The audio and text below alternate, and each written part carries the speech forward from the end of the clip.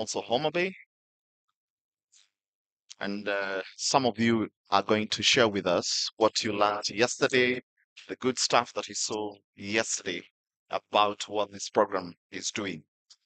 So, ladies and gentlemen, I want to officially welcome you to the Regenerative Agriculture Conference here at Ciala Resort, Kisumu, on this day of the 12th September 2023. But before we start, I would like to ask each one of us to please be upstanding for the national anthem and the East African anthem, and then we'll see. Kindly. The national anthem, the first stanza only, same as the East African anthem.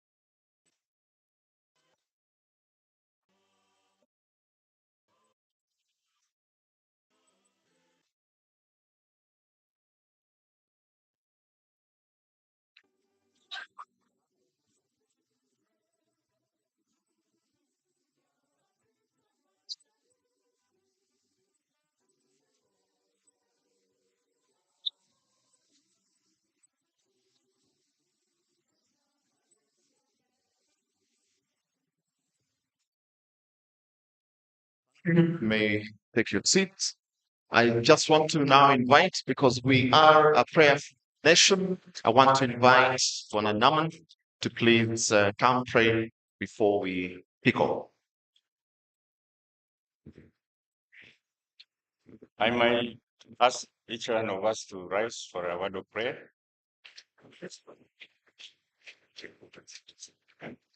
Okay, let's pray. Thank you, Lord, for this wonderful day. Thank you for this wonderful morning. You have brought us together. It has been a long journey, and today you have made this for us. As we have come to gather here, please give us opportunity to deliberate on different matters as pertaining our lives, and bless us as we move along until we shall come to the end of this session. I ask you this in Jesus' name, I pray and believe. Thank you. Thank you so much. So, ladies and gentlemen, once again, welcome to the two-day Regenerative Agriculture Conference here at the lakeside city of Kisumu, the third largest city in Kenya and the second largest city after Kampala in the Lake Victoria Basin. It is also, and I'm sure some of you are here, it is also an intellectual city with many PhDs per capita. Simupige makofi. I know some of you are here. Ladies and gentlemen, I'm honored and humbled to serve as your MC for the next 2 days, of course, supported by distinguished moderators amongst us. My name is Norman Mudibo, formerly with NTV, and I will be your captain, and also I will help you navigate through the tilled lands of ideas and insights on an issue that is gaining attention and also traction. Now, just for some few, just want to take you back.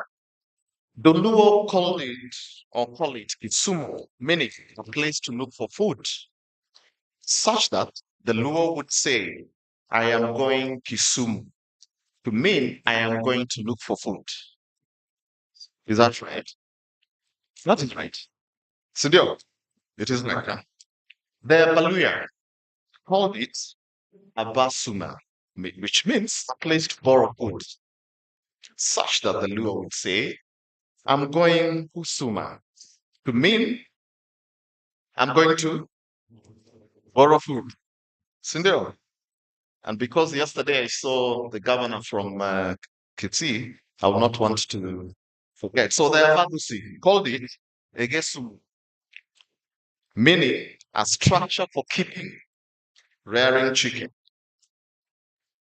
Yeah, and I'm sure most of you here are fans of chicken. Now, before I start, may I take this opportunity to recognize some key people amidst us. First and foremost, the organizers of this wonderful event, IKEA Foundation, and also Practical Action Kenya. But, ladies and gentlemen, we are also honored amidst us, and who is going to be our chief guest and representing the governor of this great city, His Excellency Professor Anyang' Nyong'o, the governor of Kisumu County, is ably represented here at the CCM, Public Service, County Administration, Participatory Development, and the current acting county secretary, Madam Judith Olwach. Thank you so much for gracing this occasion. Now, ladies and gentlemen, before I start off, may I invite Madam Susan Minor, the County Director, Practical Action, to please make some opening remarks. Karibu sana, Madam.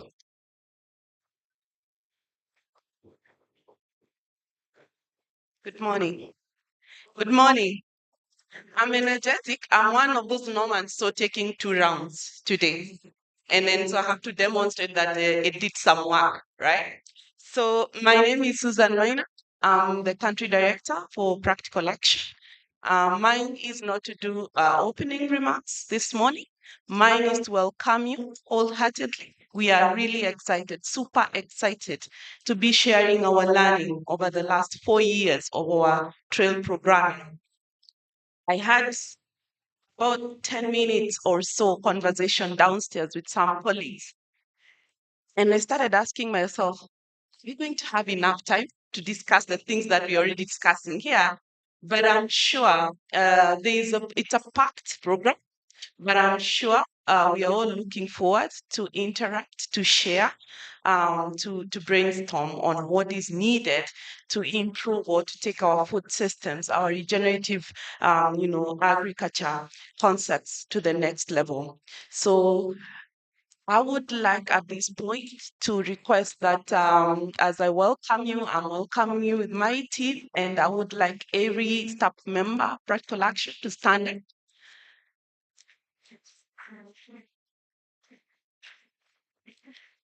Thank you very much. So what you have here is the Kenya staff. Raise your hand. Now, this team is ready to support all of us in the next 2 days in anything that we want pertaining to our stay here or pertaining to the program. And then we do have colleagues from our Africa, led by our Africa director, Akinyi. Akinyi will be doing an opening remark for us. And then we've got colleagues that we work closely from our UK office. And they don't need to raise their hands, but they're there. The three of them, asanteni sana. Thank you very much. So once again, I welcome you to this conversation in the next 2 days. I'm really looking forward to the exchanges that we are going to be having. Asanteni sana. Please feel welcome. Thank you.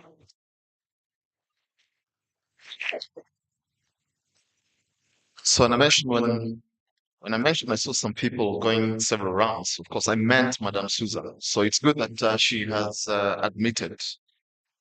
So, ladies and gentlemen, just to start us off, we are keen to champion any kind of farming, one which is kind to the planet, encouraging young people to take up the mantle and continue with the fight back against degraded soil and drought caused by climate change, and lifts them and their families out of poverty. Ladies and gentlemen, please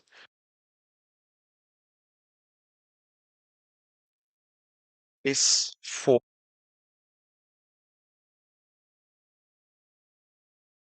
the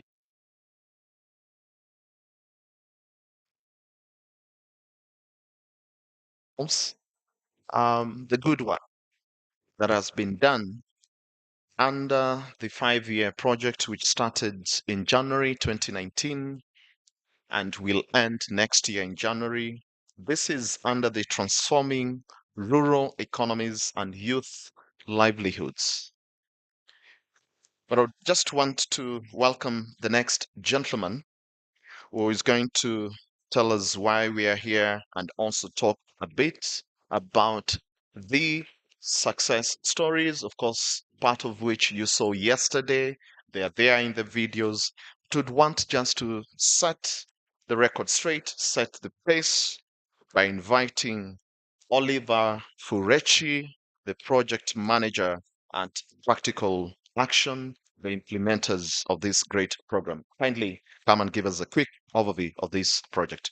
Thank you. Welcome.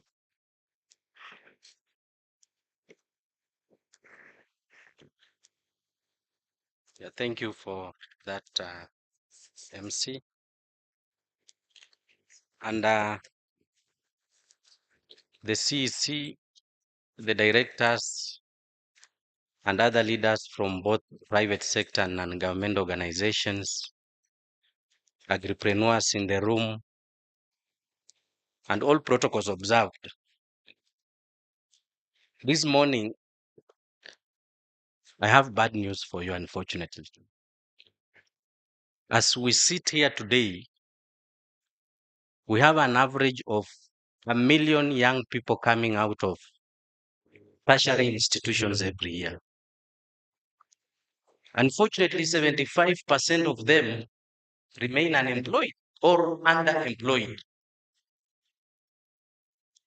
But then again, agriculture is touted as the sector that will be able to create the decent jobs that these young people will be able to take up. But in the past few years, my conversations with these agripreneurs has revealed that they can no longer be able to produce the same amount of produce that they were able to produce 5 years ago on the same piece of land. This, of course, has been as a result of the degraded soils and productive resources.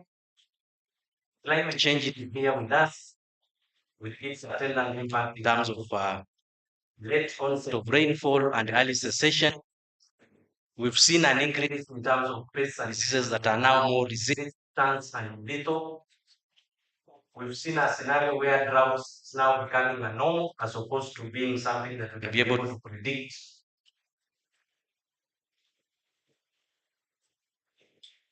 The challenges remain huge. Of course, COVID-19 has been here with us. The shocks are more frequent. The good news is that in 2019, practical action with funding from IKEA Foundation partnered with the counties of Kisumu and Homa Bay to be able to take on this huge challenge. And as a result of that, we crafted and came up with a project that we dubbed Transforming Rural Economies and Youth Livelihoods. This is a highly ambitious project that we took on, transforming rural economies and youth livelihood. We took the whole year consulting stakeholders, engaging with the county government representatives in a co-creation process. And as a result of that, we ended up selecting a few three value chains that are able to transform rural economies and be able to create decent opportunities for young people. We settled on tomatoes, African leafy vegetables, and poultry. So these were the value chains that were able to reverse the degradation within the rural economies, create the regeneration, and of course, open up opportunities to young people and be able to deliver decent incomes. It has been a journey that we've walked for the past 5 years. And this morning, I just want to pick one activity alone. We piloted quite a number of interventions. Most of them were quite successful, but I can just talk about one because I have limited time. One of the interventions that we have been rolling out with the two counties of Homa Bay and Kisumu is a mentorship model that is driven by business relationships. So basically, one young person identifies another set of 15 others. They come together, identify a business opportunity, and then they develop that enterprise so that they can be able to start benefiting. It sounds as simple as I've said, and that is how straight it is. But I've seen this particular intervention transform the lives of our people. I will take, for example, one of the young guys who is based down here in Seme. The young guy is called Douglas. So Douglas has been able to establish an enterprise which he has formalized and calls it Marwa Enterprises. The business of Douglas is to process groundnuts into peanut butter that has been laced with honey. Douglas, as we speak today, is working with another set of 20 young people whom he has contracted to produce for him groundnuts so that he can be able to sustainably process peanut butter. But then again, Douglas is already employing 6 other young people who are helping him in terms of running the plant and being the 6 people who are selling this product out there. And as part of his model, he's also working with the last mile distributors as agents, another set of 20 young people who are helping him to be able to penetrate the market. So we are already talking about a set of 50 young people who are earning some decent income from one enterprise. But then again, it's not just about earning decent income. These young people are producing groundnuts, which has got the additional value in terms of fixing nitrogen in the soils. And they are working with their parents to ensure that whenever the parents harvest their main crop from the land, then they come in with their groundnuts to be able to plant and make money out of it. And some of them are working with their parents so that they can be able to intercrop and be able to reduce over-reliance on synthetic fertilizers. The story doesn't end there. These young people are also rearing chicken as part of diversifying their incomes and diversifying enterprises within the farm. These young people who are rearing poultry are also working with another entrepreneur. And I hope one of you saw an entrepreneur at Rabor who is doing black soldier fly. So what is happening is that these young people, based on their relationship with Dudu Protein, who is based at Rabor, they are able to access protein. And protein is the main ingredient in the feeds for poultry. And of course, as you already know, the cost of chicken production, 70% of it is feeds. And if you address protein, which is the most expensive, then you are already talking about reduced cost of production. What does this do? It means that our young people are able to produce and be competitive at the marketplace. But Collins is also helping us in terms of producing 2 other products. He is able to produce what we call as frass as part of this black soldier fly enterprise. And he is able to partner with an abbot. Look at how we are solving a myriad of issues within the ecosystem. While the abattoir is struggling to remain compliant with the NEMA requirements in terms of waste disposal, here comes a young man who helps them to process their waste, make money out of it, be able to generate an alternative protein that is cheaper for our farmers, and be able to produce frass that is laced with calcium. He processes the bones so that he can be able to make this frass to be more nutritious and sells it to farmers.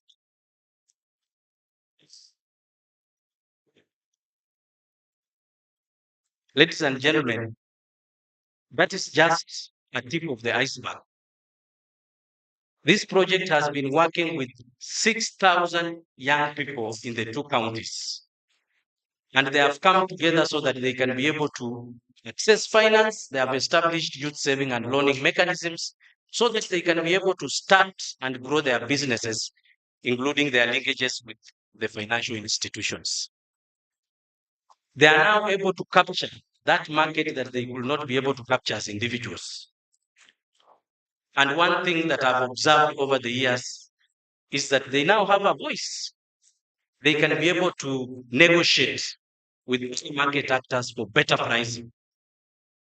And in fact, I've seen them tell off some of these rogue buyers. I've seen them tell them, you can go to hell if you don't want to buy us from us on a price that is more reasonable for us. And especially those buyers who have decided that they don't want to go to heaven.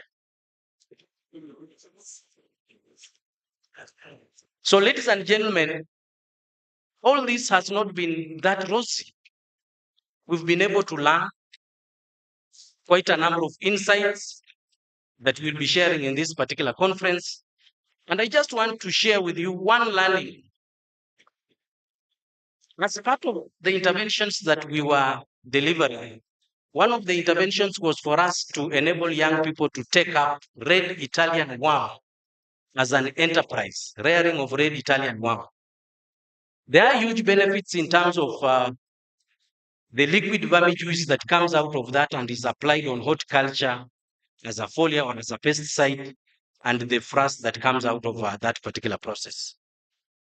And we wanted it to become a business model so that it can be able to generate more income. Working with one of the enterprises, we said that, look, let's have seed worms as a product that can be able to be sold at the marketplace to push these particular interventions. Unfortunately, it never worked the way we wanted. Farmers ended up sharing this with each other, and there was no business model in it. The good news is that that was not the end of it. We now have a young man who is aggregating the vermijuice and the frass out of that and making money out of it. So as we envisioned 3 products out of that, we ended up with 2 products that were viable in terms of a business venture. As we speak today, most of our young people have increased their income 7-fold from an initial Kenyan shillings 7,000 per month to almost Kenyan shillings 45,000 per month. But that's not enough. It is just slightly above the $2 a day. As a project, we have planted the seed. We have watered this seed. We have nurtured it while it's in the nursery. It has now hardened and ready to be transplanted. As we share our learnings in this conference, I hope that we will have other people coming up so that you can be able to nurture these trees so that it can be able to flourish and be able to transform the rural economies. Thank you and welcome to the conference.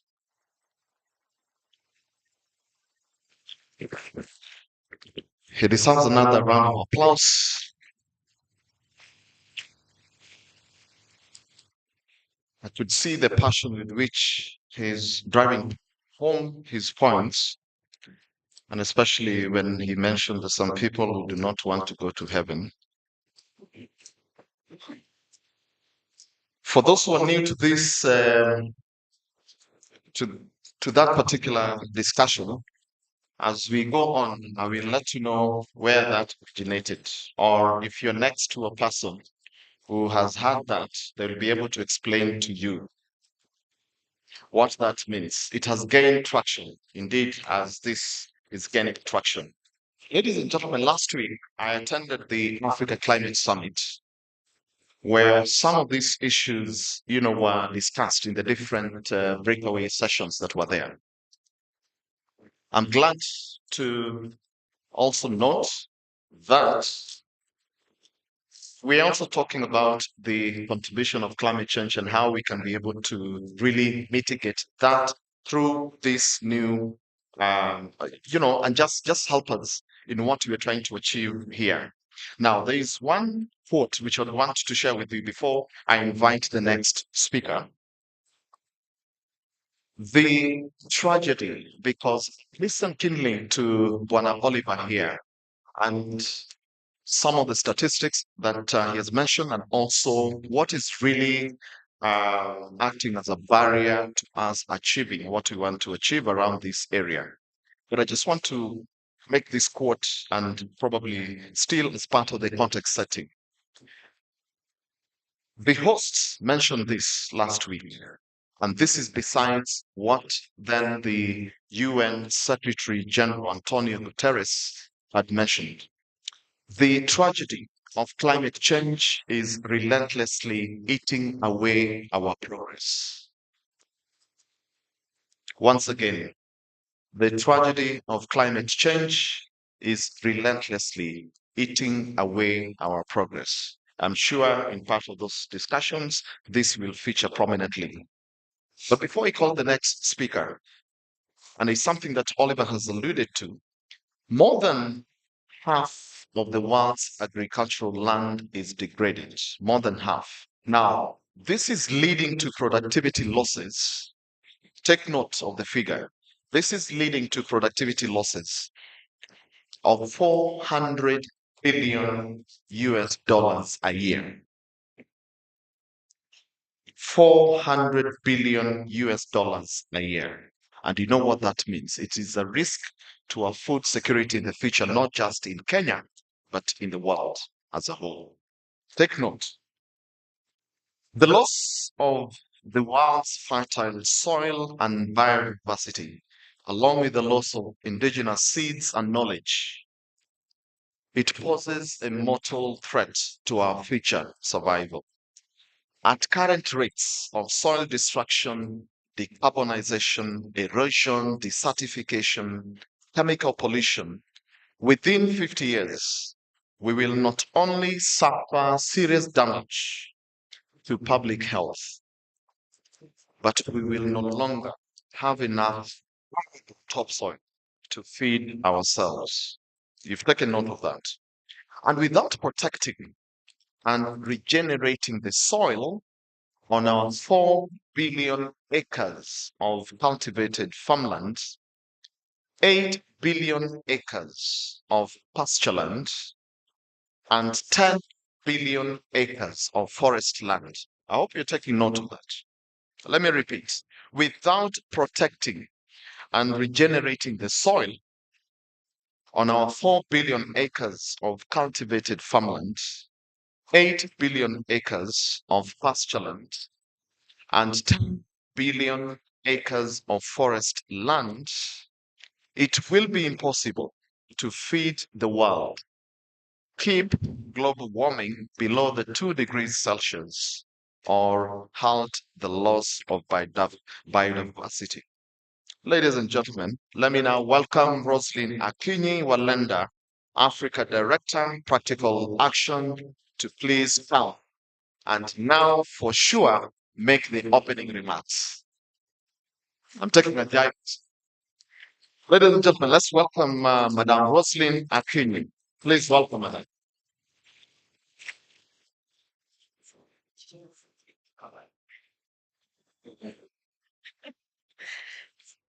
It's not very gender friendly. I have to jump hoops to get here.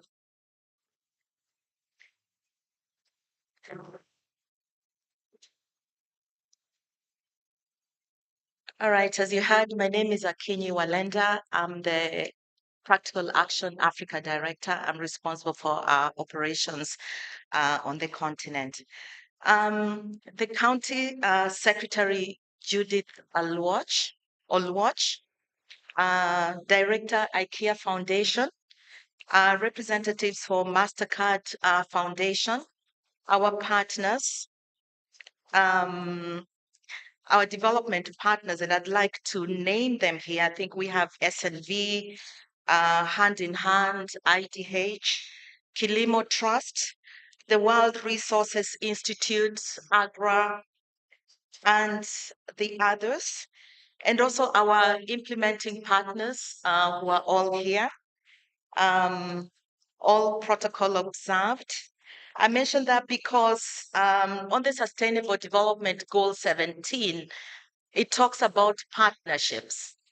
And I think it's really important that we're all here as partners, because if we're going to achieve our sustainable development, we cannot do it alone. We cannot do it just as practical action, but we have to actually work together. And so I'm really glad that this conference has brought together all those partners.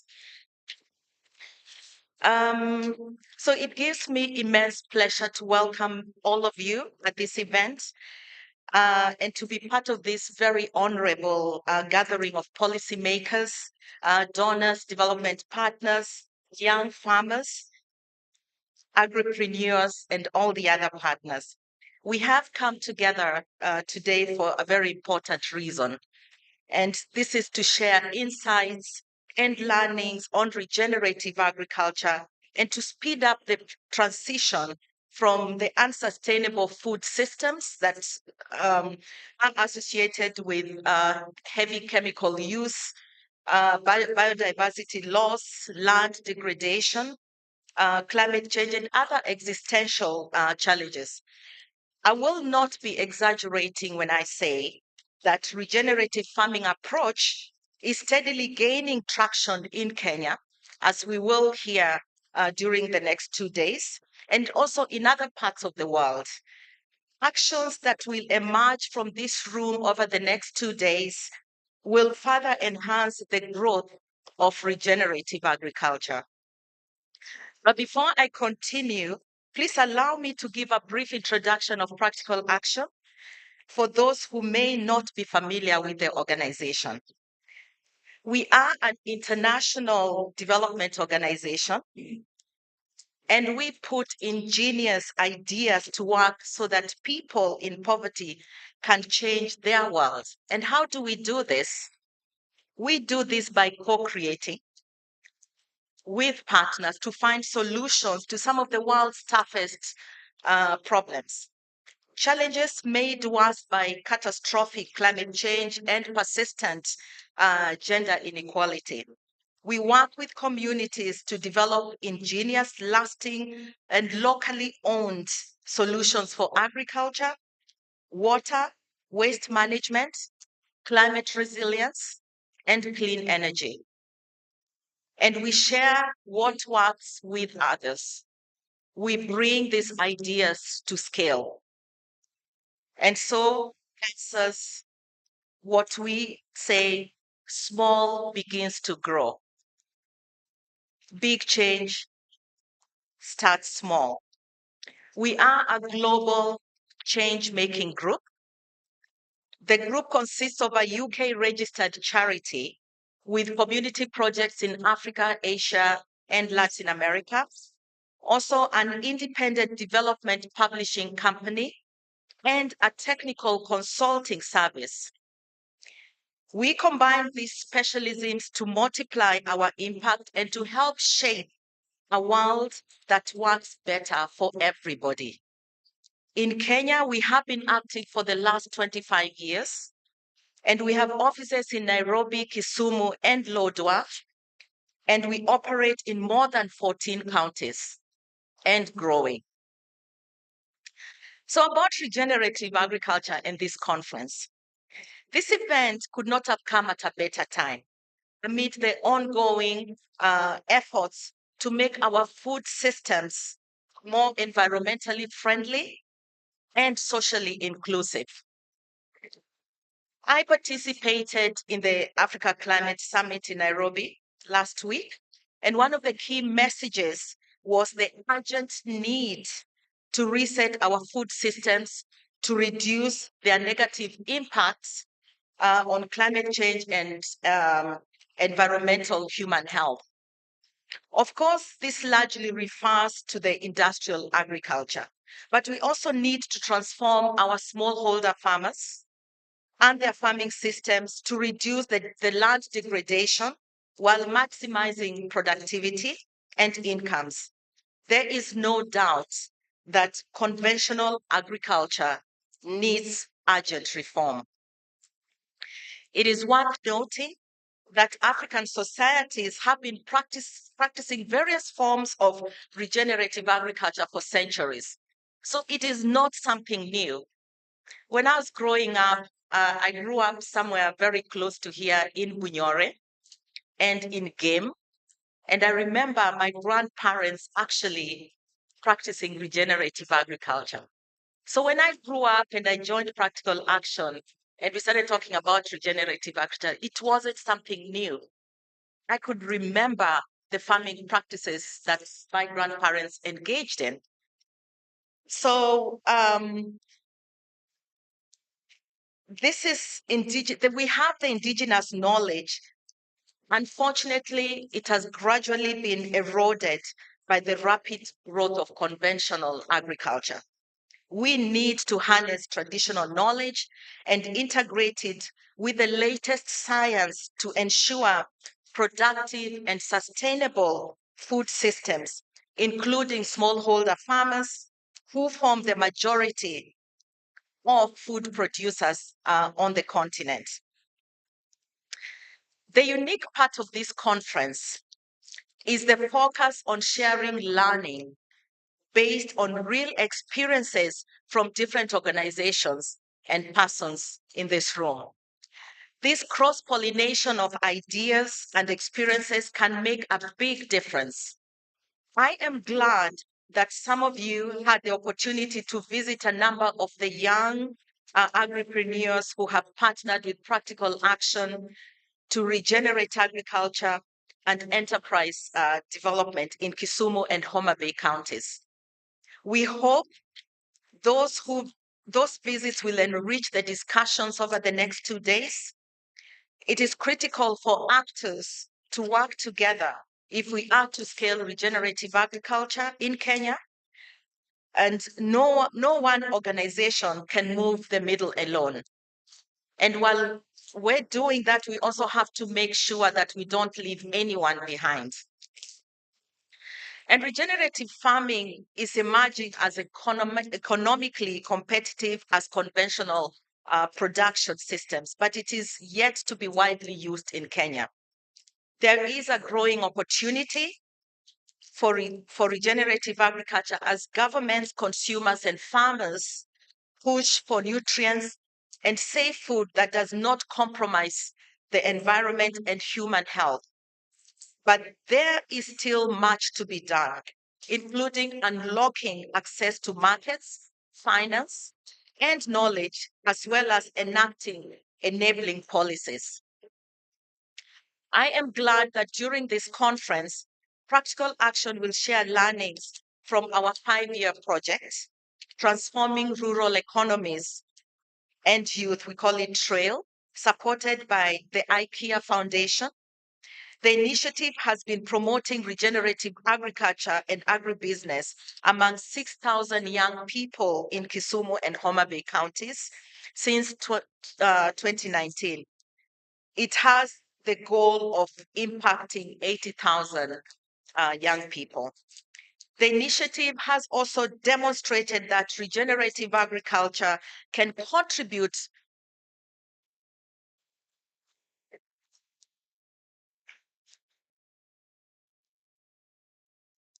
I don't understand. Okay. The initiative regenerative agriculture increased incomes.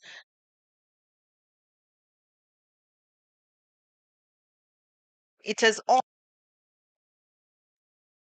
also shown that regenerative methods can make agriculture attractive again for young people due to reduced production costs and other reasons.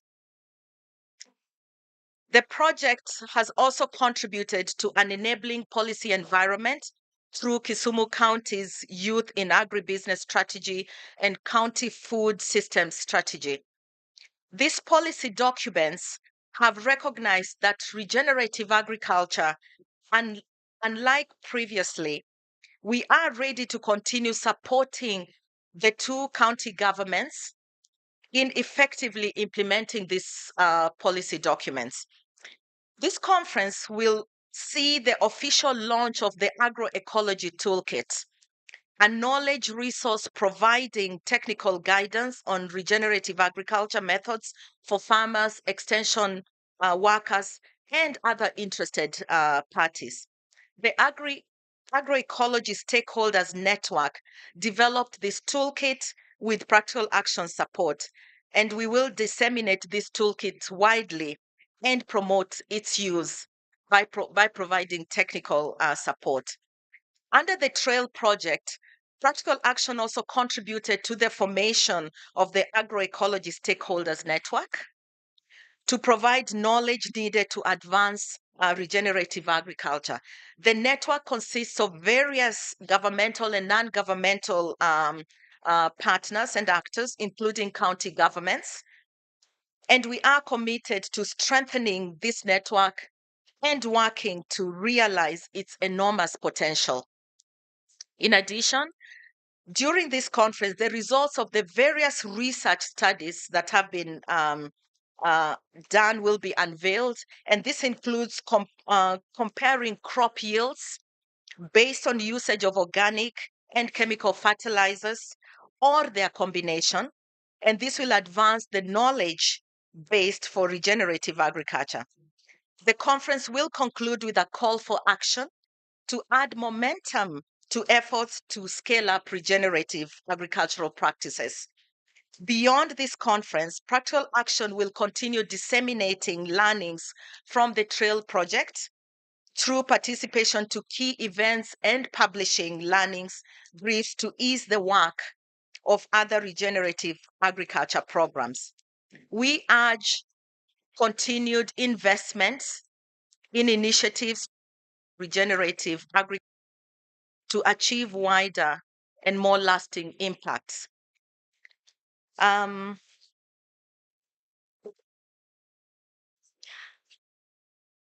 conclude, I look forward to the discussions today and tomorrow and the actions that will follow in favor of regenerative agriculture. But before I leave the podium, unfortunately, I do not understand. Or what does it mean? Yeah. Ah, okay. All right. Before I call on the chief guest, I have two comments. When I look around this room, I think I mentioned women empowerment and gender transformation.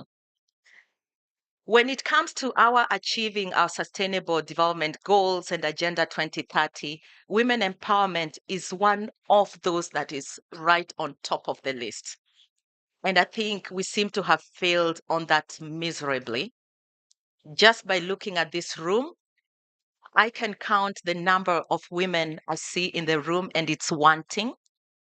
I think we need to do a lot more in getting women into these spaces where we can have these conversations with them because, thank you, we have to admit that when we talk about agriculture, when we go out into the farms, who do we see? Exactly. We carry the world on our backs. We are the ones on the ground. We are the agriculturists. So I am challenging all of us development partners who are there, who are here, that we need to get more women into these rooms, and women have to put their feet forward. The second comment is on the bad news that the first speaker spoke about. It is bad news in one sense, but it's also an amazing opportunity. We have a youthful population. I think the statistics were showing that we have 34.5% of the Kenya population is composed of 35.4% of young people, and by 2030 it will have grown by 40%. I see a lot of opportunity with that. The opportunity is that we have a youthful population. We have amazing human resource, and it's about having a paradigm shift on that. We have an opportunity to innovate and co-create. We have an army of energy to advocate for reversal in the harmful practices that are causing climate change. And so it's also an opportunity because we're all here today sitting together and trying to co-create and put together our heads on ideas and how we can reverse this.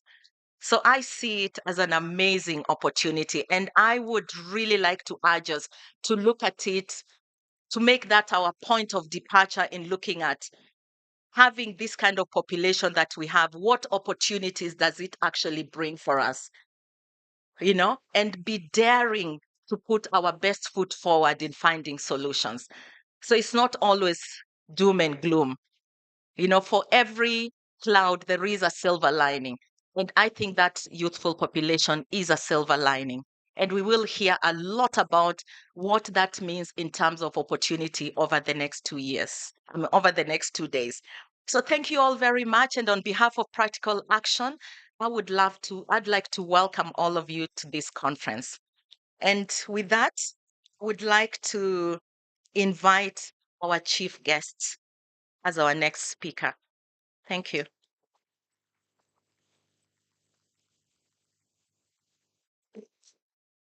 Thanks.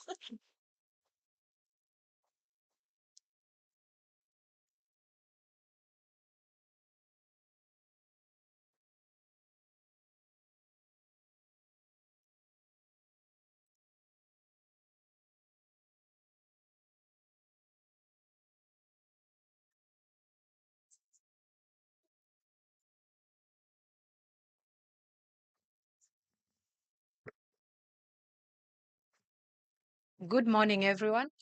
As earlier mentioned,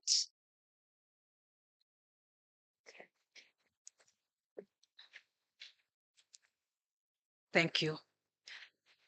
My name is Judith Oloch, and I serve at the county government of Kisumu. And I'm delighted to be here. And thanks for considering Kisumu County as a venue for this conference. We are privileged. We are quite honored, that you decided to come to Kisumu. You had a choice of going to Homa Bay. So we are happy. As Kisumu County, we are happy. Let me start by relaying the greetings from His Excellency, the Governor of the great county of Kisumu, Professor Peter Nyang'nyong'o. Have you received his greetings? Yeah, he's very happy to be associated with Practical Action, and the fact that Practical Action has been working with several departments within the county government of Kisumu. So we consider you as an esteemed partner of this county. So I hope you're already sampling Kisumu. As much as you want to engage in Regenerative Agriculture Conference, I'm happy to hear that you visited sites yesterday, and please extend by a day or two to eat fish. There are many good things in Kisumu that you can sample. So more importantly, we welcome you to Kisumu. And now, as I listened to Akinyi, my sister, and of course the other speakers, a lot was ringing in my mind. And you mentioned some statements that big change starts small, and very key when you're engaging the youth, when you're engaging the young people. And you also said that the purpose is to reform agriculture. That's why we are here today, that we need to change our perception of agriculture. What's coming from quite a number of discussions, deliberations, this discourse, as you embark on it, and several others that have been taking place, it's quite clear that agriculture is wealth. Agriculture is actually wealth. And the moment we realize that, we'll move to the next level. When I was growing up in school, one of the things that you're always being told, and we could read it in all kind of, media and anything that was in a written form, that agriculture is the backbone of this country. So ideally, the idea is to unlock markets, unlock finance. And that is why all the partners that are in this room actually play a very key role in unlocking that potential that is inherent amongst all of us.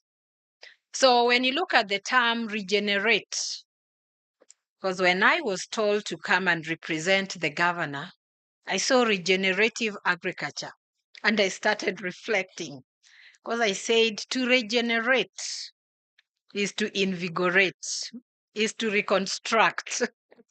And I started thinking, recreate, reestablish. So what do they want to do with agriculture? Right. And as you need to get a lot of background information, when you engage in this kind of forums. But what was coming out very clearly is regenerative agriculture applies management techniques, modern techniques, to restore the system to improve the agriculture. And when you do that, the idea is not only to enhance environmental, and I really picked that, but also social and economic dimensions of food production. Environmental, social, and economic dimensions of food production. So we look at all of this. And it's interesting, this is just coming up after the climate summit, when we think in terms of the ESG and all those kind of aspects. When I was growing up in school, geography was one of my favorite subjects. And I would attest to it that if it was not for geography, maybe I would have never gone to the university, because I scored quite highly in it. But I ended up in economics, in the business areas. But here we are, as you serve the people of Kisumu, you must be a jack of all trades. That is what happens. So, ladies and gentlemen, Kisumu is a secure city. So please, as you're here, sample it. I know there are instances when we have our low moments, but all in all, we welcome people who patronize us and very receptive to them. So allow me to read the speech of His Excellency, the Governor. And I'm happy that the Governor met your team last evening. And it made him call me very early. He's here because he had a commitment that he could not avoid. You know what the Senate standing orders are. So he has to appear in person. He could not delegate. That is why he's not here. Otherwise, he would have been here with you. So, to the Practical Action Africa Director, Roslyn Akinyi, Practical Action County Director, Susan Maina, Project Manager, Oliver Freshi, the Program Manager, ICARE, Foundation, Anelius, Withops, all the partners in the room, the youth of this country, my colleagues from the county government of Kisumu, the people of Kisumu, ladies and gentlemen, good morning. Welcome to Kisumu County and to this beautiful city by the lake. I feel privileged and excited to be part of this important discussion on the role of agriculture in addressing food security and as a means to arrest the growing poverty in societies. Allow me to congratulate Practical Action for convening this conference and for inviting policy experts, researchers, and key stakeholders to address food security, youth empowerment, and the future of agriculture in county governments. I am particularly keen on this meeting because of its focus on the involvement of the youth as drivers of agriculture and food security. This is in consonance with our vision as a government of making agriculture the young man's career.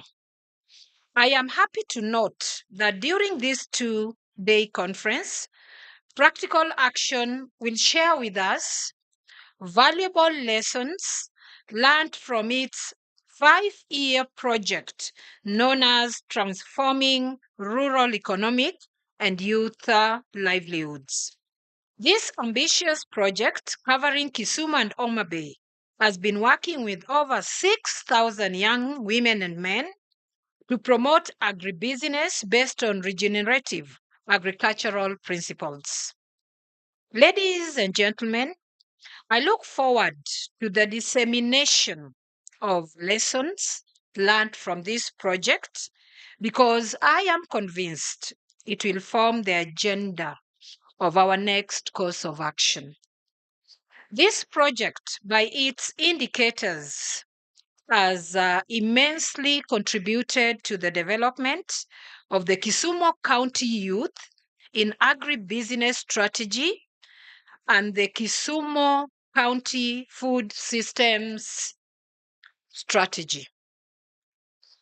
These two policies that will define the landscape of agriculture value chain in the county have sailed through the county and executive committee and are currently before the county assembly. Once endorsed by the assembly, these two documents will be critical in defining the strategic involvement of our youth in agribusiness. It is refreshing to note that one of the strategies Practical Action is using in their approach is to transform smallholder food production through a holistic and gender approach. They also emphasize the focus on building resilient livelihoods through regenerative agriculture and agribusiness. I support this approach because I know this is the most practical way to change the world through the eradication of poverty. I am waiting to hear your views during the discussions. Ladies and gentlemen, why should we involve the youth in these projects? It is a fact backed by the 2009 national census that the youth form nearly 70% of the Kenyan population. And they are not just youthful, but active and innovative. Yet, the truth on youth involvement in agriculture is disappointing. Available data shows that the number of youth engaged in agriculture in Kenya today is declining. This means that as county governments, we should ask ourselves one fundamental question. Why are our youths jobless when there are countless opportunities in agriculture? Why are they not attracted by the available opportunities? It is estimated that the Kenya unemployment rate stands at approximately 40%. An estimated 64% of the country's unemployment are the youth. Interestingly, the average age of farmers in the country is above 60 years. Yet the country has a youthful population. It is not a paradox that despite growing at a considerably faster rate, the agricultural sector has not created enough jobs for the youthful labor force. I hope these questions will be answered during the panel and plenary discussions. As we wait for answers, I believe that we can convince our youth to be actively involved in agriculture. In Kisumu County, for example, we have youth, food insecurity, creation of employment opportunities. We have established a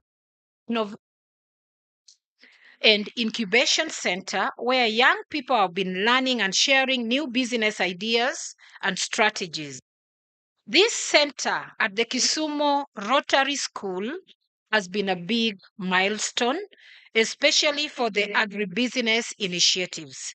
I urge more people with business ideas to visit this center. Ladies and gentlemen, out of curiosity, I would like to hear from our researchers and policy experts whether it is true, as alleged in some reports, that the youth are less likely to access credit, extension services, and social capital, hence their reluctance to get involved in agriculture. In conclusion, I want to appeal to our leaders to involve the youth in policy formulation and strategies on agriculture. We want our youth to view agriculture as a big source of employment because it remains the backbone of our economy, distributing more than 30% of our annual GDP. Furthermore, the agriculture sector development strategy 2010-2020 recognizes the potential positioning of youth at the forefront.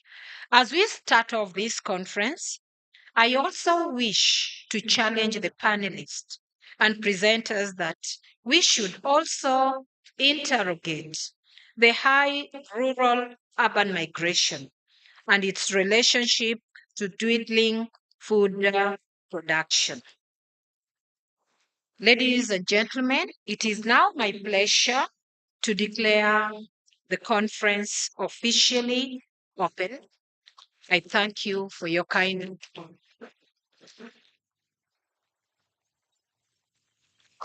thank you. Thank you. To break the protocol slightly, I just want to recognize my colleagues.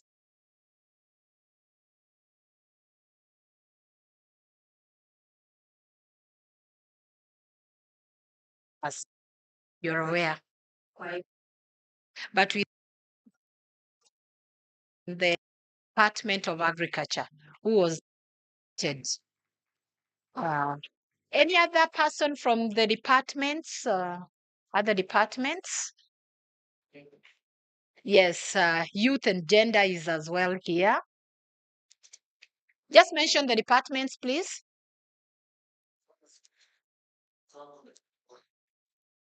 All right. From trade. So we are well represented. Thank you very much.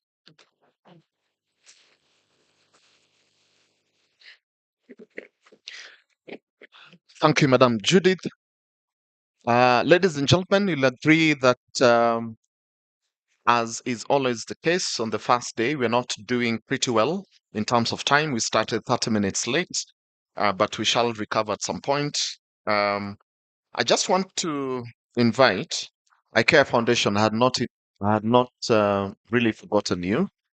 But if we can have Nellis with us, are you around to kindly just make some quick remarks?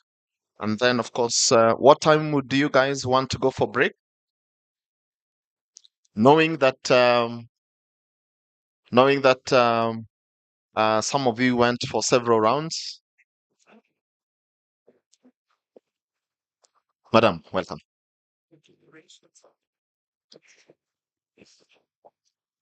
Good morning, ladies and gentlemen, also on behalf of the IKEA Foundation. And hi also to those watching online. That's not the camera. I don't know where the camera is for online. And now I'm blinded by the light. I'm honored to be here today and to see so many people gathered here, so many new faces, but also so many familiar faces. I'm really thrilled to be here, and I look forward to the next day and a half to come. I'll keep it brief because I know that I am standing between you and an inspiring keynote address by Professor Alex Aviti and the inspiring and interactive workshops and panel sessions that we will have today and tomorrow. 5 years and a half ago, I had my first conversations with colleagues of Practical Action, Chris sitting over there. I discussed with Chris and colleagues about our common goal to see young people here in Kisumu and Homa Bay thrive on sustainable agribusiness. And I had not imagined that this would be the result. So my name is Annelies Withoffs. I forgot to mention, I work for the IKEA Foundation as a program manager. IKEA Foundation is the philanthropic arm of the Inca group of businesses, which is a global furniture and home furnishing brand. And at the IKEA Foundation, we are committed to helping families build sustainable livelihoods. We consider regenerative agriculture as a key opportunity together with circular economies for food, because those two sit really at the nexus of the three major challenges the world and the people here in Kenya and in Kisumu and Homa Bay are confronted with. Combating food security and poverty, fighting and adapting to climate change, and protecting and restoring nature and biodiversity. We see farming as one of the most important professions of this world, yet most smallholder farmers live in poverty. They're held back by exploitative, extractive systems, systems that are damaging the land, depleting the soil, polluting the scarce water resources. Previous speakers have spoke about it already. And it becomes more and more difficult to earn a living from farming. Young people are leaving rural areas, as you mentioned, Judith. Our goal is to really help break this cycle and contribute to a world where farmers are the change agents and leaders of the future. We're grateful that through our partners here in Kenya, we can contribute to building food systems that are fair, equitable, and planet positive. 5 years ago, when I had the first conversations with the colleagues of Practical Action here, regenerative agriculture, although of course the practices existed, regenerative agriculture as a movement wasn't quite where it is today. Today, regenerative agriculture is the talk of town at big conferences. The UN Food System Summit, the Africa Climate Week just recently, the COP processes that are taking place. Regenerative agriculture is buzzing. And when this project started in 2019, Practical Action was a pioneer. It was one of the first organizations to really embrace this idea. And it was one of our first partners under our new strategy to work in Kenya on this topic. Today, I'm happy to say that we support more than 20 partners in Kenya alone and many more across the world, working on regenerative agriculture and circular economies for food. This conference is really a culmination of the work of Practical Action, the work that they've put into transforming rural economies and youth livelihoods. It's bringing to the fore the many lessons learned over the past 5 years in the Trail project, and it is also providing a platform to share and exchange key lessons and insights together with many of you, whether you are from the farm itself, from an organization that is working on it, a civil society organization, whether you are from the academics or from policy. And I call on all of you to be here really, and be active in listening, active in contributing, because only together, as so many have said before me, only together we can move forward. But above all, this conference is really a celebration. It's a celebration of the hard and inspiring work of the farmers, the agri-entrepreneurs, the youth.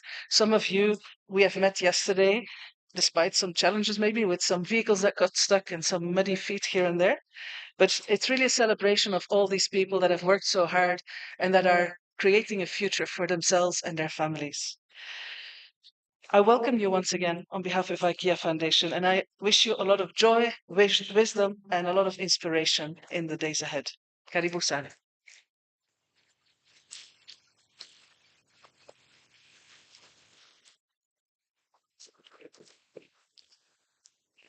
Thank you so much, Madam.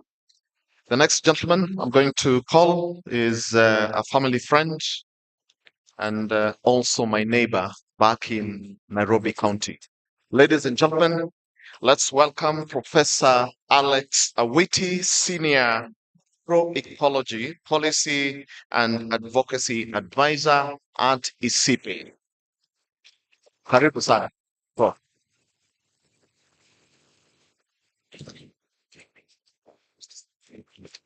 It is at Ikra. That is where he was with my cousin, Conrad. Welcome. Good morning, everyone. It's a pleasure to be here and to be among many friends and also to meet many new friends to be, but also to be among people who care about the things that I care about. There is such a thing as the fierce urgency now. We talk about agriculture as if it is something that some people out there are doing, but here in Africa, for our European colleagues, an engagement in agriculture is an existential engagement because agriculture is life, it is jobs, it is income, it is livelihoods. It's being a person. It constructs who we are. And guess what? 65% of our economy comes out of agricultural enterprises indirectly, and 35% of our economy and GDP is generated from agriculture. So that's how important it is. So this is not a trivial conversation, and this is not a trivial conference in terms of both the timing. Speakers have mentioned that this is happening right off the bat from the Africa Climate Summit, the Africa Food System Summit that was held in Dar es Salaam, and we are now starting the process in earnest for the United Nations General Assembly meetings in New York, and then after that, we're going to go to COP28. And in all of these discussions, food is implicated because guess what? 30% of greenhouse gas emissions come from agriculture. And agriculture is both a victim, but also potentially a solution to solving global climate change. So there's such a thing as what goes around comes around. So agriculture contributes 30% of greenhouse gas emissions, but agriculture through sustainable land management practices, through systems and approaches such as agroecology or regenerative agriculture can actually change that trend and make agriculture carbon negative, not just carbon neutral, but carbon negative. Agriculture can take carbon out of the atmosphere, and we need a gigaton type of solution to basically be within the 2-degree Celsius if we're to if Paris Agreement means anything. So let me say a few things that I think will make sense to a lot of us sitting here. I talk about fierce urgency of now, and we are sitting in part of the country that I know very well. I grew up not very far from here. I went to a big school up the road, Museno School, and my parents live not so far away from here. So I know this country. I know this county like the back of my hands. I know the soils of this neighborhood. And I am a trained soil ecologist. Okay? And I am a grandson of a man and a woman who eked out a living from agriculture. They farmed for a living. So I'm not a stranger, both experientially and also in terms of education. I'm educated in this field. I was raised in these fields. So I'll speak with a lot of heart because I know exactly what this means. So think about this. A typical farm household in this part of the country comprises 8 people, a man a man and a wife, 6 children. Most of the time, they live on less than 1 acre of land. If they're lucky, they'll have one cow. They may have 2 sheep and 2 goats, for example, and they may have 13 chickens. Okay, I'm not making up these numbers. This is from a very recent survey that was done in the N2 Africa project that was funded by Bill and Melinda Gates Foundation that surveyed over 300,000 farmers in this part of the world. What is interesting is that they don't make out of this enterprise. They grow sorghum, they grow maize. They don't harvest more than 1 ton of grain out of these enterprises. They are hungry 110 days of the year. Okay? They earn less than $460 from these combined enterprises every year. That's their annual income. 460 is what some of you guys will spend at dinner with just a couple of friends. Probably not even the price you pay for a decent bottle of wine, for example. So this is really serious. Okay, I'm not painting this portrait to scare the hell out of you, but I'm painting this portrait to emphasize the fierce urgency of the moment. We've just come out of a blistering 4-year drought with successive failed rainy seasons. This economy has tanked. Inflation is just unbearable. Many families are wondering how they could put a decent meal on the table. Jobs have vaporized. So this is how critical this conversation about an agricultural transformation is. And you've all talked about youth and how wonderful and populous they are in this country and how they're staggered by the winds of unemployment and all of that. In my previous organization at Aga Khan University, we carried one of the most seminal studies on youth. And we showed that 78% of this country's population is under the age of 35. And even by 2050, the median age in this country will be no more than 25 years of age. Right now, we're just about 19 or 20. It's a very, very young country. But guess what? The per capita availability of arable land is in steep decline. It is disappearing into big inland shallow lakes like this one next door. All of our nutrients are hemorrhaging into waterways. And we have created an enterprise that is insanely mining our nutrients out of the soils. So we don't have the problem that you in the West have with excess nitrogen. Most of you come from countries that have nitrogen surplus of 200 kilograms per hectare. We come from a deficit of 110 kilograms of nitrogen per hectare. And our fertilizer use is not even 20 kilograms of nitrogen per hectare. Our farmers are struggling to afford a 50 kilogram bag or 25 kilogram bag of nitrogen. So this is why we have to do business differently. A lot of the conversations that I hear, and I have a title of agroecology on in my job title. They pay me to stiff me with that title. But there is the politicization of knowledge and the politicization of the creation of the mechanisms that will get us out of this problem.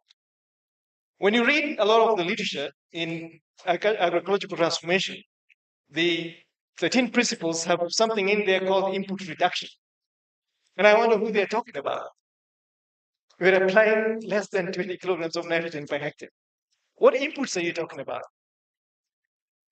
Gisborne talks about substitution in his 5 steps in agricultural transformation. The problem with African soils is nutrient mining and an insane and nearly irreversible nutrient imbalance that we have to pay attention to. We don't have a problem with excess fertilizer in the soil. We don't have a problem with excess nutrients in the soil. Our problem is a nutrient balance question. Okay?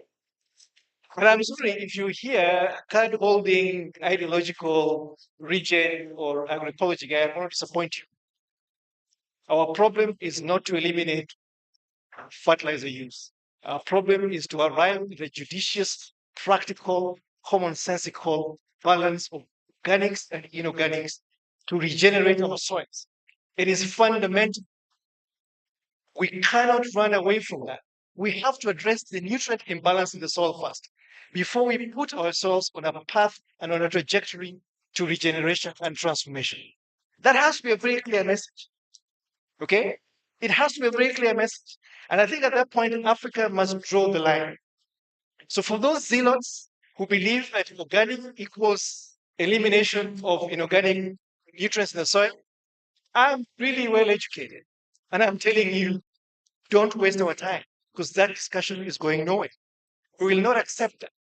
What we need is responsible and judicious use of these nutrients in complementarity. Our conversation must not be about to then grow food to feed a burgeoning population, to generate jobs and to grow our economies. That's what this is about. So I've said all of that, and you're going to ask me how. And as a good professor, I have my notes.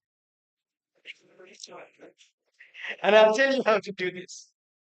So the first thing that we have to do with all of the things that I've said, and let me just say that I was at a conference sitting with Roy Steiner and sitting with the Director General of CIMIT. And for those of you who know the history of the Green Revolution, these two organizations were the heart of the creation of this monster we're dealing with today. Norman Borlaug, who I had the privilege of meeting, the late Norman Borlaug, was an employee of CIMIT at the time that Ford Foundation and Rockefeller put enormous resources to create the Green Revolution. Okay? And Roy Steiner sat there next to me at a panel and said, we've got to change this 60-year-old technology of inputs into the soil. It doesn't work. And here's why fertilizer, as a singular input model, does not work for African soils. African soils are very low in organic carbon. They have very low capabilities in regulating secondary acidity. So what you do with the DAP is you rack up acidity in the soil. So pHs start to go to the range of 5, 3, 4, and it becomes horrendous. You cannot grow anything in there. Now, the cation exchange capacity, which is the capability of the soil to modulate and regulate the release of nutrients in the soil, is also lacking in these soils. So all of the enormous resource hemorrhaging trials that were done to formulate fertilizer were not done for this continent. So we now have the trouble of adopting this Western technology to fit our soils. And the West has got to put their resources to support us as we navigate our way out of this quagmire, to regenerate our soils, to reduce the acceleration of secondary acidification, and to bring back our soils and microbiological capabilities to work again. So the whole idea is this whole process of regeneration must move from judicious and complementary use of resources, both organic and inorganic, and create a pathway for reinstalling and reinstating biology in the soil. We need microbes. We have phosphorus fixation in our soils. Phosphorus is not a nutrient in deficit. It is just locked up. But if you allow biology to work, the microbes will basically increase the access of phosphorus for plants to utilize. So this is the whole science behind this. So I hope you're following what I'm saying. I'm not condemning fertilizer, but I'm also saying that fertilizer as a singular formulation is not a solution to African soils. We need to bring our organic, we need to bring love of trust, we need to bring compost, we need to bring, and we need to bring manure and all in a much smarter way. Because cow dung on the soil is not a nutrient. Okay? Throwing cow dung in the soil is not fertilizing the soil. Because of the pathways of decay and decomposition that surround this very primordial technology. What we need is smart organic inputs in the soil. So we have vermicompost, for example. We are talking about lapel frass. We are talking about compost tea, for example. We are talking about biochar and soil amendments. So all of these things have to come together. And this is where we now need more resources to support research to test the combined application of what I might call enhanced integrated soil fertility and plant nutrition management. Okay? We need to bring back the microbes into the soil because some of us talk about biofortification, for example, because our soils lack zinc and copper and boron and all and manganese, for example. But it's not that these nutrients are totally lacking in the soil. They're in there, but we're not able to release them because we have not activated microbial activity. Now, what you want to see is these microbes doing their job, releasing the micronutrients that will be found in the edible components of plants to then improve human nutrition. There has to be a link between soil, micronutrients, plant nutrition, and human nutrition. This is a path that we have to construct. And that, to me, is a singular measure of success of regenerative and agroecological processes. This is not the old model of sticking salts like nitrogen and phosphorus and potassium in the soil. This is about creating a combined approach in a complementary way to resuscitate biological capabilities of soil. Microbes will do their job. So the job that I like to give, and I'm sure my colleagues sitting here from the West understand this, they hate social welfare. Okay, you had people living on state financing. What we've created is a chemical welfare for soil. We don't want the microbes to do their jobs because we throw in chemicals in there. So why do we hate social welfare for human societies and we're imposing chemical welfare for soils? How arrogant can we be as humans? So let us go easy on the gas on chemical inputs. Let us, through experimentation and responsible transition, create a path for us to move to regenerative processes. This is going to be difficult because let me guarantee you this. You will not get an audience with the Ministry of Agriculture or even the President of this country if your first statement is input reduction. That conversation is going nowhere. You need a much more sophisticated, nuanced conversation to get to that point. Because if we do these things, what happens? I have farmer friends who are working in big agricultural operations who have now reduced their fertilizer input by over 50% by moving to regenerative processes. When we reduce fertilizer use, we save on foreign exchange that we now don't even have. Look at the dollar and the shilling. So it makes sense to have this discussion in a commonsensical way. You cannot lead off with eliminate and substitute fertilizer like all of those Western academics who I don't even know which schools they went to or which source they studied. Because if they studied the source that I studied, they would not say those kinds of things because it's just nonsense. So let's figure out a way that we can also arrive at a sensible conversation with the policymakers because we need the government to put subsidies into regenerative resources. But you will not get that support if you start with eliminate and substitute fertilizer. Let's start with the complementarity and show examples of farmers who have made the transition by reducing their fertilizer requirement through adopting regenerative processes. And then let's create an army of young people, and that's the purpose of this conference, who will produce this resource. But the black soldier fly, for example, the red worms that you're talking about, all of these are enterprises that young people can do.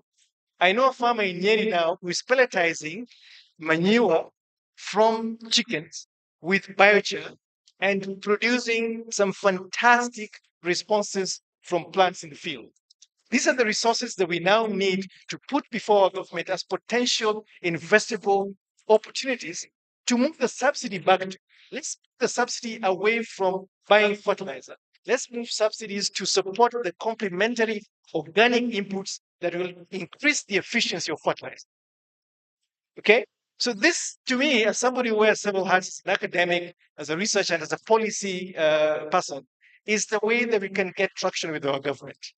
To say, here's a direction that will reduce our cost of imports, but it's also good for the climate. Biochar, according to IPCC AR6, can remove up to 5 gigatons of carbon equivalent per year if it is applied in the fields. And biochar is renewable.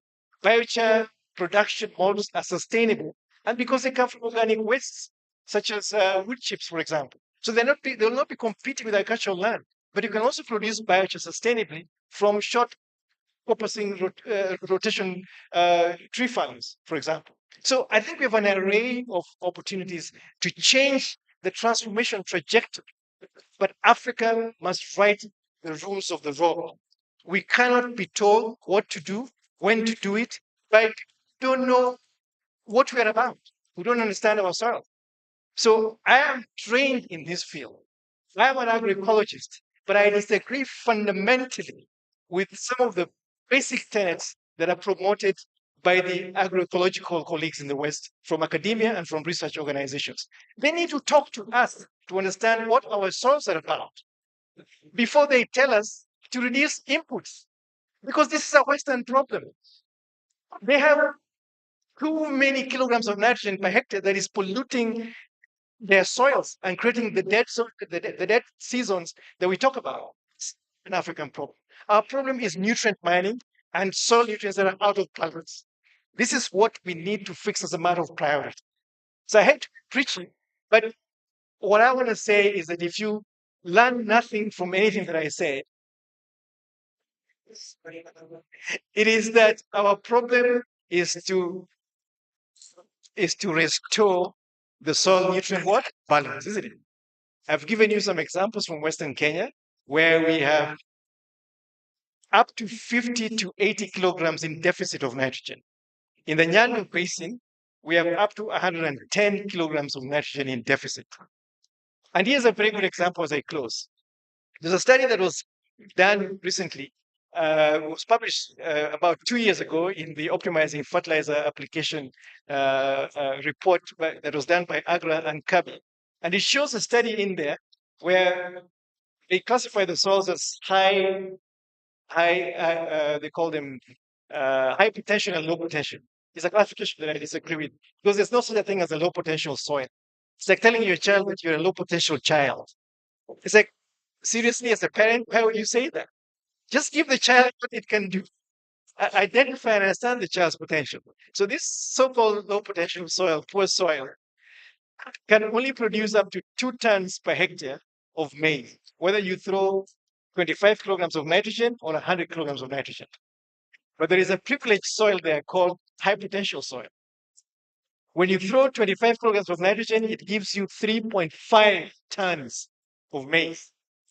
Okay? These are all in central Kenya. Okay? And the difference was the organic matter content in these soils. So the first thing that we have to do in rebalancing our nutrients in the soil is to raise our organic carbon matter in the soil. That gives us a much better fertilizer response, much higher fertilizer efficiency. So even to our colleagues here in Africa who are talking about moving our fertilizer use and application to 50 kilograms of nitrogen per hectare per year, it's the so-called Abuja Declaration. I have news for them. We will not get there, and we must not get there. That is excess application of fertilizer. Let's raise our organic carbon. Let's raise our soil pH from acidic to alkaline. Those two things optimize fertilizer response and give us a much better yield. So that, to me, is a fundamental starting point in this transition. So when you look at a Lapel-Frost, for example, it's a soil conditioning application. It raises soil pH. It increases organic carbon. And therefore, if you now complement frost with fertilizer, you get a much better yield. Okay? So farmers can now even apply 20 kilograms of nitrogen, and they get this yield bump. If you apply biochar, it's a slow release conditioning compound. It basically increases your cation exchange capacity. It changes your bulk density. It raises your organic carbon So we have things in our own environment that we can do. So Oliver talked about the circularity in the economies that young people have created. How do you get the youth doing the BSF, the youth raising chicken, and some youth give them the technology to produce biochar and move these things to put us on that first rung of the ladder of regenerative transformation of our systems? So I hope I've provoked you enough because I'm going to shut up now. Thank you very much.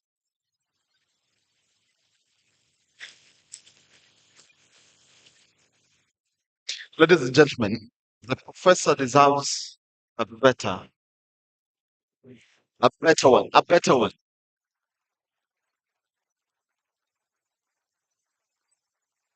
You know, I knew what I was talking about when I told you that Kisumu, but in this case now, because he's my neighbor, I can brag a bit.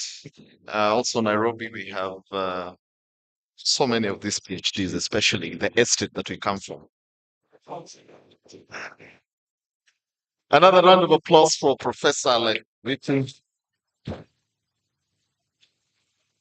As you can see, I have a pen, so I was taking a lot of notes. So I thought myself to be in a class. So paradigm shift by understanding African soils, go easy on chemical inputs and regenerate our soils by embracing complementary organic inputs practices. Subsidies required for regenerative processes. Our problem is to restore nutrients imbalance and really rebalancing our nutrients in the soils.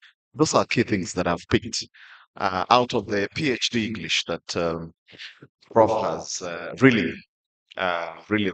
But all of you would agree with me that has been a very, very insightful presentation by the professor. And I was just talking to Oliver. Oliver, was just telling me, I mean, this guy has just created it easy for me. And therefore, Oliver, I told you on stage to just take us through the last session before we go for break. Thank you.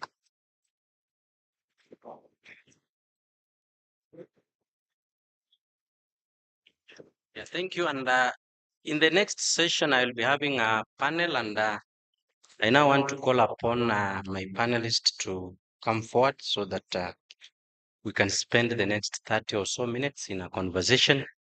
So Dr. Amdavi, wherever you are, then Susan Maina, Philip Pande, and John. So take a seat.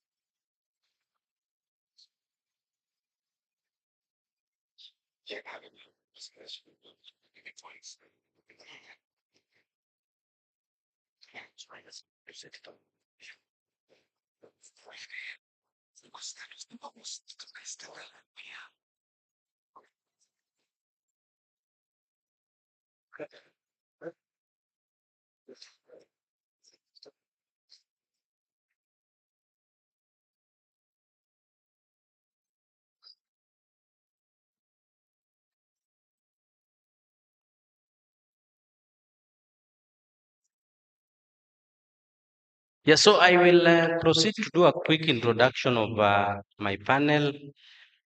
On the far right, we have Philip Pande. Philip Pande is a youth inclusion advisor. He's a well-known guy in the sector, and he works to support stakeholders around how to ensure that we are bringing on board young men and women in the agri-food systems sector. Next to him is Susan Maina. Susan Maina is our country director. She's a market systems development expert with extensive experience supporting both private sector actors to ensure that they become more profitable, more inclusive, and regenerative. And then second right, we have Dr. Mudavi. Dr. Mudavi David is the executive director of BioVision Trust Africa. He is an expert and has been around this regenerative agriculture conversation for some time now. He has also been able to support in terms of pushing the needle around policy and governance issues within the food sector. And then lastly, close to me, we have Dr. John Otuoma. Dr. John Otuoma is a principal scientist at Kemfree. He has been with us for some time. He has done quite a number of research, and actually he has been supporting the project in terms of setting up action research that we've been doing with our smallholder farmers. And I'm happy that Professor Witty talked about a combination for solutions, and we've just been doing that with smallholder farmers, doing a combination. And Dr. Otuoma will be talking about that. So I want to take this opportunity to give it to Dr. Mundavi so that he can be able to give a short, brief talk and conversation. Dr.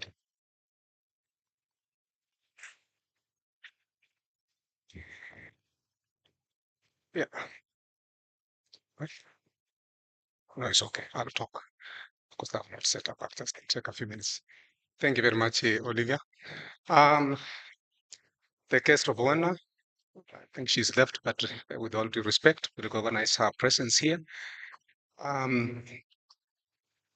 Practical action, a country lead, the country coordinator, the practical action staff, the partners, farmers, I suppose that are in the room, and all friends of regenerative agriculture. It's a pleasure to talk to you briefly this morning before I join the panel. I think I want just to pick a few things from what my brother Alex has presented. And I want to mention just 4 things that I feel are very important in terms of how to get regenerative agriculture, get traction among a broader constituency of people in our society. The policymakers who we need to endear to, but not to fight, to be able also to listen to us and see where do we want to take our agriculture in this country. And also we need to look at how do we get other people that support the various programs in our country. It is true, the issue of food security is still a problem.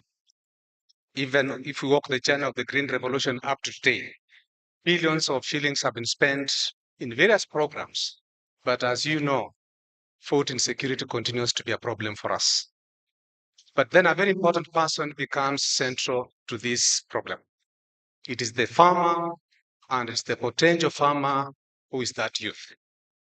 So for me, I just want to say, looking at this question of how to improve our lives and keep our environment and the support systems around it to let us enjoy the life today and also leave space for the others to enjoy tomorrow, we have to revisit the question of how do we create a good balance in the way we manage our soils with all the strategies, all the systems, all the technologies that we employ.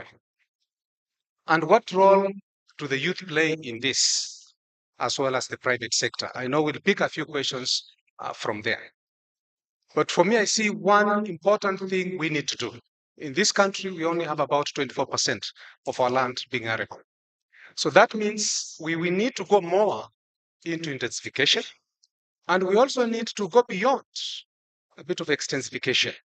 We need to harness the technologies that can make us turn the brown land to become green.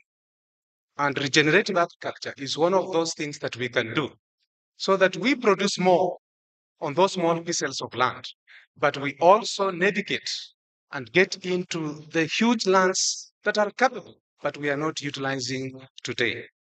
It is in my considered opinion that we have to go beyond rain-fed agriculture. El Nino is coming. We are going to have huge amounts of water.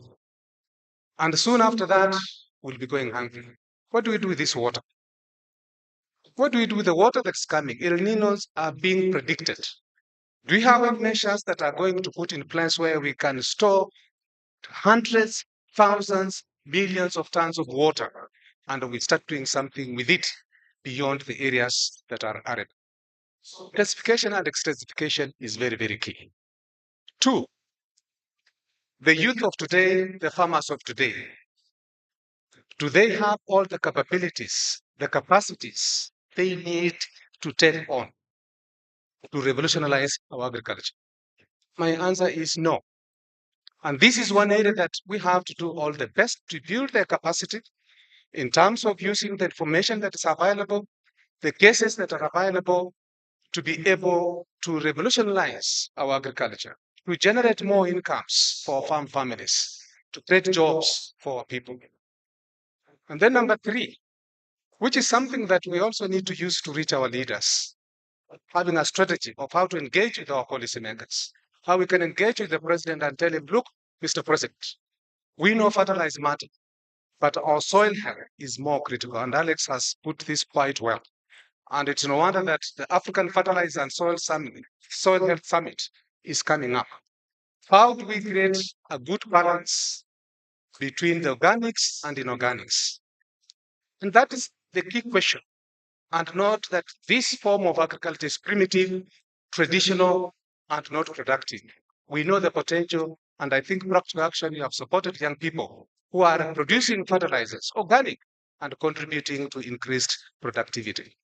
But the question is, how do we document what we are seeing, the good examples, and sharing them to influence people to think differently? And that is where we need to invest a bit more of our strategies and our time. Do we have good cases? Do you have good examples? And going around reading what you have in this program, there is so much that we can document and share to influence the change we'd like to see. The last point I want to say is this. For regenerative agriculture, besides the biological function of rejuvenating the enhancing production capability, we can also demonstrate that it is a business.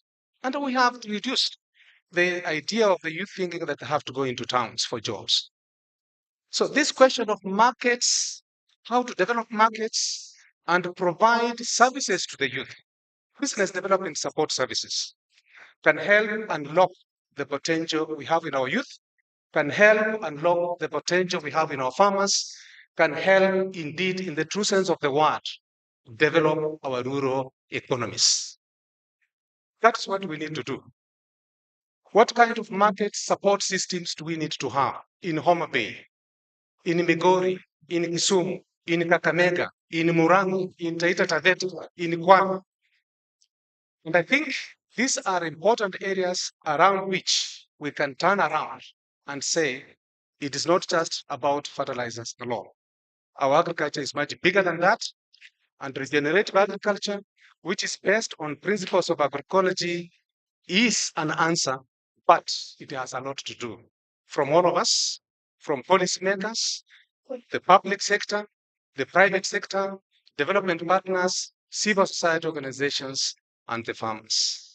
Ladies and gentlemen, I just wanted to raise those few words and I join the panel. Thank you very much. Yeah, thank you, Daktari, for that scene setting for us. And I want us to go back a little bit. When Professor Awiti was here, he mentioned that smallholder farmers are going hungry for 110 days out of the 365 days that we have in a year. And I tried to do some mining of data, and a 2023 report on progress on sustainable development goals indicates that 50% of those indicators are off track, while 30% of them have actually regressed. And the same report says that agri-food systems is at the center of achieving all the 17 SDGs. So clearly, food transformation is something that we must be able to find a solution to achieving it. But then again, for example, in Kenya, over 4.5 million Kenyans are food insecure. And a recent report indicates that 18% of all the children under 5 are malnourished. The situation seems to be dire. 15 million Kenyans are living below poverty line. Yet we say that 65% of our GDP, 65% of all employment is contributed to within the agriculture sector. 25% of the GDP is coming from agriculture. You heard about the 400 billion USD that we are losing each year and the loss of biodiversity. It looks like the picture that we have of our food system is one that is failing.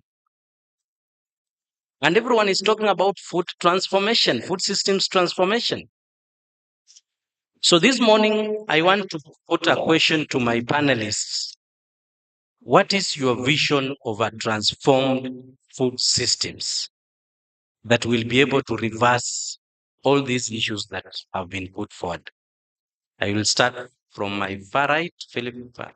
Yeah, welcome.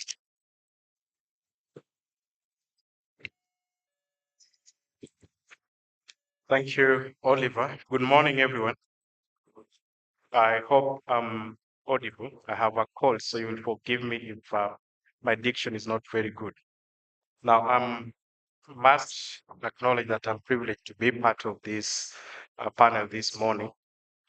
And I suspect that I'm sitting here on behalf of many young people that should be part of this audience and that are supposed to be part of the program or the net beneficiaries of the program. So thank you, Oliver, and thanks Practical Action for having me. I must thank as well Jim, who notified me about this about a month ago to be part of the contributors. And so straight away in minding time, I want to add some statistics to what you're saying, Oliver. That other than the vast majority and young children being malnourished, there are about 18% of young girls between 15 and 19 in Kenya today that are underweight. We may think they are slim, but they're underweight. But as you laugh at the situation, it's even worse, man. There are about 40% of boys between 15 and 19 who are again underweight. And where this situation is adverse is in a county like Turkana, where at least 54% of the population is deemed underweight. And this is according to the Kenya Demographics and Health Survey 2022. You can cross-check those facts. And why is Turkana singled out as an example? Because if you look at our statistics, back looking at the cost of food in this country, it says that out of 100 shillings, a Turkana is spending about 72 bob to buy food on a daily basis. And it's not just about Turkana. It's about the county of Ciala, which is number 3. It's about the county of Homa Bay, which is about number 5. It's about the county of Kisumu, where, despite having about 155,000 hectares of land, only 17,000 is put on commercial agriculture.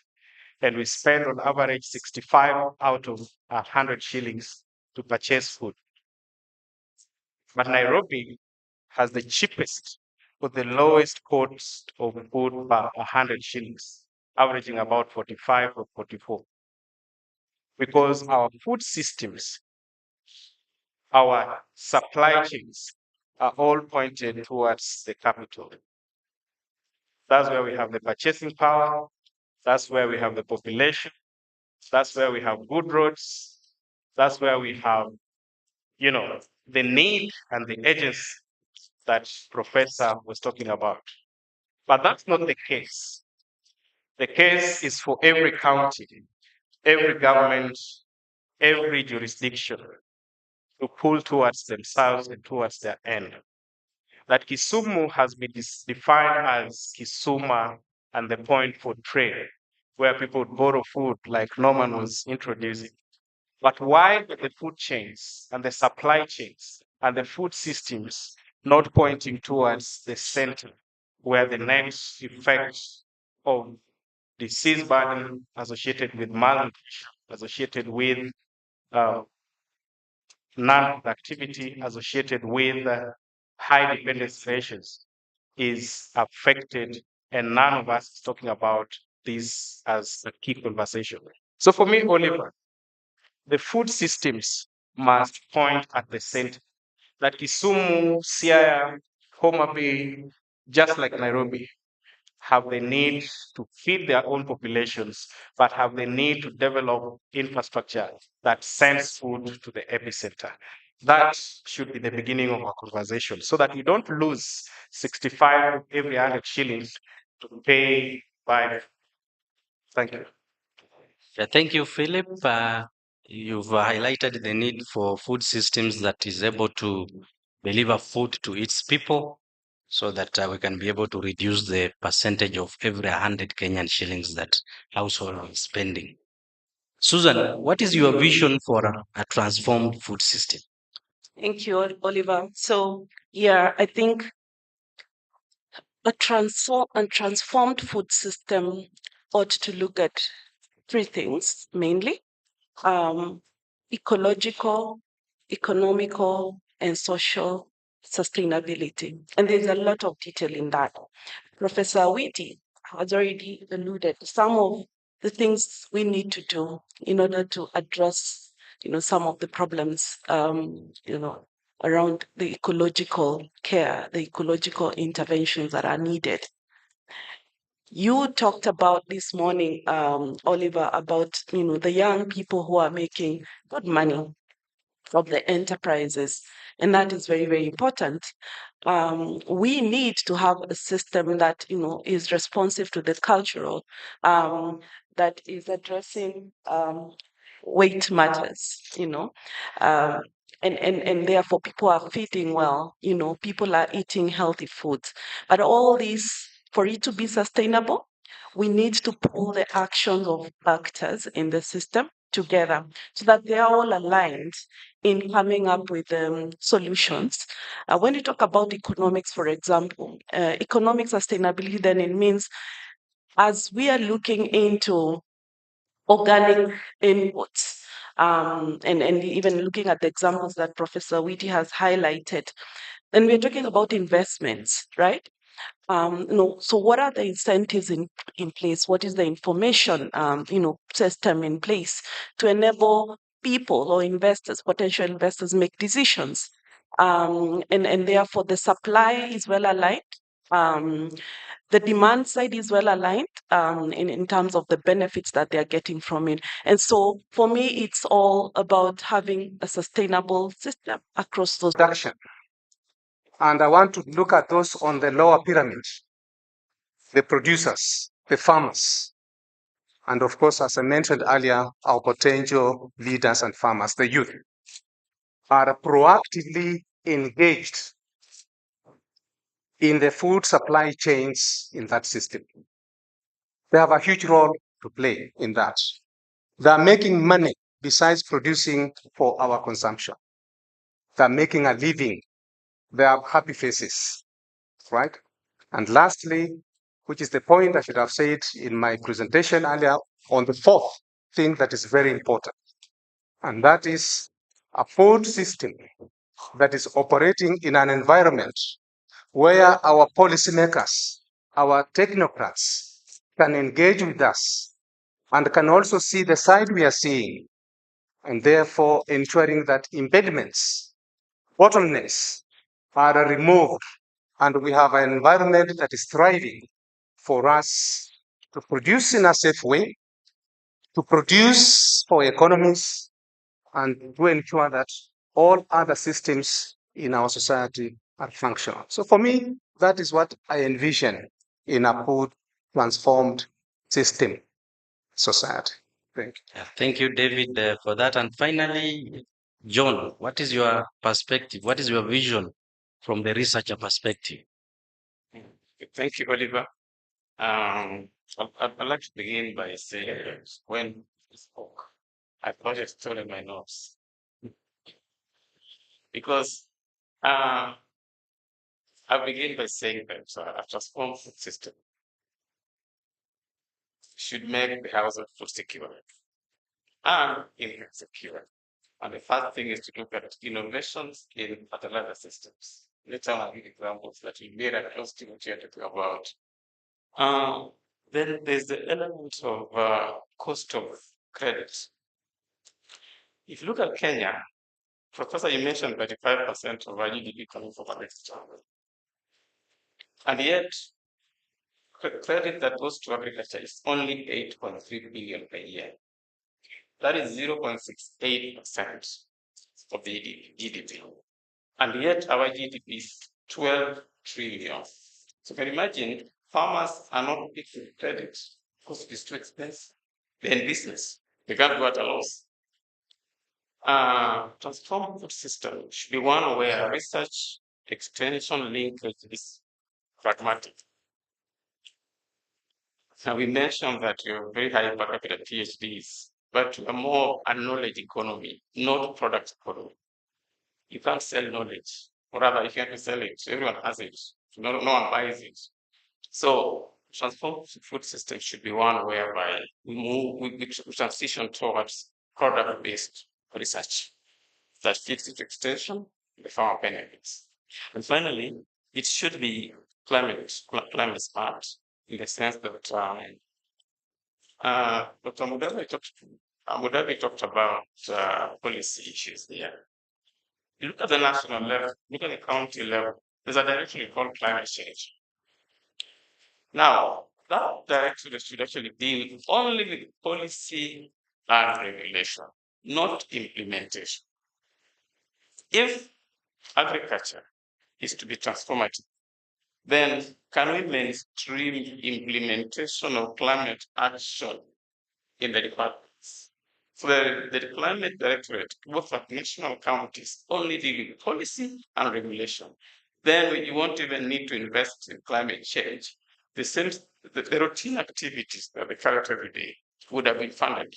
And then you end up with a climate smart agriculture system. Thank you. Thank you, John, for that. And it's quite interesting to listen to your visions for a transformed food system. We heard about the need for households to be able to access food that is nutritious and it is safe, to be able to reduce their cost in terms of the money that they are spending on food.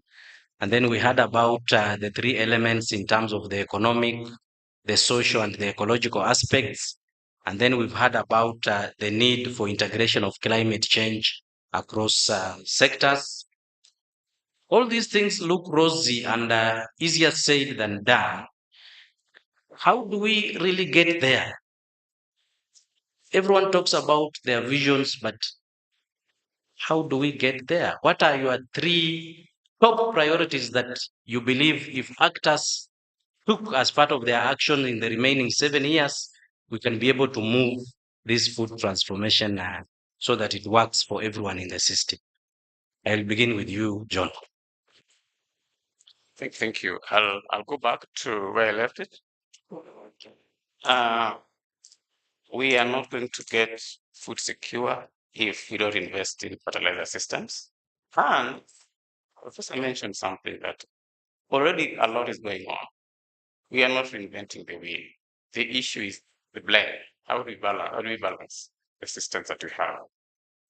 With climate change, we expect pests and diseases to become a major issue. Can we put more innovation in terms of addressing pests and diseases in our agriculture? Allow me to the third one, talk about the research bit.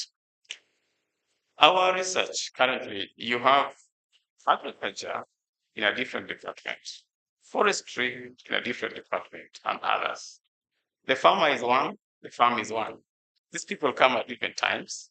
So could we have an integrated approach in the way research interacts with the farmer, so that the farmer sees holistic kind of value chain, not different people coming different times and actually perhaps even ending up to fixing the farm?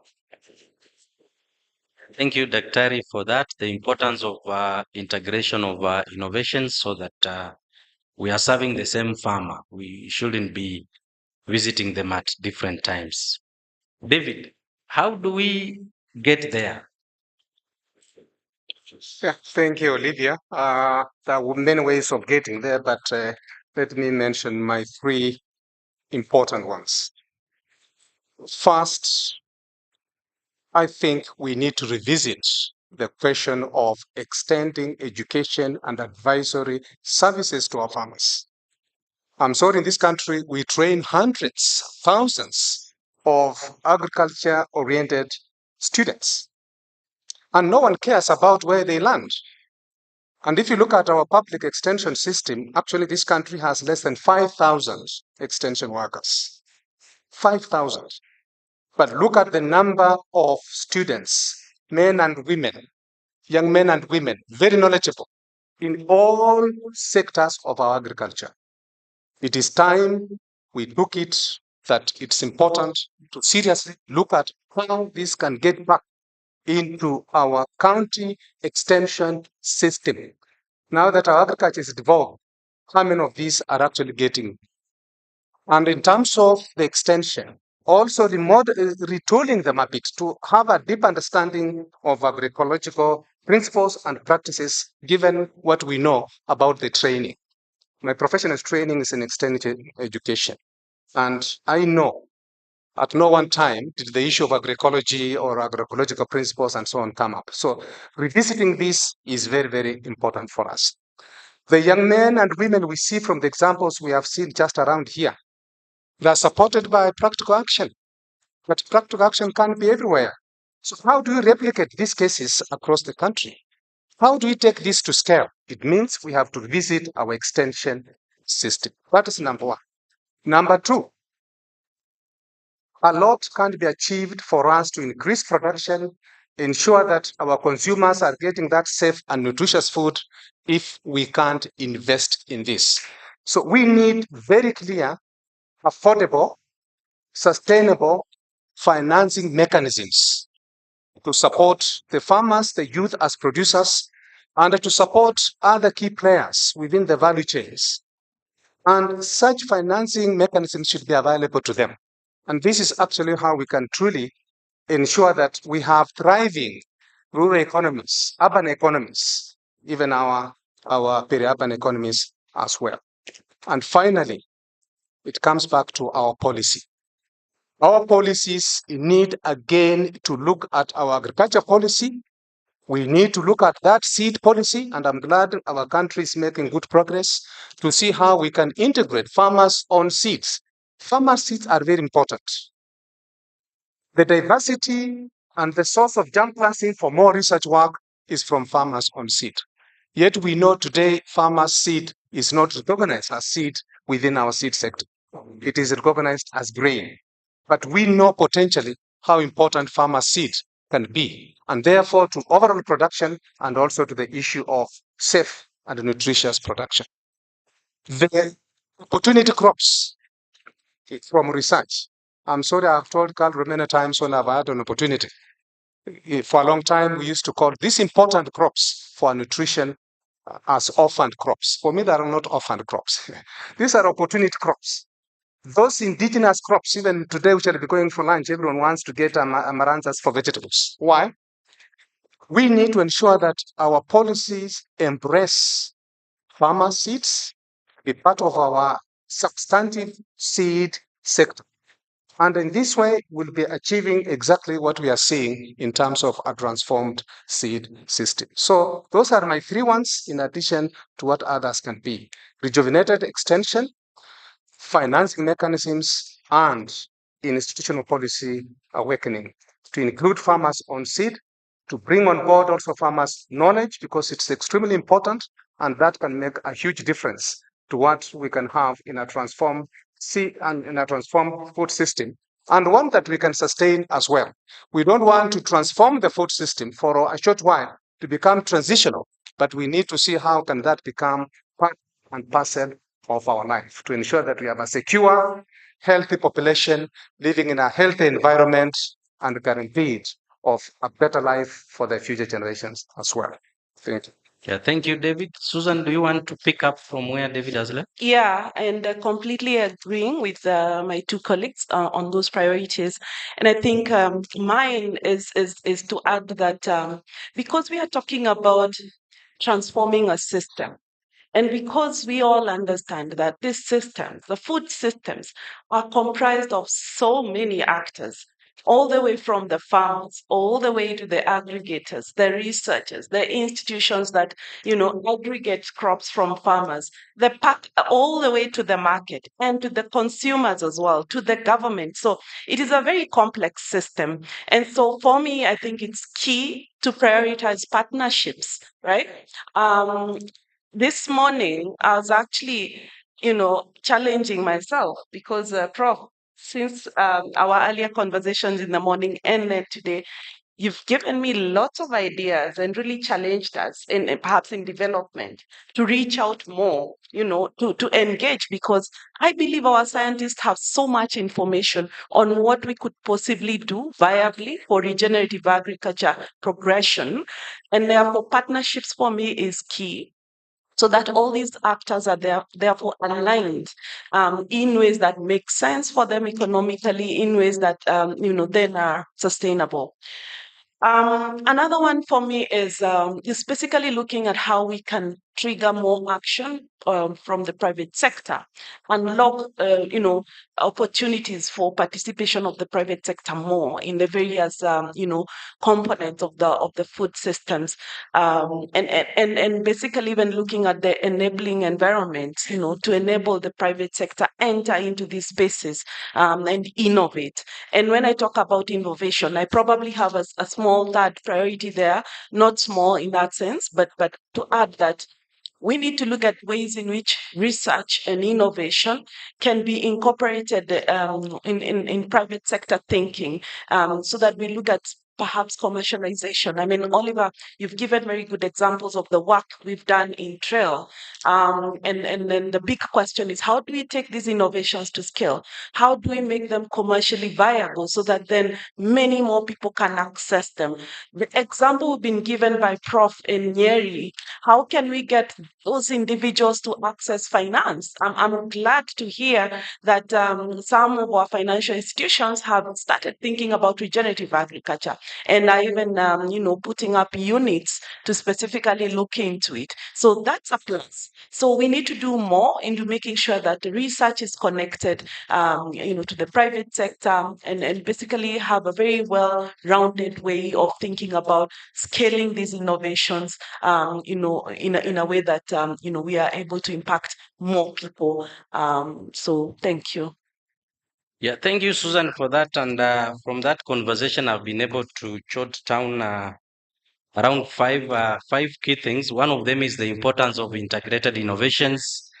The other one is revolutionizing extension and advisory services, the importance of changing financial systems, and then not forgetting about seed systems and policies that go with that.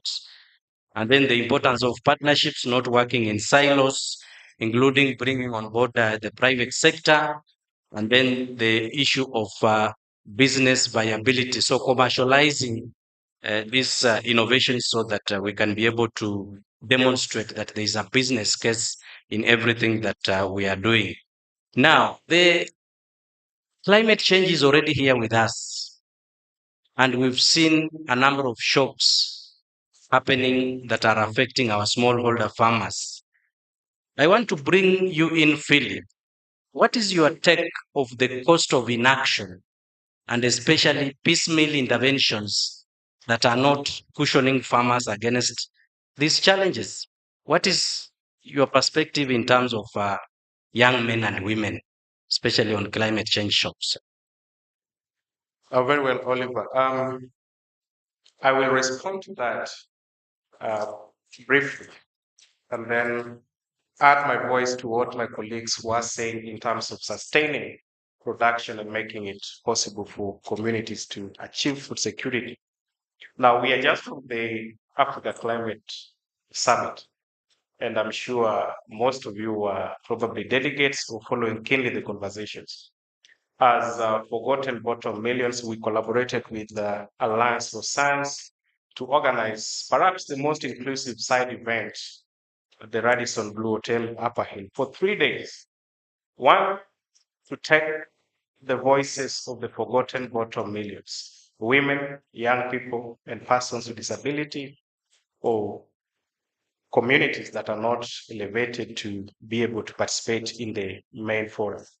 And critical things that were coming up, not just within Kenya, but from at least 14 African countries we accommodated, is that the net effects of climate change is felt and borne by women, borne by the youth, borne by children in all circumstances. Pairing that to food security and ability to just find food, 40% of our population as a country is below the age of 15, people that economically are not allowed to work. In terms of disasters, in Kisumu, one perennial thing that we have are floods. If you hear about El Nino's coming now, people in the Kano Plains and Nyakach, parts of Seme, who are predominantly farmers, are wondering on how they're going to sustain their livelihoods. But for me, the critical aspect is as we mainstream livelihoods, as we mainstream safety, what is the net loss in terms of our productivity in an economy and in an ecosystem that is already producing less? So actors from government, from partners, from persons that are actually producing must think critically that when El Nino, for example, which is an embodiment of climate change and climate disasters, is coming, what is our preparedness? What amount of food are we going to lose? What are incomes going to be lost by farmers and by young people that we are pushing to be farmers, especially? So those are my questions. I hope we are able to answer. But in particular about the food systems, Oliver, if you allow me 1 minute, we must address every situation locally. There is need to have convergence in the global goals, in the national action plans, but every county, every community has peculiar needs that are unique to them. Kisumu is the second largest producer of rice that has grown in terms of double digits in per capita consumption since 2012. But how are we sustaining that and pushing young people to produce that? I will highlight critically one thing that we've done as a county. I was part of the Kisumu youth and agribusiness strategies that we developed through the support of GIZ and, of course, practical action. And some of the things that we've highlighted in terms of engaging the critical mass in production and sustaining food systems for pushing the youth towards agribusiness is one, we've identified 8 value chains that would give monthly incomes above the average national earnings of 52,000. Our least value chain is about 72,000, and I think that is Chile's. The next is we've identified that to move to achieve that food security and meaningful engagement of the youth, there is need to invest 1.366 billion for the next 5 years between 2023 and 2027. The other thing that we've done is that we've calculated that the compensation to be a boda rider per day ranges between 1,000 and 1,500. That is if you're working in urban areas. It could go less than 1,000 in rural areas. But to sustain rural jobs, in particular in agriculture and agribusiness, then we must push young people to production of value chains and foods that then gives them incomes that resonate above 1,000. One of them is poultry, which is part of what practical action is doing. The other is also African leafy vegetables. But then just to ask Oliver and to throw this to the audience, how many are beneficiaries of the trial program implemented by practical action in this room? Beneficiaries? Thank you very much. I will ask that Oliver, as we continue this conversation, let us have the actors themselves, the young people that we keep discussing, to tell their own stories. Thank you, Philip, for that. Philip is saying that let's have the actors take charge. And that is point is taken. We will be pushing that narrative big time as we move forward. Actually, we are just talking about how can we work with those young farmers themselves to be advocates to push up around policy change. Susan, I want you to have your final word from this conversation. What will be your final word to the delegates as we start off this today? Yeah. Well, given the conversation is just starting, and I'm sure I'll probably have a final word. But from what we've just discussed now, it is clear that there is a lot that needs to be done. We like to see all these, we are highlighting as challenges, as opportunities. And so mine is to challenge all of us to look into these opportunities, really understand why certain, structural things that are happening in the system, why they are not working, why the system is being hindered from growth, and then begin to address that. Because I really like the private sector conversation.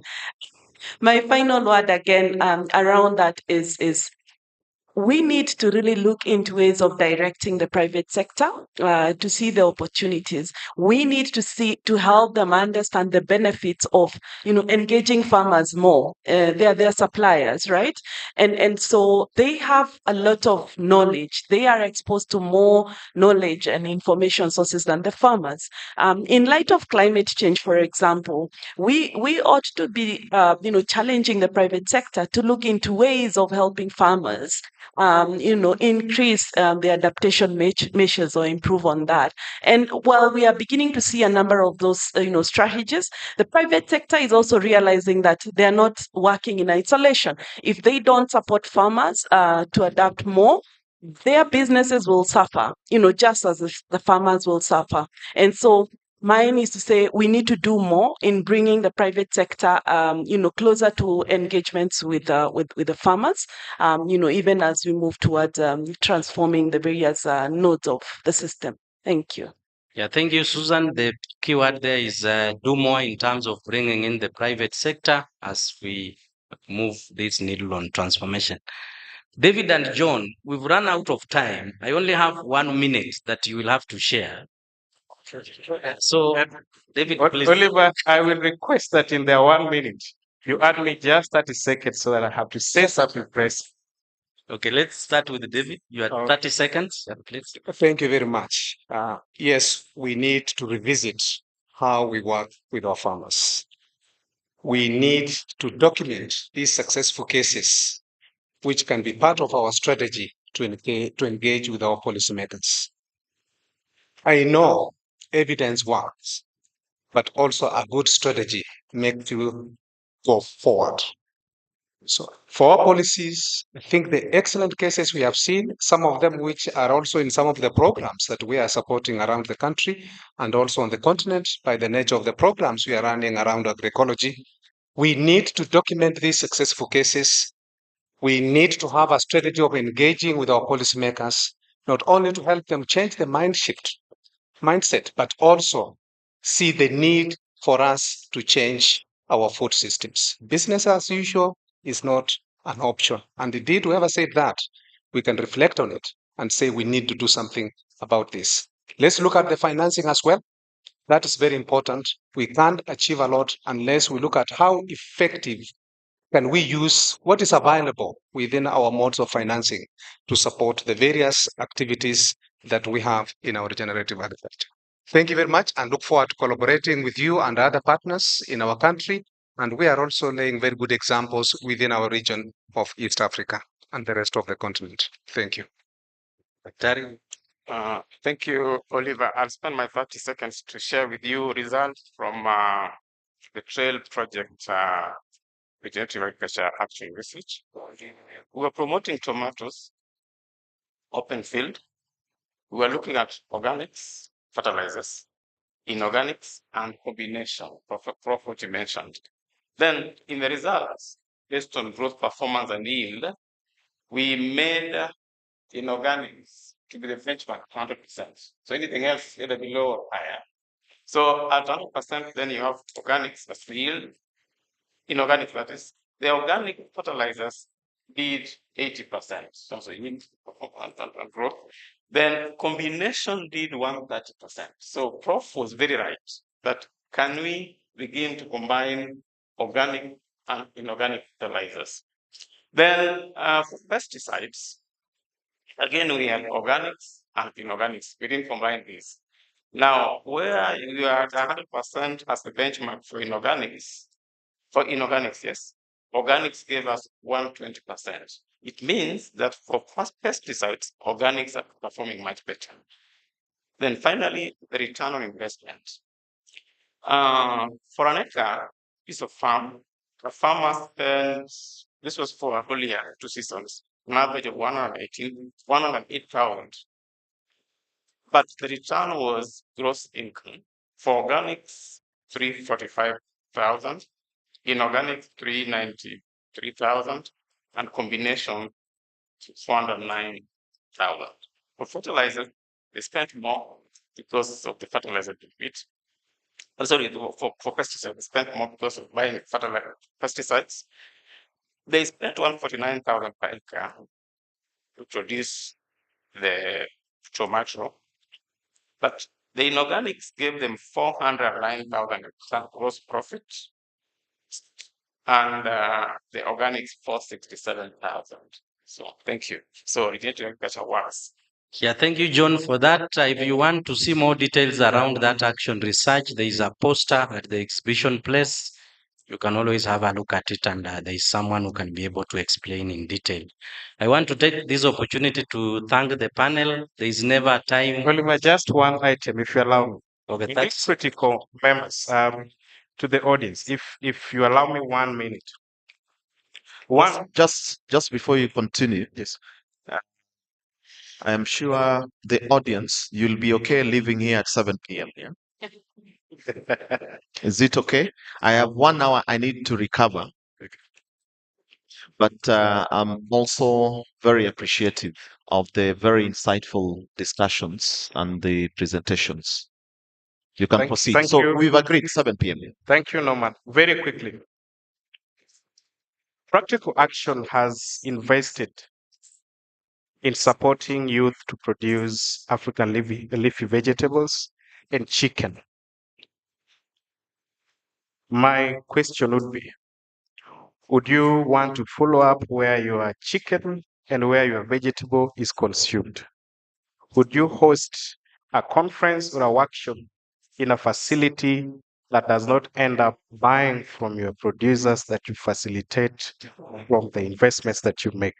And lastly, our challenge, in particular in Kisumu, in Vihiga, in Kakamega, in Ciala, is no longer strategy.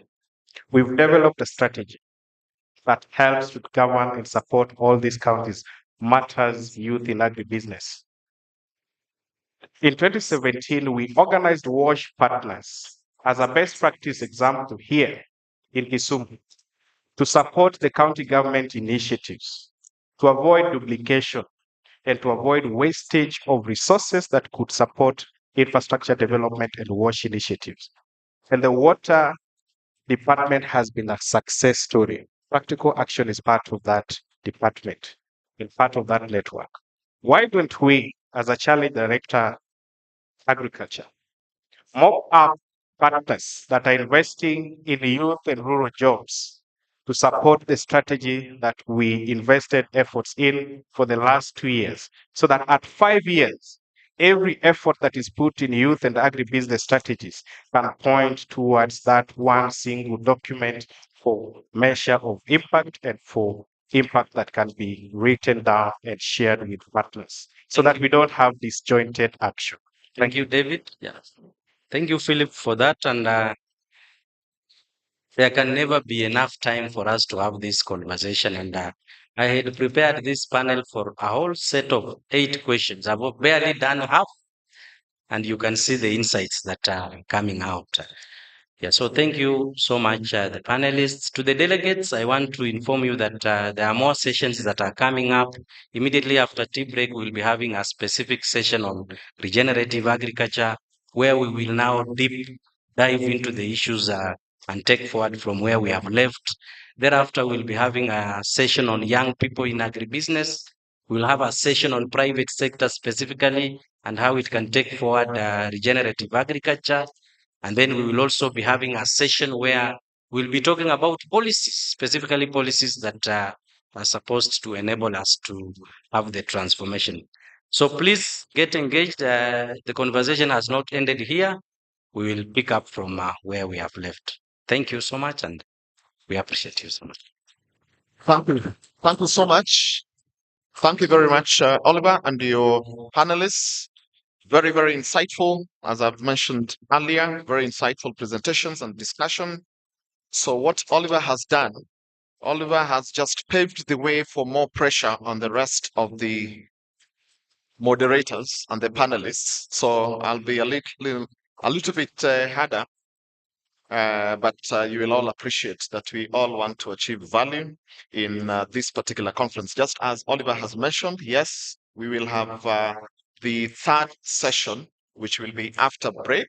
I would kindly seek your indulgence. Let's do 15 minutes. It's now 12:07, so 15 minutes. If you're here 12:25, that will be good. And then we can break for lunch at 1:30, which means Chris Henderson will have to be very, very diplomatic with your panelists so that then we're able to recoup the time. Couple of announcements for the washrooms. Ladies on my left, gents on my gents on my left, gents on my left, ladies on my right, which is your left.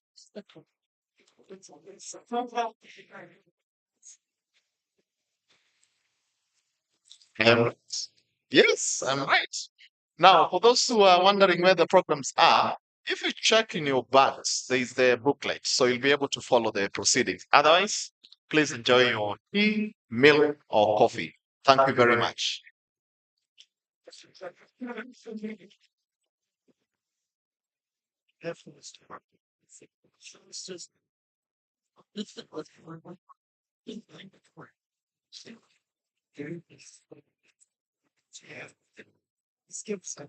You are going to see how, because me, I don't use this inorganic. I use that compost. Oh, you use in my compost from your animals. From my. Do you have vermiculture? Yes. Your farm.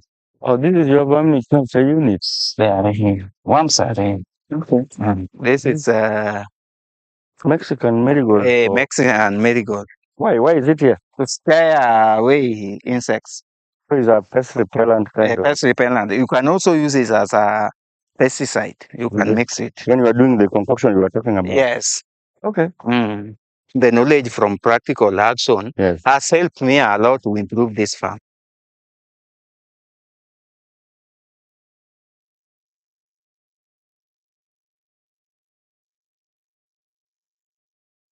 Between 44 and 57% of all the greenhouse emissions. In case of extreme weather and climate change, yields on organic farms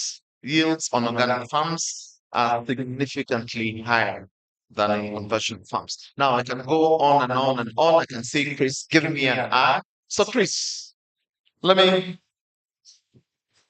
let us all welcome Bwana Chris Henderson, the Senior Policy and Practice Advisor, Practical Action, the UK. Thank you very much. Take it over. Thank you. Ladies and gentlemen, good morning. It's still this morning. We're going to try and be as efficient as we can with this session. But can I tell you something that's going to be different about this session? It's not really about hearing from us. It's about hearing from you. People have been convened here deliberately, people with experience in working in development with rural communities in agriculture. And so really, this session is going to be the first attempt to tap your experience so that we hear from you what you either tried to do and that has been impacted. But be realistic. Understand what you know are the problems. But what we most especially want to hear is the strategies you've had to overcome those problems. Because we're looking forward to food systems transformation, transformation of rural economies in the future. So we need to learn not just from the experts, but from everybody. But in order to kick it off, we've got 25 minutes to hear from 4 organizations, one of which is Practical Action, but also Kalimo Trust, SNV, and Hand in Hand.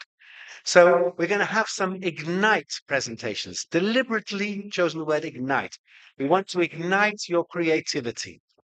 So let's have Judith, Regan, and Naman, and Anthony up and join me here in these chairs. But be warned, this isn't going to be a long, one-way flow of information. We want a two-way flow of information. Whilst they're coming, just so that you are ready, one of the things that happened in COVID when we had these breakout meetings and workshops is someone sitting at a computer would say, right, you're now going into breakout rooms and press a button. And then 15 seconds later, you're in that breakout group. So we have got an in-person version of the same. It's going to take, okay, maybe a minute or two, but each row, and you will see there are 5 rows, has tables at the front, tables at the back. And we have put a post-it chart there. So there will be 10 groups self-organized by you in this room where we'll have 10 breakout groups. And you can do it by spinning your chair around if you're in the second to back row, or if you're in the front row, spin your chair around and join the people behind you. The people in the middle row will have a difficult choice to make. Am I going back or going forward? But we'll help you. Right. So without further ado, we have a PowerPoint to help facilitate this session. I think Norma or Michelle, there we go. So this session was titled in the program, Regenerative Agriculture Can Work. I mean, a lot of people are skeptical about agroecology, regenerative agriculture, one thing or another. And they'll say, well, that's very nice, but it can't work. So this is a positive, glass half full, optimistic session. We are trying to demonstrate regenerative agriculture can have impact. And there's 4 organizations represented here that will all share a selected experience of theirs to show regenerative agriculture can have impact. The next slide will show the run of events. Next. What's that? Now I press it. Slide changes. Better not try writing with it, eh? Oh. So, wait. Right. I was cold this morning. I really wanted to wear a jacket. Now I'm feeling a bit warm. It's an informal session. It's an informal session. Right. The slideshow needs to come though. Anyway, what I wanted to show you in the slideshow, right? If I press the button. Okay. That's the objective of the session. We can flip back to it if you want. Real life examples of how it can have impact, the obstacles, and how those can be overcome. We want to hear from you. We've got 30 minutes to ignite the thing. I've used 5 already, so whoops, sorry about that. We'll move fast. We're going to have workshops for 30 minutes. Let me just set you up so you understand these workshops. Each table is going to be thinking creatively about what works. So we're going to want top points and feedback from each table. So we will have 30 minutes for discussion. And you will have that discussion. And each group will have to select someone who can represent the discussion in that group well, to give your top points back to everybody. And then we're going to have a reflection on what we've learned from you. These are our speakers. And we'll begin with Anthony. So, would you like to come here or speak from there? I will change the slide for you. But you have a microphone.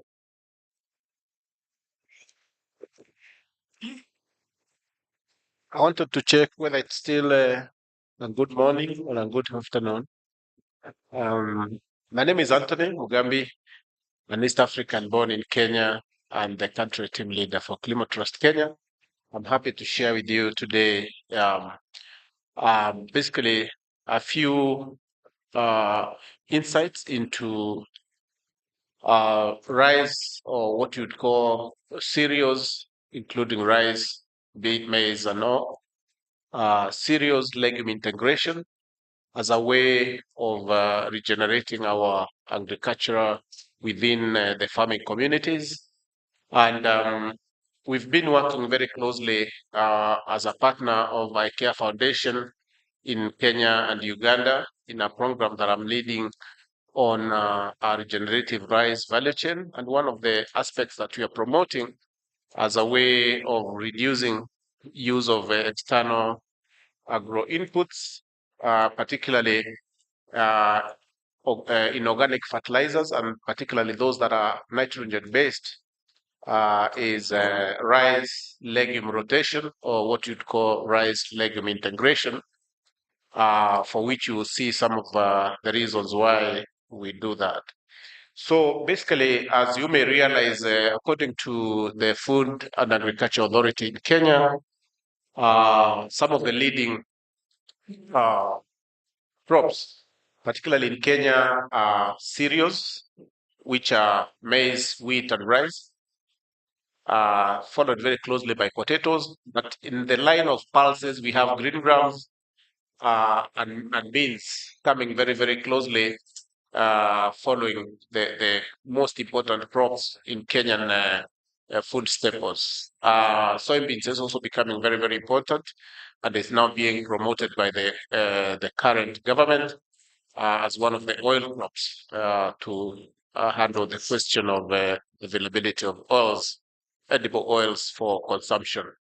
So we have an opportunity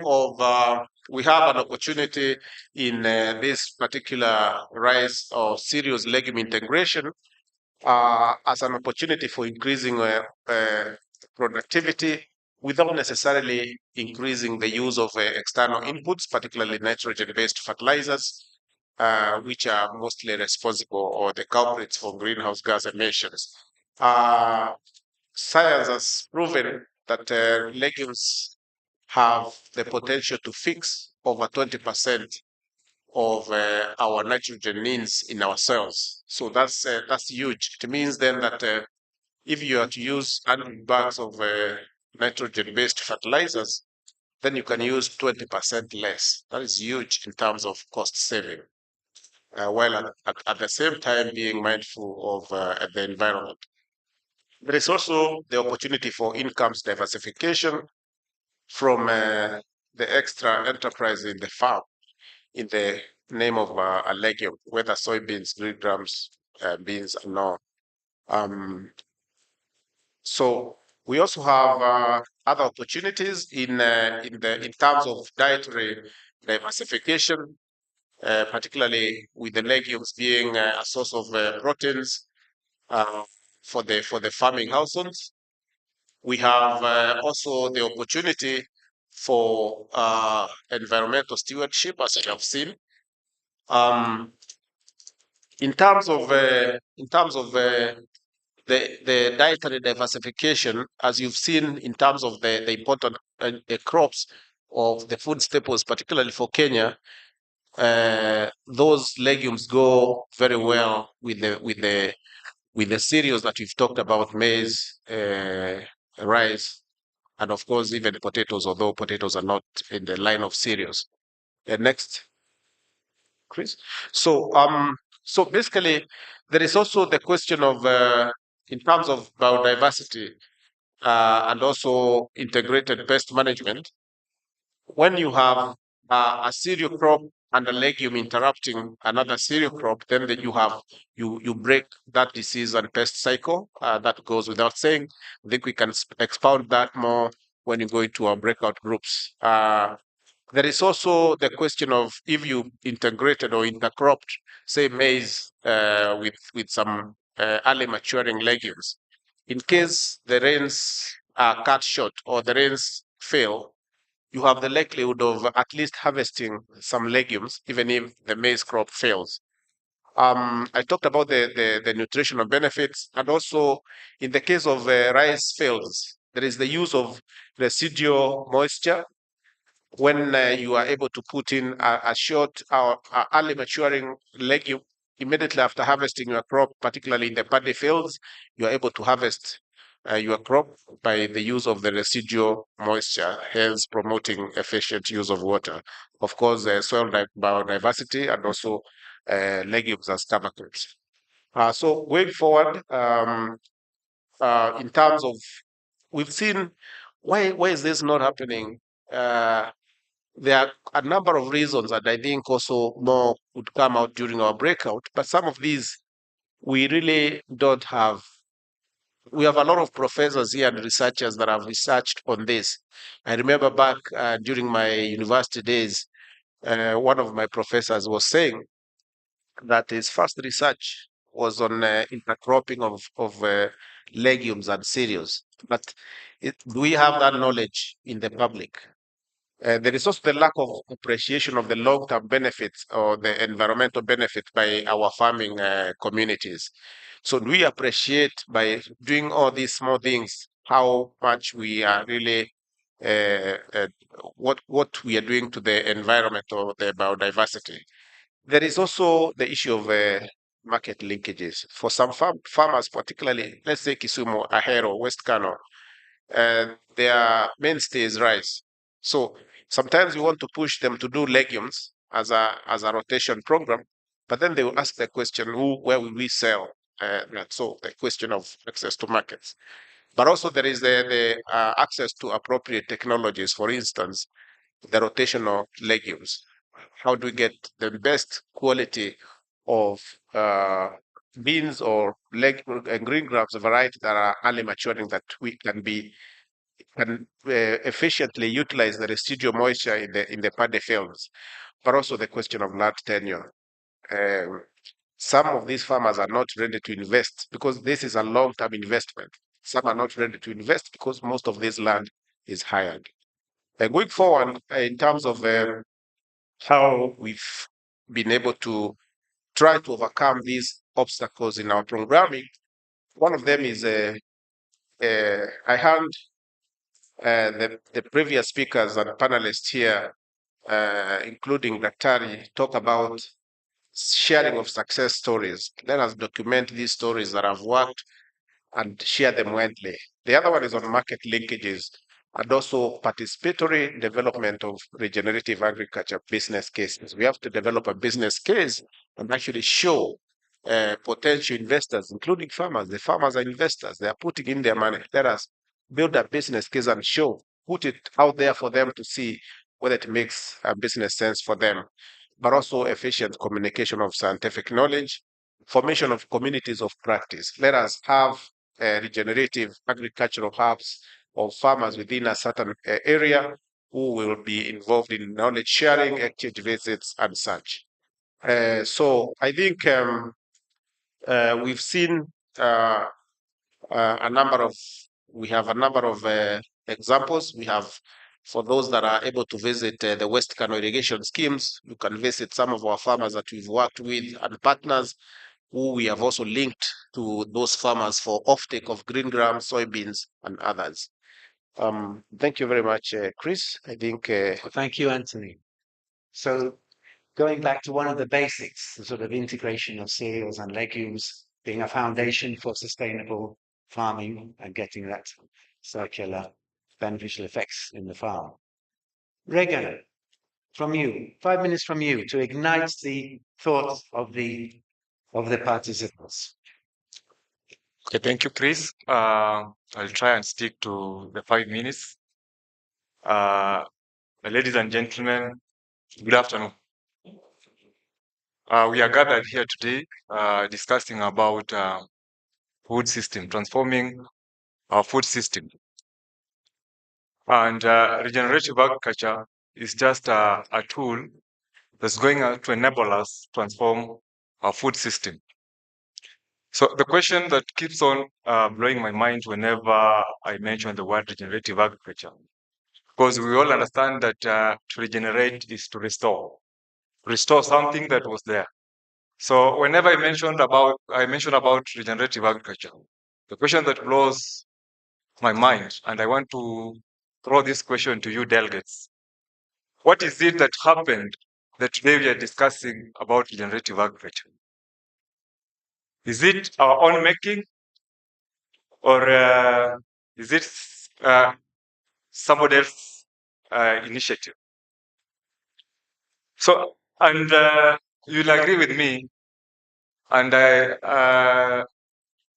Awiti, the Africa director, talked about when she was growing up, the grandmother and the grandfather used to farm without using these synthetic chemicals, and they used to produce. Nowadays, I want to assure you, if you try doing that, you'll get nothing. And that's why we are gathered here saying that we want to regenerate our soils, we want to rebuild our soils. So another question is, are we still doing what we were doing, or what we have been doing, to continue depleting our soils? So these are questions that we need to ask ourselves and even answer ourselves. There's a slogan that says, and I think it's a practical action slogan, that says, great change, big change, start small. And I want to add something on that and say, this change will start with you. If we don't start these great things that we want to see, then I want to assure you that we'll continue discussing this years and years to come. So having said that, I'll briefly talk about livestock integration as a key component in regenerative agriculture. We all know that regenerative agriculture takes care of the current generation, but also puts into consideration the future generation. So for us to ensure that we have a sustainable food system and even enhance productivity, then livestock integration plays a pivotal role. So what is this that we call livestock integration? Livestock integration is not only about raising animals into our farming system. It's about fostering a harmonious relationship between plants, the animals, and even the land itself. And when we talk about why livestock integration, we are talking about livestock integration because for us to regenerate our soils, then we need to close the nutrient loops into our farming system. And we'll only do that by introducing animals into our farming system. We have all talked about diversification of our diets, diversification of income streams. We'll only achieve that through integrating livestock into our farming system.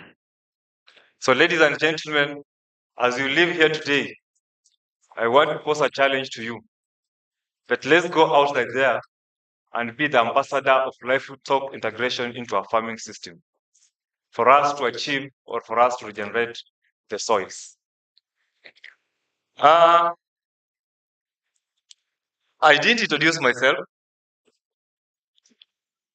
Allow me at this point to introduce myself. I'm Regan Buluma. I work with Hand in Hand Eastern Africa as a program officer, regenerative agriculture and circular economy. And why do I do my introduction at this point? I just want to show you briefly what we have been able to do as hand in hand and what we intend to do under livestock integration as a key component. Recently, we did our midlife survey.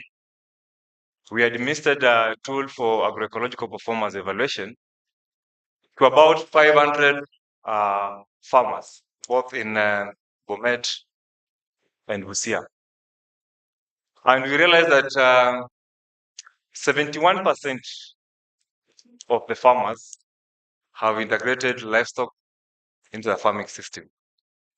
And this has enabled them to reduce the cost of production. I know we are all farmers, and we know what it means affording a bag of fertilizer. Most of the people we are dealing with, they're living below $2 a day. And as Prof mentioned, some of us, we make a lot in a day. So if we are struggling to afford fertilizer, what of those farmers that are living below $2 a day? What alternative are we giving them just to ensure that they're able to produce without entirely depending on external inputs? And it's through the integration of livestock into the system that these farmers will be able to come up with the plant tea, the bokashi we talked about, the compost, for them to produce in their farming system. So from the study, the 29%, they were not able to integrate livestock into their farming system. And of some of the key obstacles that contributed to this, number one, if you can show me, Chris, you have just gone. Yes, they say it is labor intensive, and I'll be quick just to stick within the 5 minutes. It is the climatic condition. They keep on varying. Like from the statistic, you'll see that it Bomet, 97% of our farmers had integrated livestock into the farming system. But in Busia, only 66%, and we all understand, say it's a bit hotter compared to Bomet. Then limited access to capital and markets. They're saying that for you to integrate livestock into a farming system, then there's intensive capital at the initial stages. The upfront cost is too high for them to integrate livestock into the farming system. And then lastly, the land use and zoning regulations. So we are proposing as hand in hand, and these are some of the strategies that we are laying in place. We have laid in place just to ensure that we counterattack the obstacles.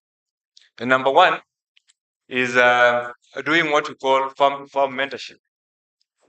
Just working with these farmers, coaching them, observing their land, observing how the farms are doing, and being able to advise on what to do in their farm. Then we are also training them on farm design. So we believe that most of them, they own small parcels of land. And we believe that it's through farm designing that they are able to integrate livestock into their farming system.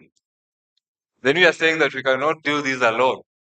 So we are working with partners just to ensure that we are able to ensure that the people we are working with, the people we are striving to impact in society, are able to integrate the livestock into their farming system. Now, ladies and gentlemen, at this point, I have one question that again I want to throw it to you. As the partners, so you can move to the next slide. As partners in this business, and we know that we cannot do this alone. And that's why we are here, all of us, just building a movement to ensure that we transform the food system. The question is, what are the most effective incentives for promoting a livestock integration among farmers? I thank you. I love the fact that you leave us with a question, because that's going to be challenging groups. Thank you. Julie.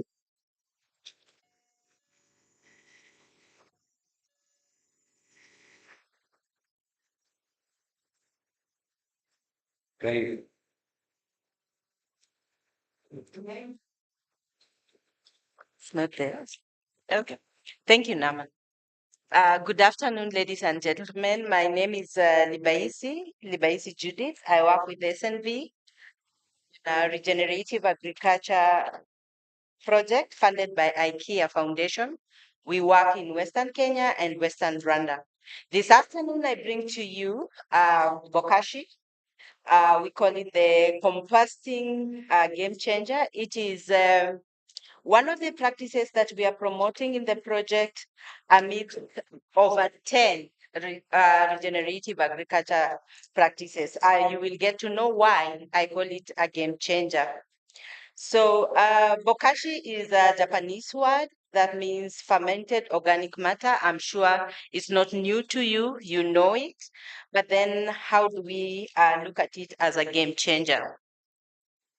Yeah, so it's actually anaerobic fermentation of the organic matter, and the organic matter take advantage of the heat that is generated therein, then to do the fermentation.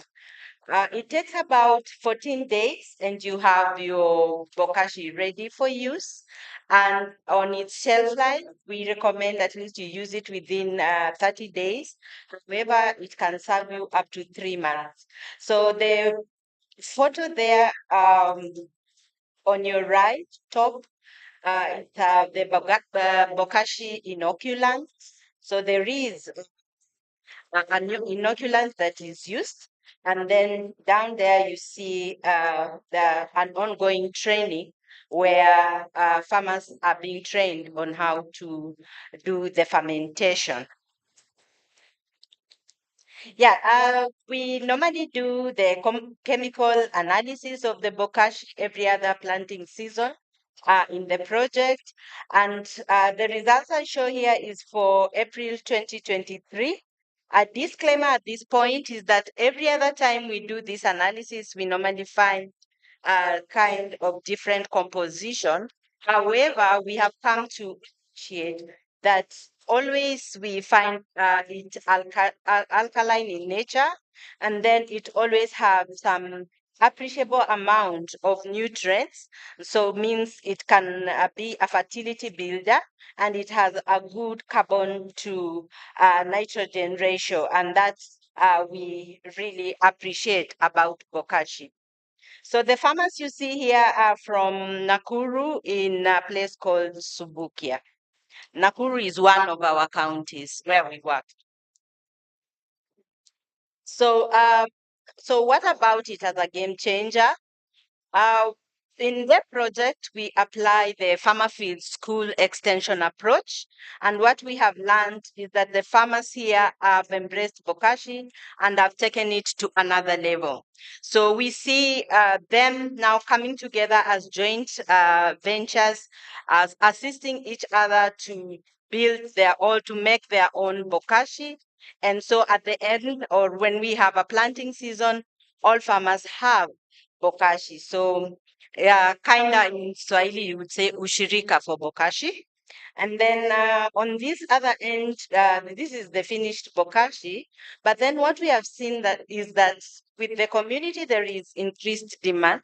So it has become a business venture for the youth. And so I see them sell 50 kilo bag between 1,800 Kenya shillings, 2,000 Kenya shillings. And so I leave this to you to translate and see how much they would make if they are selling one ton. So in this case, what we are saying is that we have seen region agriculture work. It pays.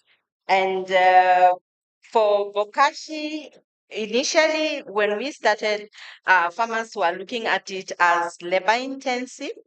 And the initial starting cost, especially for the inoculants, as being prohibitive. But then what have we seen now? They're looking at it as a fertility builder.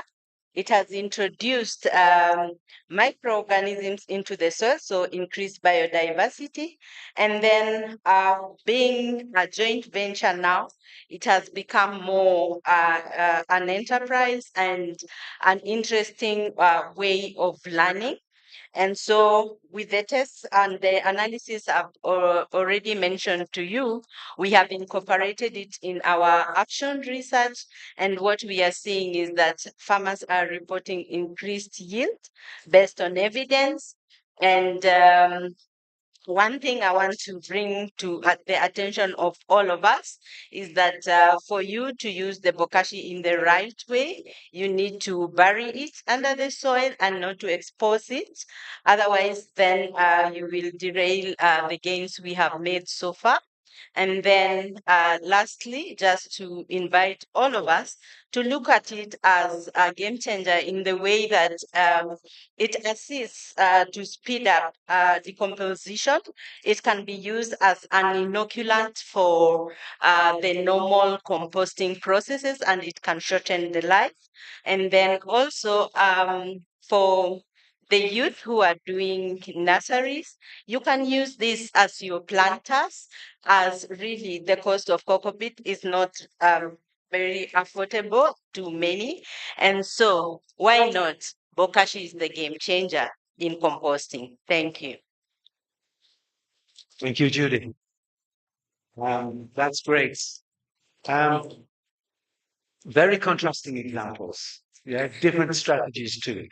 Let's hear a final one from Naman. Yeah, good afternoon, ladies and gentlemen. Yeah, my name's Arnama Nyabinda, working with Practical Action. I'm the king behind the regenerative agriculture. And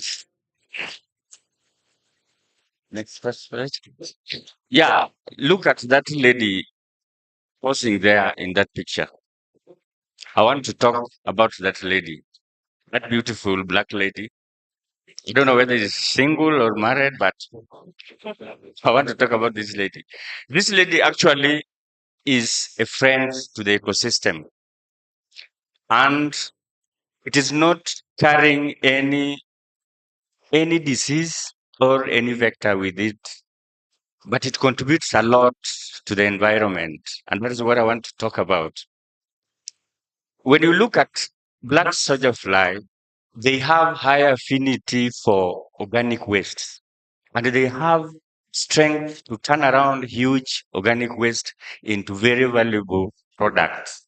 And by that, they open doors for regenerative agriculture changes in local economy, and also foster synergy between enterprises which are regenerative related and their markets. Now, I don't want to talk about this diagram. Can you look at that diagram keenly? It is speaking to itself. But I want to talk about three key points. One is black soldier fly larvae. They are very nutritious, very tasty, and healthy for pigs, poultry, and fish. The second thing I want to point out from this slide is the frass is a gold mine to horticulture farmers. And it is also a gold mine to organic fertilizer manufacturers. Much is when you look at this diagram as it is, each and every enterprise is working in synergy, and that is contributing to the circular economy. And that is generally is the regenerative agriculture I'm trying to drive home here. For those who went to field yesterday, you came across black soldier fly unit. But in the community where we are coming from, wherever you are engaged in something unique, like rearing black soldier fly or farming black soldier fly, you must be given a very big tag of a name. Hi, good woman. In such a situation, you will realize it is caring whoever is doing this. But practical action through trail project has really moved to a certain step to solve this. We have approached these community people, engaged them, bring them on board to see what we are doing with black soldier fly, and actually they have appreciated. So the name is now disappearing. But another key obstacle that SMEs engaged in this are encountering is this food that black soldier fly larvae are feeding on. However much is known that they are feeding on variety of different organic materials, assembling that organic material enough to give you a good volume for black soldier fly is really giving a big problems to the SMEs. But now, practical action has really identified this and worked with these SMEs and move these units next to the source of this huge organic waste. That has really solved this problem.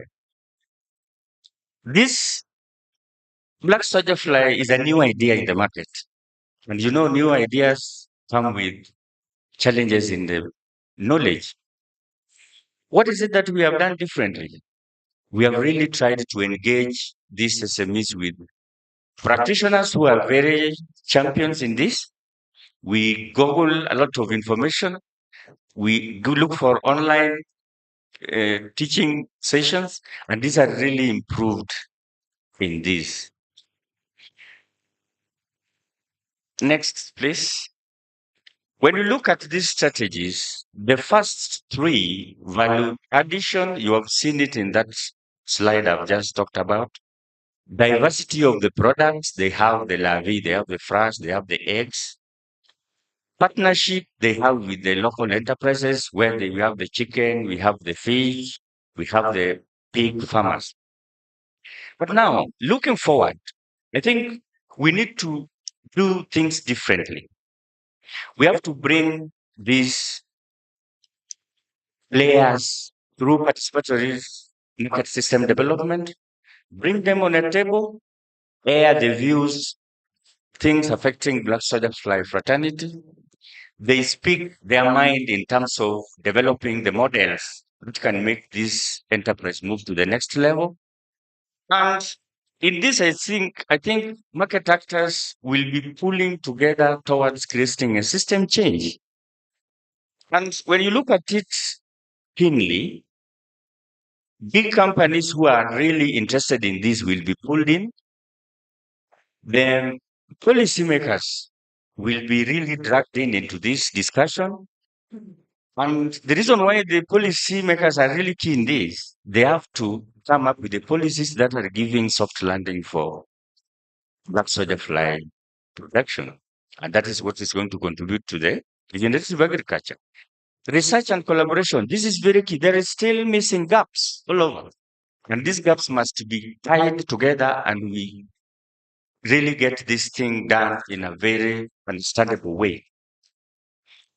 As I finish this presentation, there is a parting shot I want to give you that black soldier fly is actually the transition key that if we press, we move to the regenerative agriculture. And if we do that, we are going to venture into ecosystem that is their the natural capital is restored. The food system is going to be increased, and we are going to land in a situation where the the the income is going to be in our pockets. So if you have a population that is having food, the stomach is full, the pocket is having something, this person will be smiling all through. That is a very developing nation. Thank you.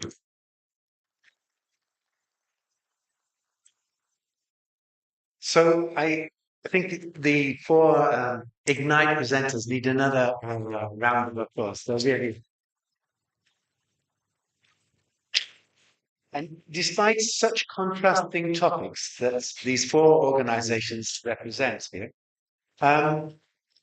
actually there's something common about all of this, Soil is there, whether it is through legumes and diversification, through incorporating livestock, doing bokashi, black soldier pie, we saw it.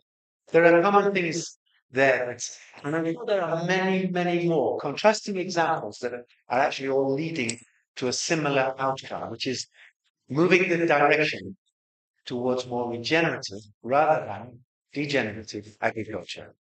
It's time to hear your voices. We don't want to waste any time moving into groups. So what I'm going to do is ask you just to turn your chairs around if you're in the front row and face backwards. If you're in the second to back row, face backwards. And the people in the middle row, well, actually in this area here, I think there's only one person in the front row, so maybe you can join the next two rows and do the same. There is a sheet of paper in each area, because we want you to capture your discussion. Now, there are a few rules. One person shouldn't dominate all the discussion for 30 minutes, pushing one story. We want to hear from everybody we want everybody in the room to contribute their experience if they can. So do go around at the beginning and make sure everyone gets their soundbite and the ideas are put forward. And then explore some of those ideas with the same thing. So how can the people in your groups overcome the challenges that exist?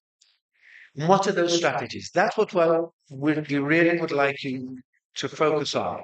We've heard some strategies from Practical Action, from SNV, from Hand in Hand, and from Kelimo Trust.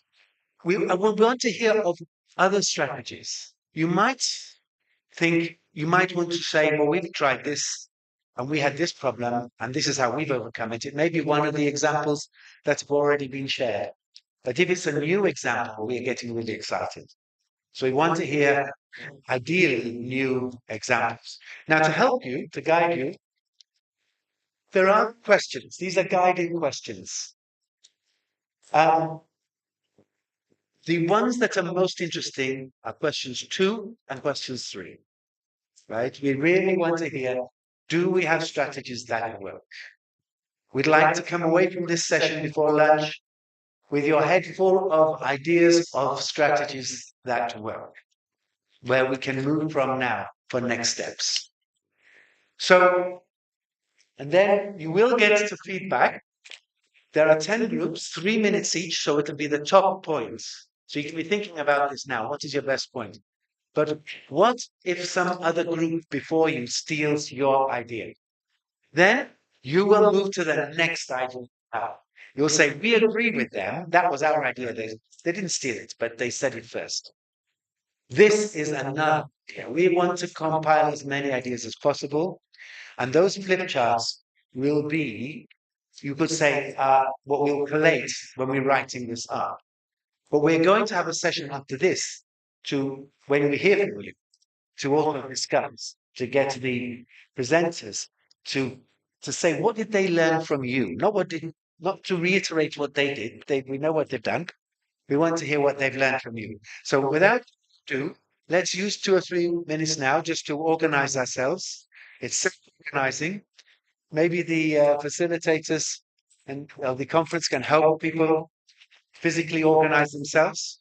Make sure you've got a pen, and let's get started. Oh, and the table, presenters, please feel free to join. Although you're not allowed to push your idea on that table, we prepared that. We want new ideas, right? New ideas. Not allowed to reflect all together.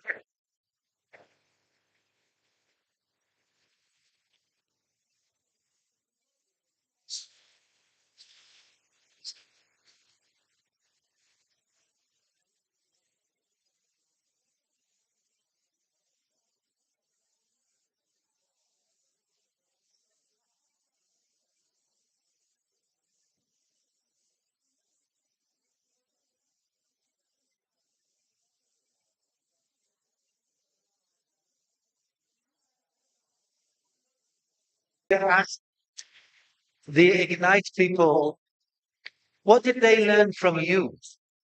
You know? So, Judith Anthony, Regan, and Naman, you will be put on the spotlight for your 1 minute. What did you learn from this group? So do come back at the front. Meanwhile, I feel that we should start from the furthest corner and move forwards. So people who are hiding in the back will be picked on first. So we'll start from the back, then we'll come forward with our feedback. On the feedback, let me give you a tip. If you want to win an argument, imagine you have a very, very important argument you must win. Some people are tempted to put 10 points for why that argument is the most effective. And the person who wants to stop them only has to pick the weakest of those 10 points, and the argument is lost. However, if the person who is presenting that argument picks their one strongest point, the person who wants to stop them is going to be in real trouble because they've used their strongest points. You know, it's really the most likely one to win the argument. So what I'm saying is we're interested in your strongest points. We don't cover everything. You've all done some great work. We want to hear your strongest points. And if another table has finished your point, try to go to another point you have that is also strong. And your pieces of paper, your flip charts, will be used.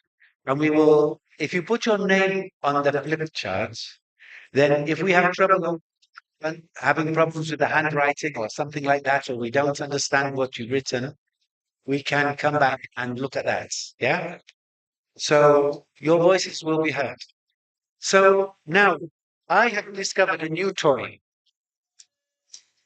I love it. I did not know this existed. But that means after 3 minutes, I will press that. If you go over 3 minutes, right? I will press that because we've got 10 groups and we've got 30 minutes and lunch is at 2:30. So starting perhaps on one of the tables at the back, there are 5 rows. Please, we need, by the way, did we talk about roving microphone or will you come to the front? The microphone here is very good. You can come to the front if we don't have a roving microphone. Facilitators, I didn't ask that question. Okay, let's have some from one of the back groups come and walk. Here we go. You can do a good job there. You can go. Because you're on this side of the room and time is precious, let's go to this group. There you go. John has volunteered. He will lead by example. There we go.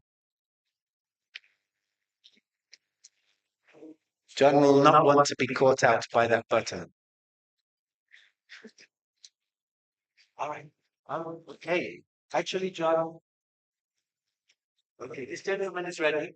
Okay, would you like to start? You're here and you've got a flip chart, but don't cover everything. Key points. Away you go. 3 minutes starting. There's a microphone.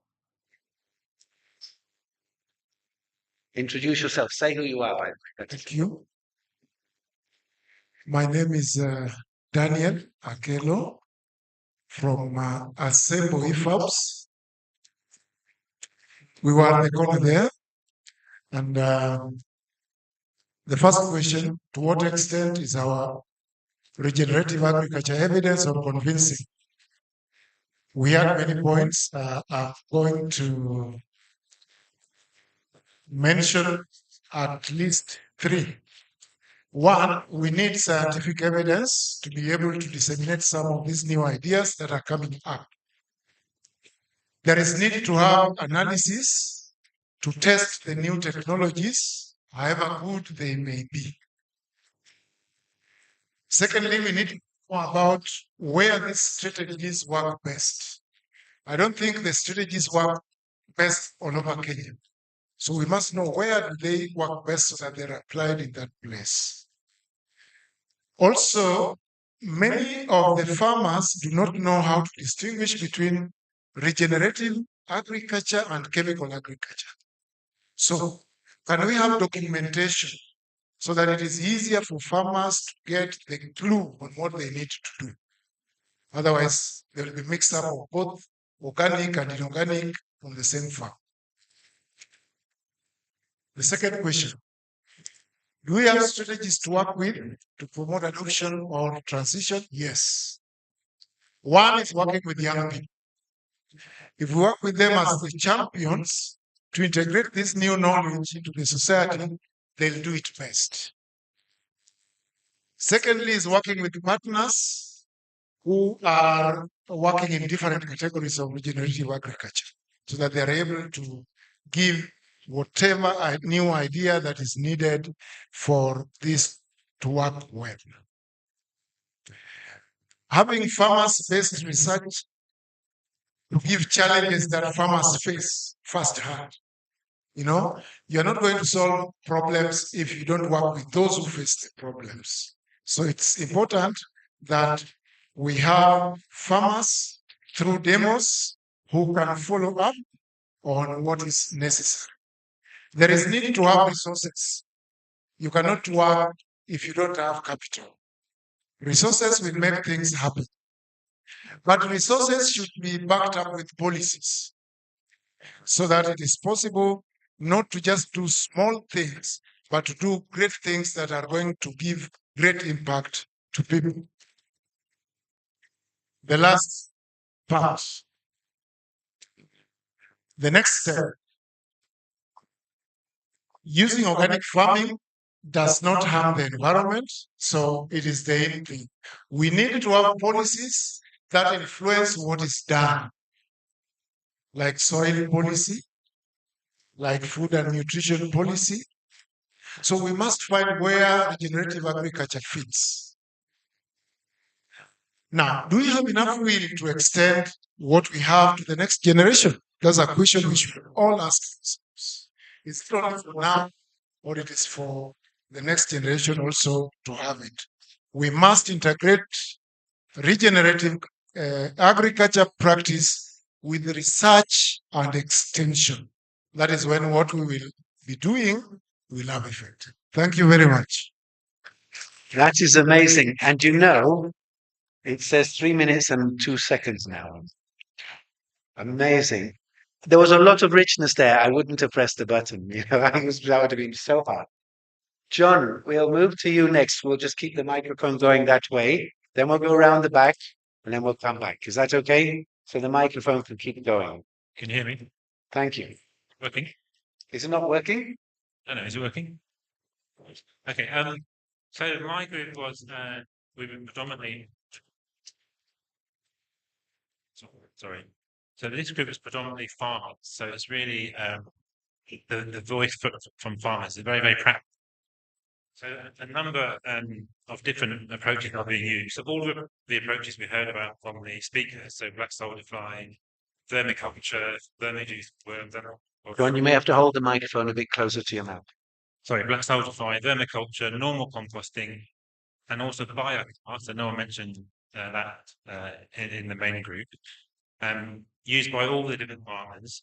Farmers also combine home-produced or organic inputs with commercially bought organic inputs. Not all of them. Some do. So inputs they can buy from agro-vets. Interestingly, there's real evidence of those approaches being integrated into farming systems in a real circular way. So integrated with horticulture, with fish farming, poultry, with legume intercropping. So a real kind of farm system approach seems to be in evidence. In terms of evidence of the impact, so I guess this isn't scientific evidence, but it's anecdotal evidence from the actual farmers. The farmers spoke about reduced use of inorganic fertilizer, some using very little inorganic fertilizers at all now, reduced input costs, and positive or neutral impacts on productivity. So certainly no evidence of productivity declining. So all very positive anecdotal evidence about impact. In terms of strategies going forward, we have three strategies at three different levels. At the farm level, ongoing support to farmer learning through demo blocks, for instance. At a business level, support to the standardization of organic fertilizers that are commercially available. And lastly, at a government level, policy support to roll out soil testing to farmers so they better understand nutrient levels and nutrient issues on their land. That's super. Thank you. This is quite rich. We're getting a lot of information here, so this is great. And to think that we have a group with many farmers in it, it's really good to hear these voices. And Dan, by the way, that was also very rich. Let's keep the microphone going. I think the next group, which the one Michael's in, but who is the presenter? There we go. Say your name and do hold the microphone close to your mouth because it's, yeah. Yeah, good afternoon. Good afternoon. Yeah, I'm Rosemary Osiel, Deputy Director, Youth Affairs, Gender and Social Services from Ciala County. Now, we started with number one, regenerative agriculture, its evidence and experience. Now, we said that in experience, it has improved soil fertility and suppressed soil-borne diseases. That is evidence. Then in experience, it has improved yield and lessen cost of production. Now, key strategies. One, we talked about most of the actors, their own model, and therefore we should encourage them on regenerative agriculture. Again, we talked about documents and we should document and share success cases on regenerative agriculture on smallholder farmers for enhanced adaptation. Formulating of favorable policy framework by the county government to promote regenerative agriculture. Then number three, best bets. We looked at best bets as a way forward. One, researchers should share their reports with development partners, both national and county government, so that the research findings should be cascaded. Just on the same note, when professor was talking about research, most of these research documents are kept in the shelf and they're getting dusty there without their finding assisting the smallholder farmers. So these research findings should be shared so that they can assist in agriculture practices. Another best bet, we talked about upscaling the concept of regenerative agriculture practices to other counties. There are other counties where people are not aware of this regenerative agriculture, and it is very vital and very important. Thank you. Thank you, Rosemary, and that group. Great. So we'll keep the microphone moving. We're doing well. So we're giving our panelists an opportunity to feedback. Remember, as the microphone moves, you're thinking, what do we learn from the audience that you want to? Good afternoon. My name is Halorin Otieno. I work for the Department of Agriculture, Homa Bay County. I'll take you through our discussion for our group. So we have agreed that regenerative agriculture is evidenced and is convincing because at IDH, the impact data is demonstrating increased production within one rainy season, leading to influence of peers. And in coffee farming, non-coffee farm produce, to boost, there is a market for macadamia, avocados, and mangoes. And therefore, there's a lot of income that is got by the youths. Then practical action is also, regenerative agriculture is also convincing in that using local resources for fertilizers, we are able to reduce costs. So there's a cost saving and people are adapted and they experience a lot of benefits. Then on the strategies, one of our strategies is partnerships. We have done these private sector companies that are delivering services to farmers, and that leads to short wins, which is convincing for adaptation. The village-based ambassadors are also available, and they can network and they lead farmers working with the network. There are demonstrations that are led by other organizations, and then we also have market systems.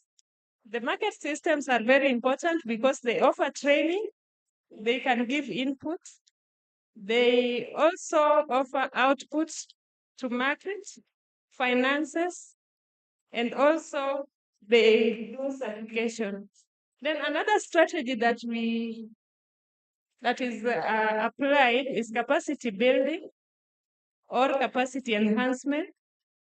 Then there's also documentation of evidence and sharing of actions. Then on our best bets, there's the market systems approach. And why market systems approach? It is sustainable, it is a holistic approach, and it fosters partnerships, and it is also private sector driven. On next steps, we agree that there should be private sector engagement. We should not engage, we should not have less silos. We should break down the silos with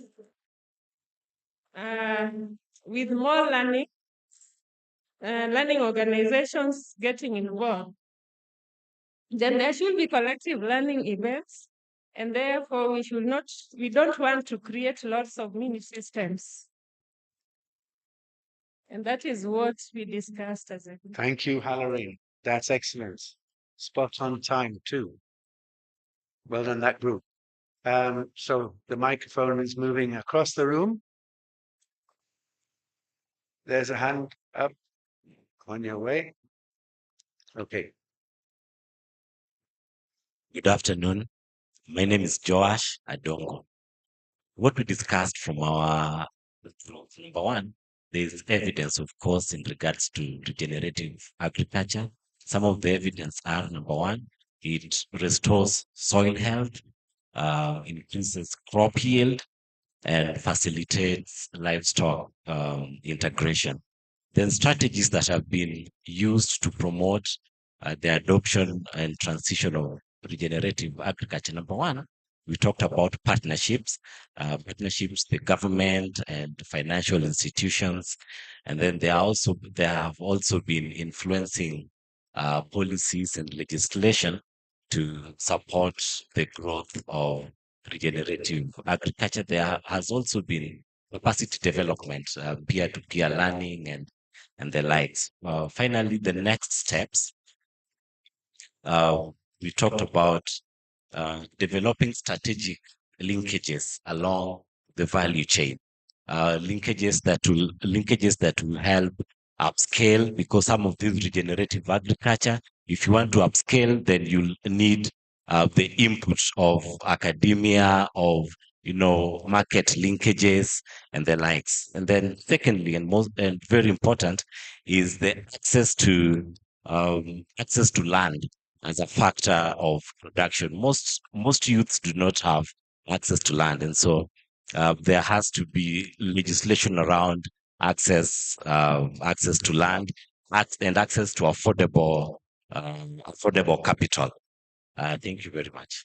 Thank you, Joa. Great work with that group. So the microphone I can see is already in the next group. So let's press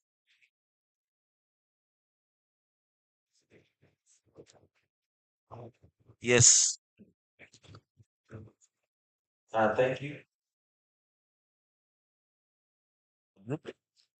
Because most of the things have been said, I will start with a statement that says regenerative agriculture is the new language.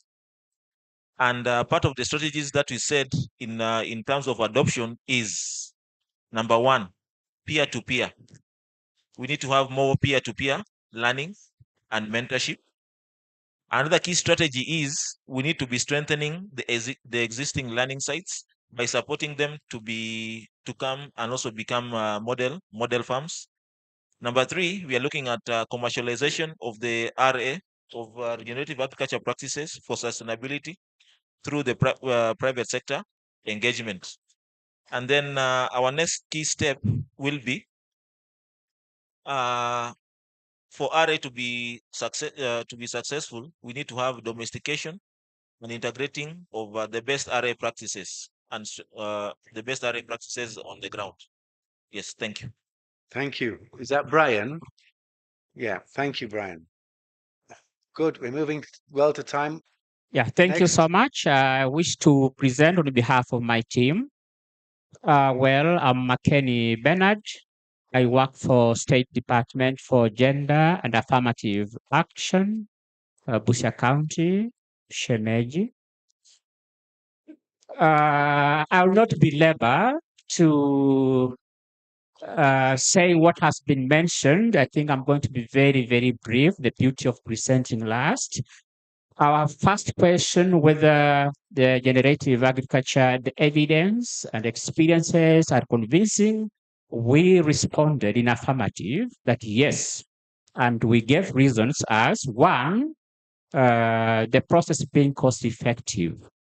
That was by consensus, and that it's equally sustainable.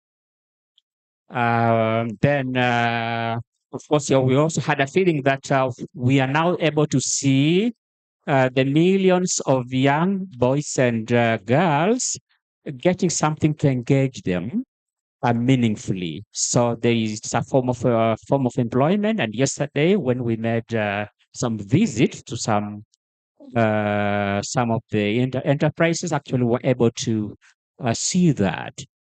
Then number two, the question, do we have strategy to work to promote adoption or transition?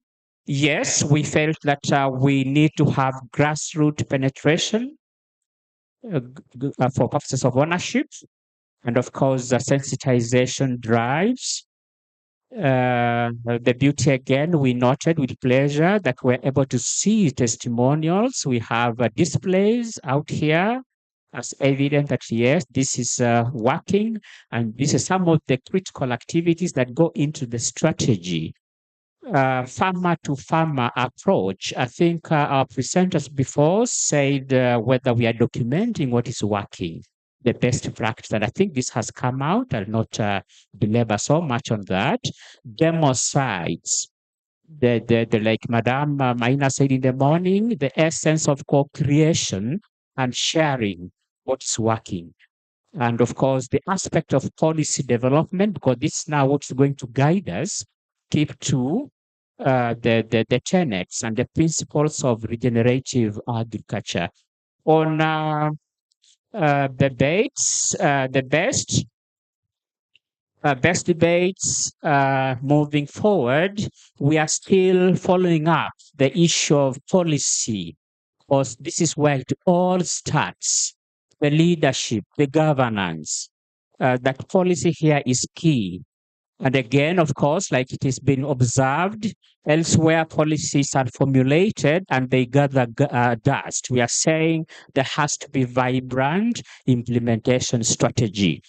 And also, just to crown it all, we said we need to have some incentives to the young boys, young entrepreneurs in terms of tax holidays so that they feel encouraged. Thank you so much.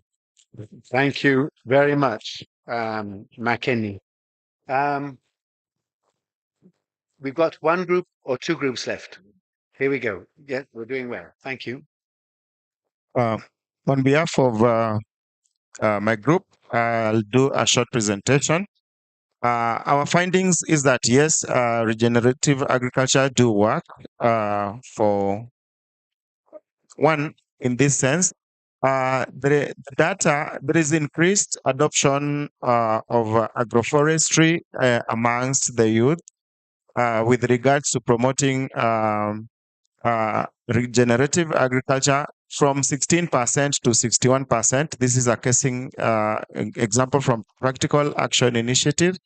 And this, we realize that contributes significantly to the climate action, which is now the big agenda right now. with involvement of the youth. The other bit is on regenerative agriculture provide an opportunity for smallholders who are the primary beneficiaries as they work towards supporting commercialization, albeit though with a bit of challenges because of the labor intensity involved.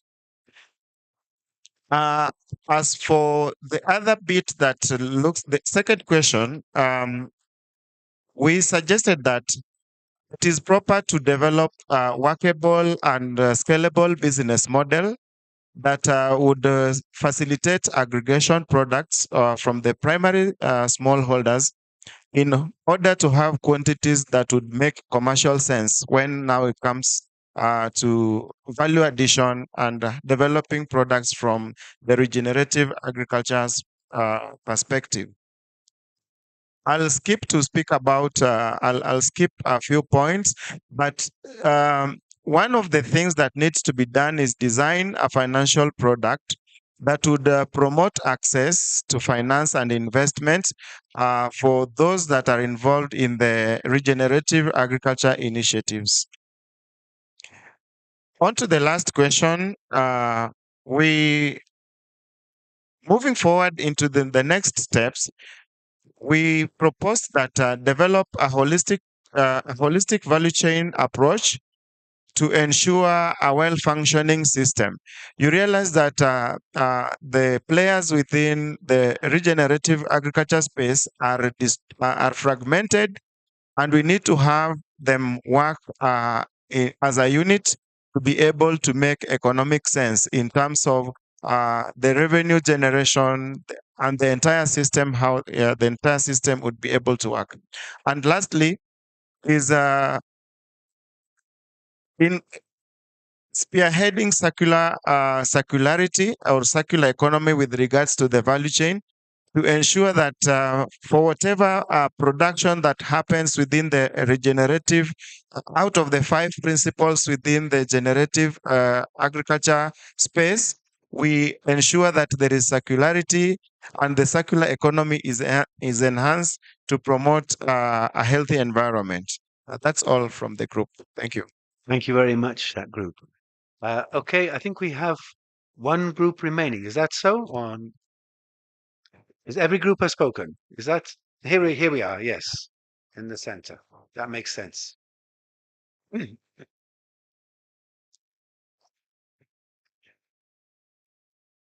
Good afternoon, everyone. My name is Mercy Chepkemboi. I work for Slow Food Kenya. We are based in Nakuru. I'm presenting on behalf of my group, and I'll be very brief because most of the points have been said. And we all agreed that regenerative agriculture works, and this is because of the evidence that has already been presented by our panelists, and also from the experiences from the farmers. And also yesterday when we went for the field visit, we could see that it's a profitable venture. It's actually doing very well. And some of the strategies are sensitization of farmers. This is through trainings, organization of trainings, and also local radio agricultural programs. You could have our farmers go to the radio, those who are already practicing regenerative agriculture, and share their experiences. There is also development of policy documents. There should be also mainstreaming of regenerative agricultural practices so that many people can be reached. It can be known that it's a profitable venture. There is also need for revising of the curriculum to incorporate regenerative agriculture. This should be done from the lower levels, in schools to the university levels. There is also need to build business cases. This is from the there should be building business cases showing that regenerative agriculture requires not so much inputs and it's from the local resources to its profitability, and the cases should be shared people that they can do it, and this will attract financing and investment in the field. Thank you. Thank you very much, Messetti. Okay, last group. Yes, I thought so. I did only count 9. I didn't get why I hadn't got to 10. It's here. This is our last group. What is your name? Esther. Easter. Right. Easter. My name is Easter Cage, and I work with Kenya Female Advice Organization. And based on the general feedback, one of the things which you talked about is that a critical criteria is to look at the issues of gender equality and social inclusion as a key area of doing regenerative agriculture, so that then we are looking at the participation of all persons in this particular space. So that when you're looking at the issues of productivity, we are looking at issues of access and utilization of resources, and including the issues of resources of land, so that then when you're talking about productivity, the return on investment for sustainable agriculture is well anchored within the different persons in that particular community. And part of it is that in terms of inclusion, it would be interesting to see how regenerative agriculture also looks at inclusion of persons with disability in this particular space. And then we also talked about that when you're looking at the issues of policy frameworks, we are looking at the implementation frameworks. And the only way this can be done is to ensure that communities are engaged on clear advocacy strategies, which then create awareness to ensure that policy developers implement those particular policy frameworks. And then ensuring that after all this, we have the budgets.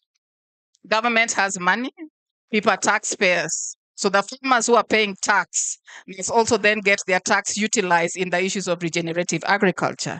So when you're looking at the framework of formulation in the terms of the policy, there the financing frameworks from government, both the national government and the county government, since agriculture is supposed to be devolved, how is both county and national county government working on long-term programming, so that then we don't have projects, long-term programming involving different stakeholders, so that then there is financing for the same at different levels, and that the access to this is also participatory, so that communities can also be participating in developing those particular budgets and spaces. Thank you.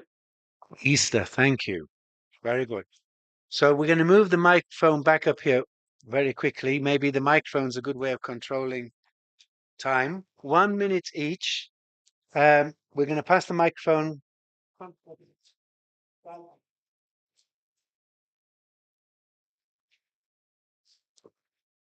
Okay. What did you learn from the wealth of information that this audience has? Good afternoon. Are you able to hear me? Yeah. Okay. Thank you so much. A lot of insights, a lot of strategies from the delegates. Picked a number of issues. For the interest of time, I'll just mention a few that I'm going home with. And there's a group that has talked about, the first question was, is regenerative agriculture evident? There's a group that has said, yes, it is evident, but on smallholder farmers. But those who are doing commercial farming, they are not practicing regenerative agriculture. And I do agree with that group. We have just said here that a great change begins with us. And if we really want to transform the food system in Kenya, then we have to start doing the right thing. And I'm sorry to say here, and I'm not going to apologize on this. Most of us here are into commercial agriculture. And for sure, we are the people who are working day and night will deplete the soils that we are here discussing on how to regenerate.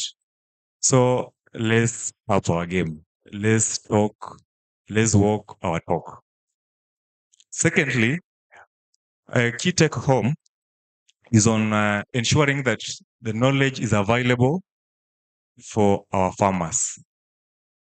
And from the points that have come from you people, what I'm going home with is that we need to do a lot of sensitization, a lot of capacity building, just to ensure that we build the skills of our farmers we are dealing with on regenerative agriculture and circular economy.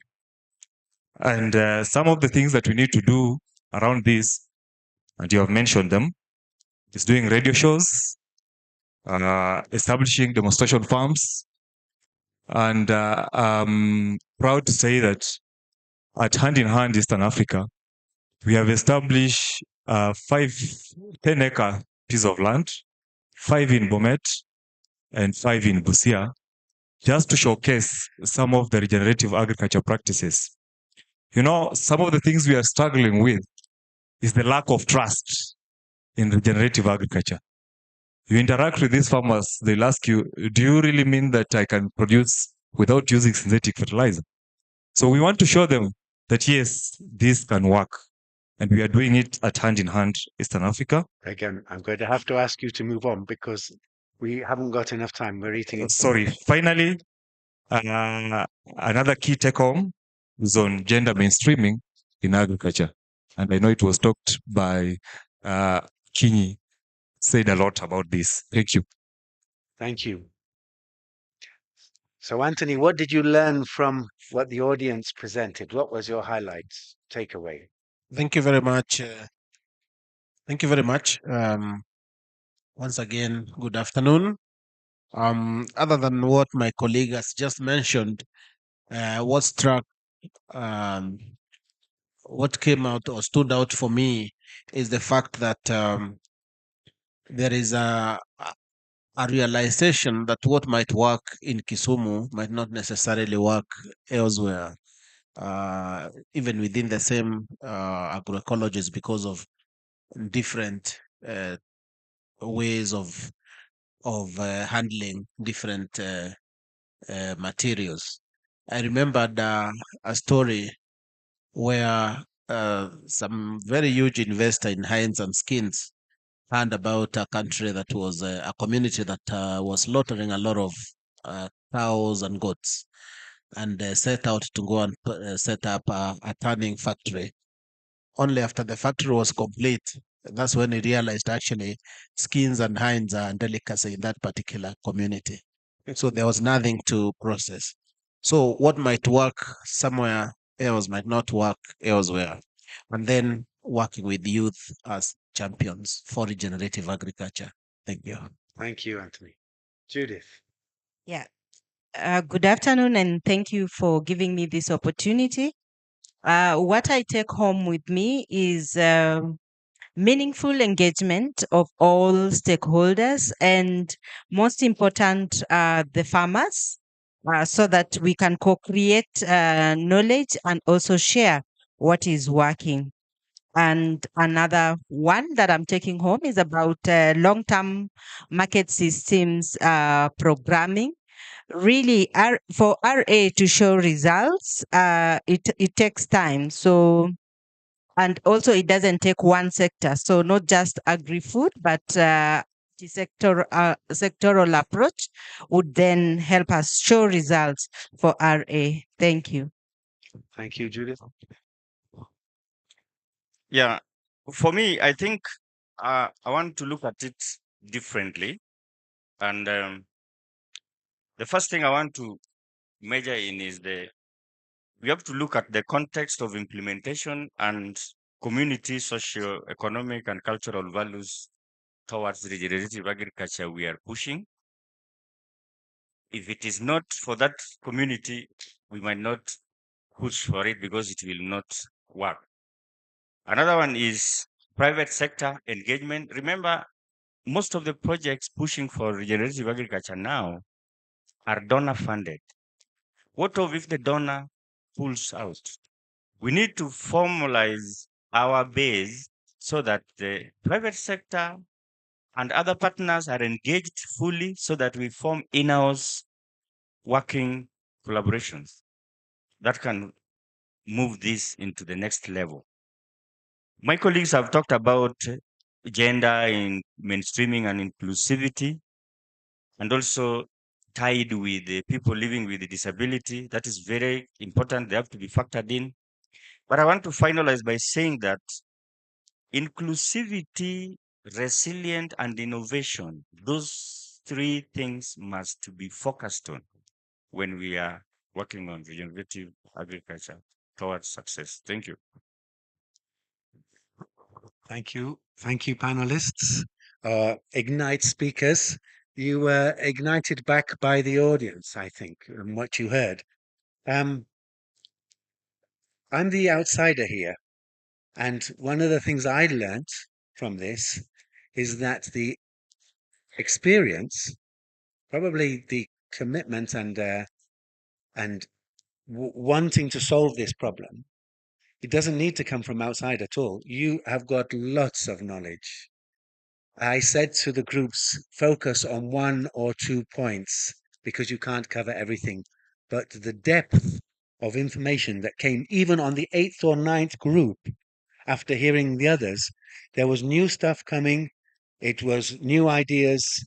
And as a whole, it demonstrates a huge body of experience, understanding of the issues, and lots of ideas for the way forward. Doesn't need outsiders. I think co-creation at home is the solution, and we're going to move on to that. And I hope some of the sessions that follow will help you unpack some of those specific ones. And then tomorrow, let's think of the way forward again through partnership. Norman, the floor is yours. I think you gave me an extra 10 minutes, so I didn't push them. We were getting good stuff. And I give you a couple of minutes back. Okay, I will not climb up. So I know, can we, another 1 hour?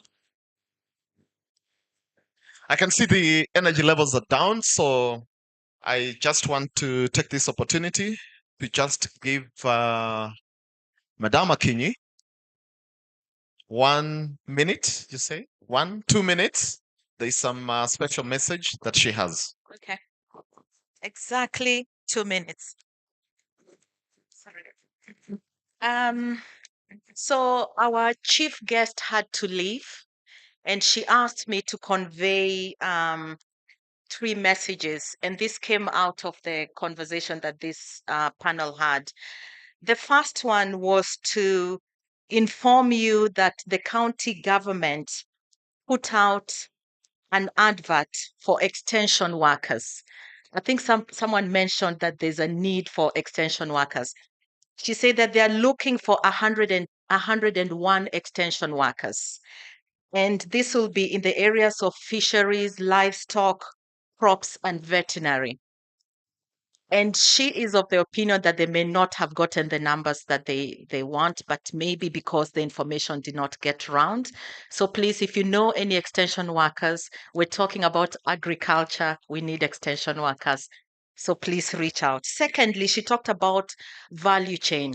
In this conference, we're talking about market systems. So those value chains are very important. And I think it's really great that the county government is taking this very seriously.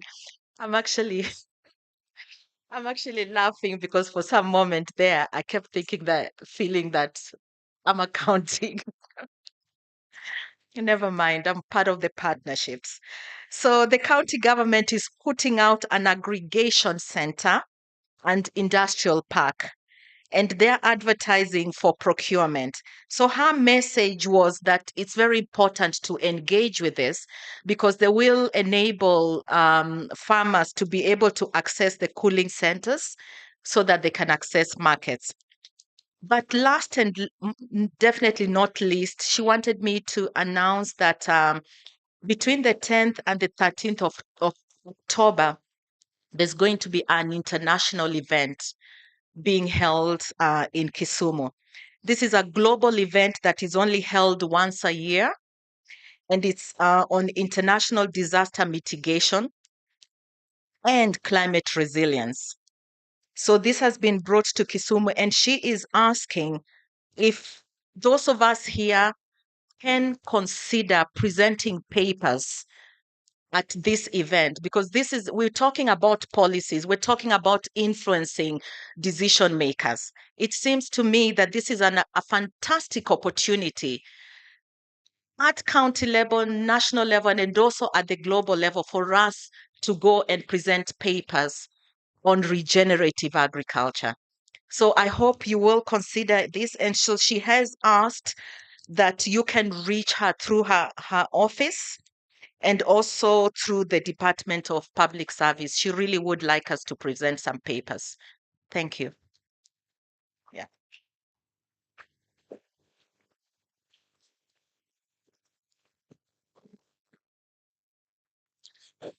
Okay, so as you exit the two as you exit using the two doors, you'll go down at the registration table.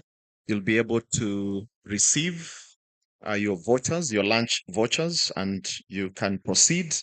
But as is always our custom, I would want, because I have the mic, and there's a lady with a very nice name, though that holiday has already passed, I'd want to call Madam Easter to please come and pray for us, pray for food.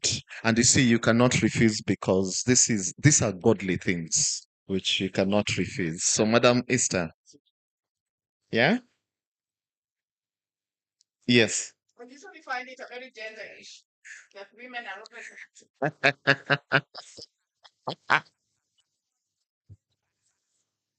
There was who prayed? Oh yes. Okay. Let's pray. Let's pray in the name of the Father, the Son, and the Holy Spirit. And God, we thank you for the gift of life. We thank you for the means that you provided before us. We pray that you bless us before we take it. In Jesus' name we pray. In the name of the Father, the Son, and the Holy Spirit. What was difficult, Easter?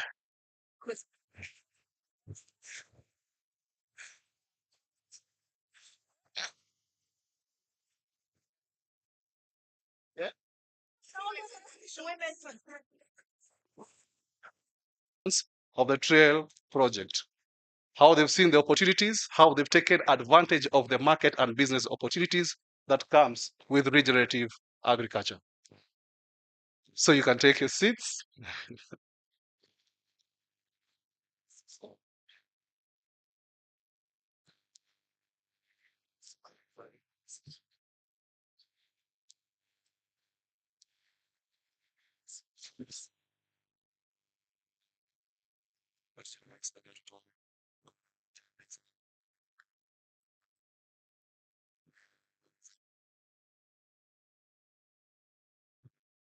All right.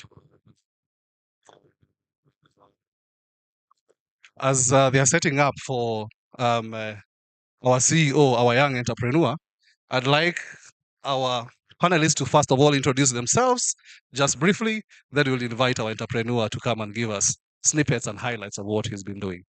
Over to you. We start with you, Jim, going that way.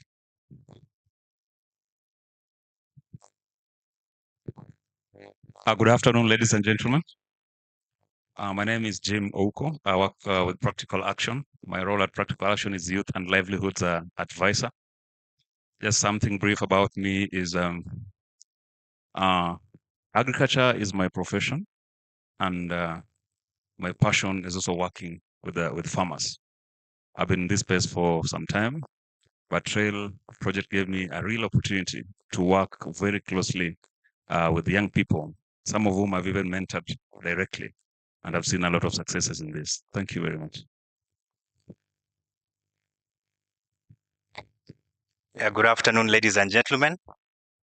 Jeremiah Rogito is my name. I work with Food and Land Use Coalition at AGRA. I'm really excited to be part of this panel.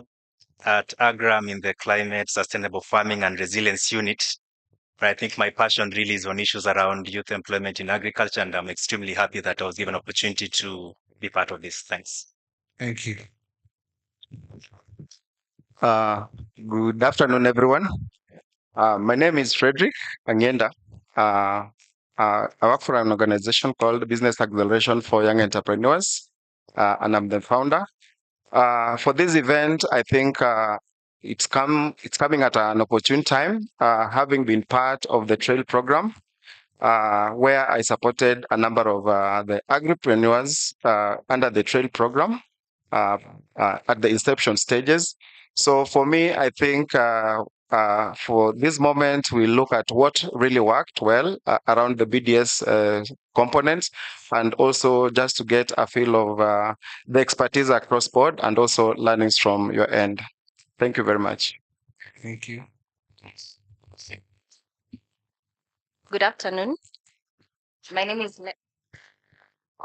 Leah Maura. I work for SNV as a multi-country project manager. I manage a project called Veggies for Planet and People, which is IKEA funded, and we work in the traditional vegetables subsector to create jobs for youth and women. And I'm happy to see some of the youth we work with are also part of the trail program. So thank you very much. Thank you. Last but not least. Good afternoon. Is it on? You can hear me? Oh, yes. My name is Winnie Egon. I work with the Food and Agriculture Organization of the United Nations, the office in Kenya, based in Nairobi. I am a food systems analyst, but also leading the work on addressing food loss and waste, and also managing a program on youth in agribusiness. So I wear different hats, but today I think I'll wear all of them today. Please do. Because the work I do touches a bit on what we are discussing today. Sure. Thank you. So we have a very strong panel. And to set the ball rolling for this, we have Emmanuel Ragot, one of the participants and a mentor under the Trail project. So he's the CEO of Barbarian Farms, and he'll just come and give us a highlight of his business. So Emmanuel Ragot, welcome to the stage. Let's clap for him as he comes on stage.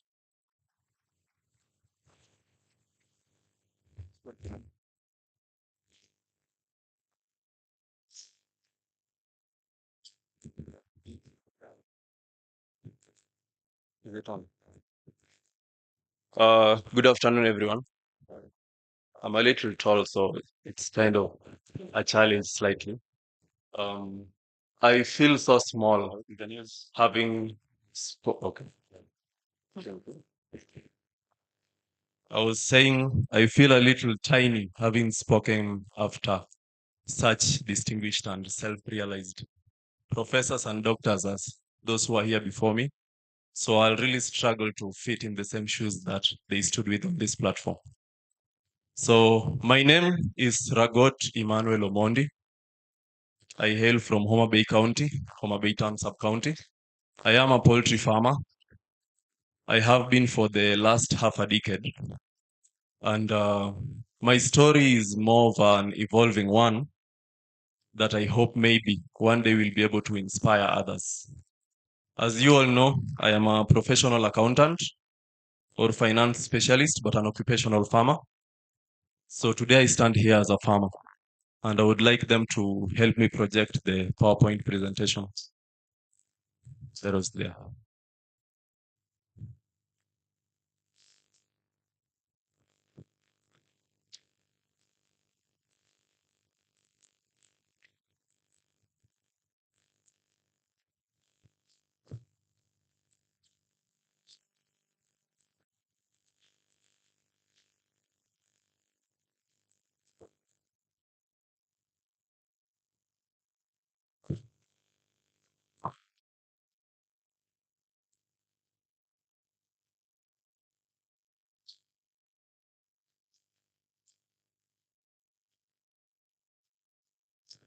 Sorry, I'm not that tech savvy. So, as I said, I am a finance major and an accountant. I am the founder of Barbarian Farmers Limited, that is located in Homa Bay. My company was established at around 2017 after leaving formal employment and going into business. And this was inspired by my initial role before that, which was at an accountant at Stedmark Gardens and Recreational Center in Karen. And during my employment tenure, I realized that I was being paid less than the person who was supplying us with chicken. So once I left formal employment, I asked myself when I went back home, if really, where would it be possible for me to get actual income that was self-worth? So that is how I started my poultry farm. And it started from a number of 30 birds that were indigenous. And over the years moved from that number to a number above 500, at which point I acquired an incubator and then kept hatching from there onwards. On my farm, before meeting practical action, I was more of a solo rider. I wasn't much into team efforts. And me meeting practical action, I could say, was by luck, because the person who introduced me to practical action brought them to my farm, claiming that it was his home. And I don't know if it was my interaction with the regional director, Mr. Collins, that made him to believe that he wasn't the owner of my farm and I was instead. I think that evening he invited me to the first meeting ever. And I was very radical on my first appearance there because I did not know where they were and where they had been. So on my first meeting, I may have rolled back on some of the plans that they had implemented earlier. And I remember after that meeting, some of the farmers called me aside and told me, wewe unaharibu what we have been discussing all through. And to translate, it means you are ruining everything that we have been planning and coming up with your own ideas. So I had to take a step back and become more of a listener and a learner. And learning, I have been doing so far. In my farm, I implement vermiculture as one of the regenerative agriculture practices that I implement. Vermiculture or vermicomposting was introduced to us by practical action through the able trainer, Mr. Naman. And I have been implementing it for a while. And so far, I can say it has helped me in one way or another, but I've also been faced with the challenges at the same level. The second form of regenerative agriculture that I practice is the hydroponic fodder system, which is to use grains to create some sort of grass or fodder that can be fed directly to the poultry. So those are the two major regenerative agriculture practices that I have on my farm. And with vermiculture, I implemented it because I had a small kitchen garden beside my house that I normally use to sustain my kitchen needs. And so I use the vermijuice to act as a pesticide and an insect repellent in my kitchen garden. The next one is the liquid organic fertilizer, again, which I apply as a liquid fertilizer for my mboga and the onions. The other one is the hydroponic fodder system, which has not been actualized to the level that I want, but at the level it is, it's quite sustainable for me because it helps me cut down my poultry feeding costs by almost half. And I was asked once by other farmers how I can actually actualize or prove that it's actually cost effective. So for me in my farm, having implemented majorly the hydroponic fodder because of its sustainability and ease of practice, the profitability for my farm moved from 30% to 35%. The initial profitability margin was 30 to 35%. But however, after implementing hydroponic fodder, that margin grew by a margin of about 10 to 15%. So it moved from 45 to 50%, depending on the costs of grain within the local market and its availability.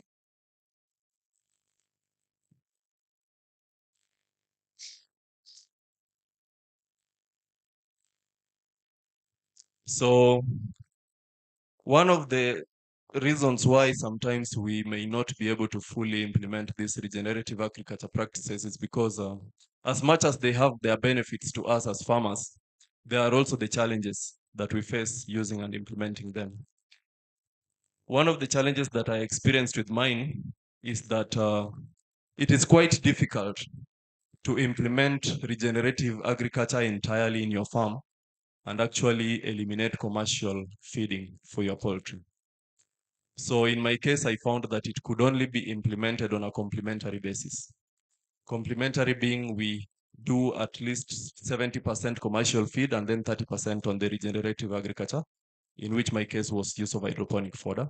That was one of my challenges. The second challenge was the implementation when it comes to large scale. As we all know, poultry farming is quite labor and capital intensive. And chicken, I think, eat the largest quantities compared to other animals. So with that feed requirement, implementing a regenerative agriculture at a commercial level is quite a challenge for me and possibly for the other farmers as well. The third challenge is the negative perception from the populace or the other youth in terms of the profitability and the practicability of regenerative agriculture.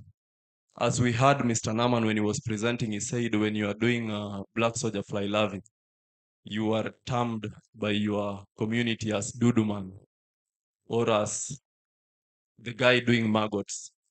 And in our local dialect, there is a saying that sometimes people use that it's more of a warning. It goes like, kikinon gimagueno chamo, which means as someone who is eating chicken, you should not try and look into what chicken feeds on if you want to be impressed with your meal. And yet here we are talking about black soldier fly larvae, which is more of maggots, and hope that it's attractive to the farmers and possibly the consumers of our chicken and assume it's safe. While we were having lunch, I had a discussion with the others of the youth, and they pointed out one of other challenge that I feel I had left out in my presentation. And the challenge they put out was that in terms of practicability and implementation of regenerative agriculture, it takes long term to actually be able to succeed with it. When you are doing compost or the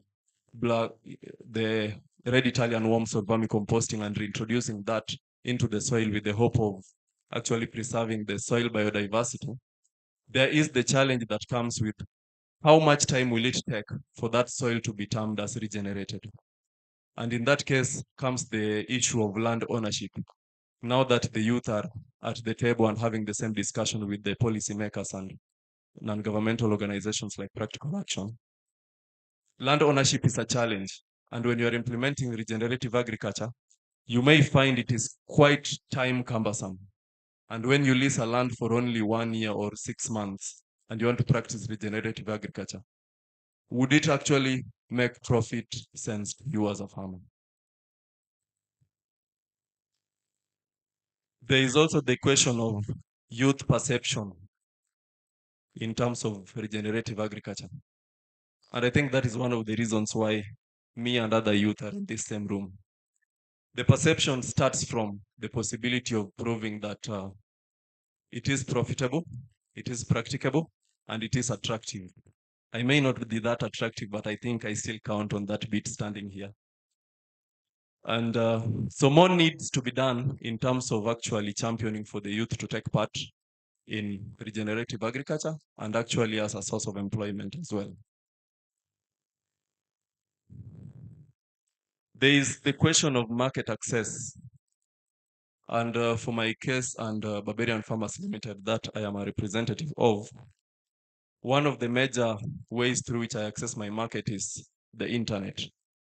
And it is one of the leading source of markets for me and I believe for other farmers as well. But we are here at a delicate time when our president is constantly questioning on taxing of content creators and banning TikTok because of the ill use. But I question whether if we could put such social media platforms on to use, like creating agricultural content and actually championing for attracting youth into the agriculture space, whether our president would be having such perceptions as well. In my farm, I think I have been able to mentor about 5 winning. I say winning because they have gone to the point of self-sustainability. 5 winning farmers in the agricultural space, especially poultry. And not any of them is doing less than 1,000 birds at this moment in terms of brooding and production of fertilized eggs. So me and my company, hopefully, will be able to partner with more farmers as I have evolved my farm from being a producer to actually trying to get into the marketing space for chicken, for meat, and also fertilized eggs market. Now, here comes one of the most difficult questions for all of us. Every time I go to speak anywhere, I am always asked, what advice would you give to youth in agribusiness? And in that case, it's quite challenging to answer it entirely.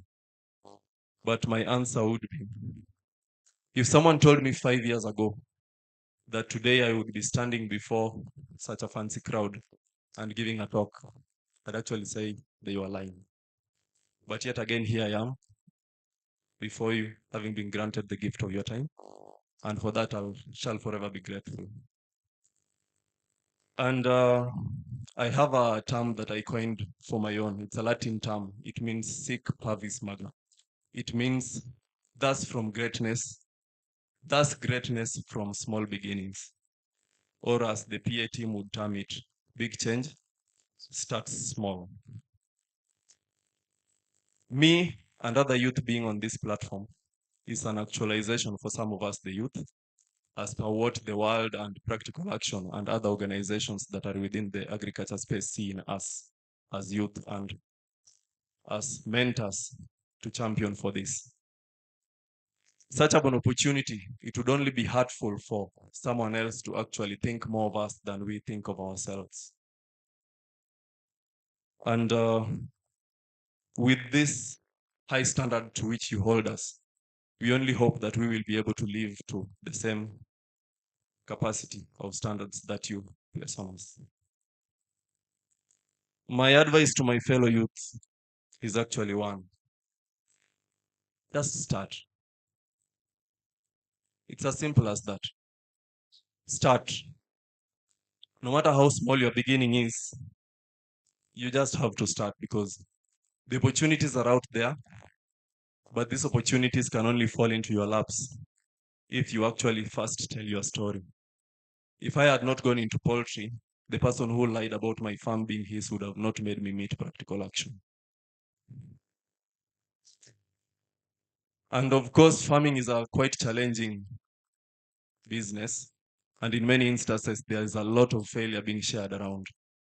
But how else could we learn? I think the best way to do something right is by first doing it wrong. So with all the mistakes that you'll be able to make through your learning curve, please do count them as your learning points, because from that is where your greatness will actually be actualized. And to the PA team and all the other organizations here, I saw Kenya Climate Innovation Center, which I have also participated in their program, is also present. I would like to say you have put us at a point of no excuse, because we are the youth that should be able to give the picture to the other fellow youth and implement and actually motivate them to go into business or agribusiness and regenerative agriculture. I heard the senior policy and practice advisor, is it Mr. Chris Henderson, mention about we have to look at this as a glass half empty or a glass half full kind of scenario. But it depends on how you're looking at if you're actually either filling the glass or emptying it. For us, the youth that are here, I would like to say that it's half empty in that we have been given the opportunity to be the pioneers for regenerative agriculture, and it is empty because the other half we are trying to pour it into the cups of the other youth and actually giving them the opportunity to also have the same capacities as we do. So to the youth that we are here, we have to look at it as a platform to actually bring the others in into the same space at either the primary or tertiary levels. Being that not all of us have to be producers, but we can actually give others the opportunity to be marketers and traders. Thank you. Thank you. Thank you very much. Of course, I mean, what a presentation, what a speech. We have a testimony, we have an evidence that the work that we've been doing as different partners, different market actors is also bearing fruits, and plus the many others who are already here. To my panel, I think this is a very good scene that has been set. And maybe just to start off, Jean, I mean, this is one of your participants. And one of the things that Duduman has actually mentioned, no pun intended, perceptions. We are dealing with perceptions, actually, even perceived perception from market actors. How have you dealt with this, even with the other young people, and especially even looking at the other market actors who don't want to get, the youth into regenerative agriculture or the food system as a whole? Yeah, perception is actually it's a very big and challenging area. But then what you need to ask yourself is, where is it coming from? And one of the things that is critically mentioned, that I actually even noted down, is that people are selling failures. And by those failures, now people think this one does not work. But then, if you look back, you ask yourself, now, why has it been failing in the first place? Or why do they think it has not been working? It's only because they also lack what we call role models, people whom they can look upon and see that this thing is actually working. And for the ones that is working, they have, again, another perception, feeling that it is working for them because they are older people, they have the resources, they have the land, they have the money, and that's why it's working. But then this is the challenge, and this is the solution.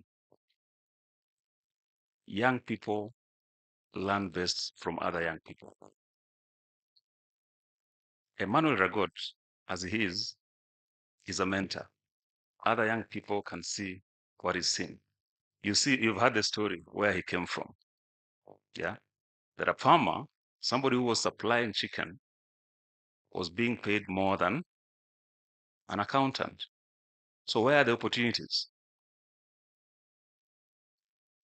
Is it in employment or in the farm?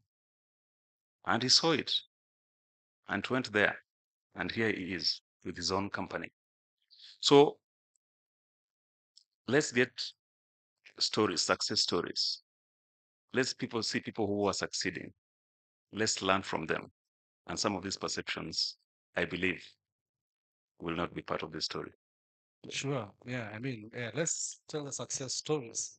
And as we seek more success stories, I know, Jeremiah, we've been talking about this even last week in Dar es Salaam, Tanzania. I mean, we were talking about the topic of, the youth agenda. Is it a mirage or a reality? But from your case, from Agra and the follow-up that you've been working with, and of course, having interacted with Trail as well, are we telling the success stories right? Are we dealing with this perception issue right? Are we having opportunities in regenerative agriculture as a source of alternative livelihood for the youth? And as you answer that, I am told by my people who are online, they're not seeing me. I need to be seen and heard. So please help me remove this one.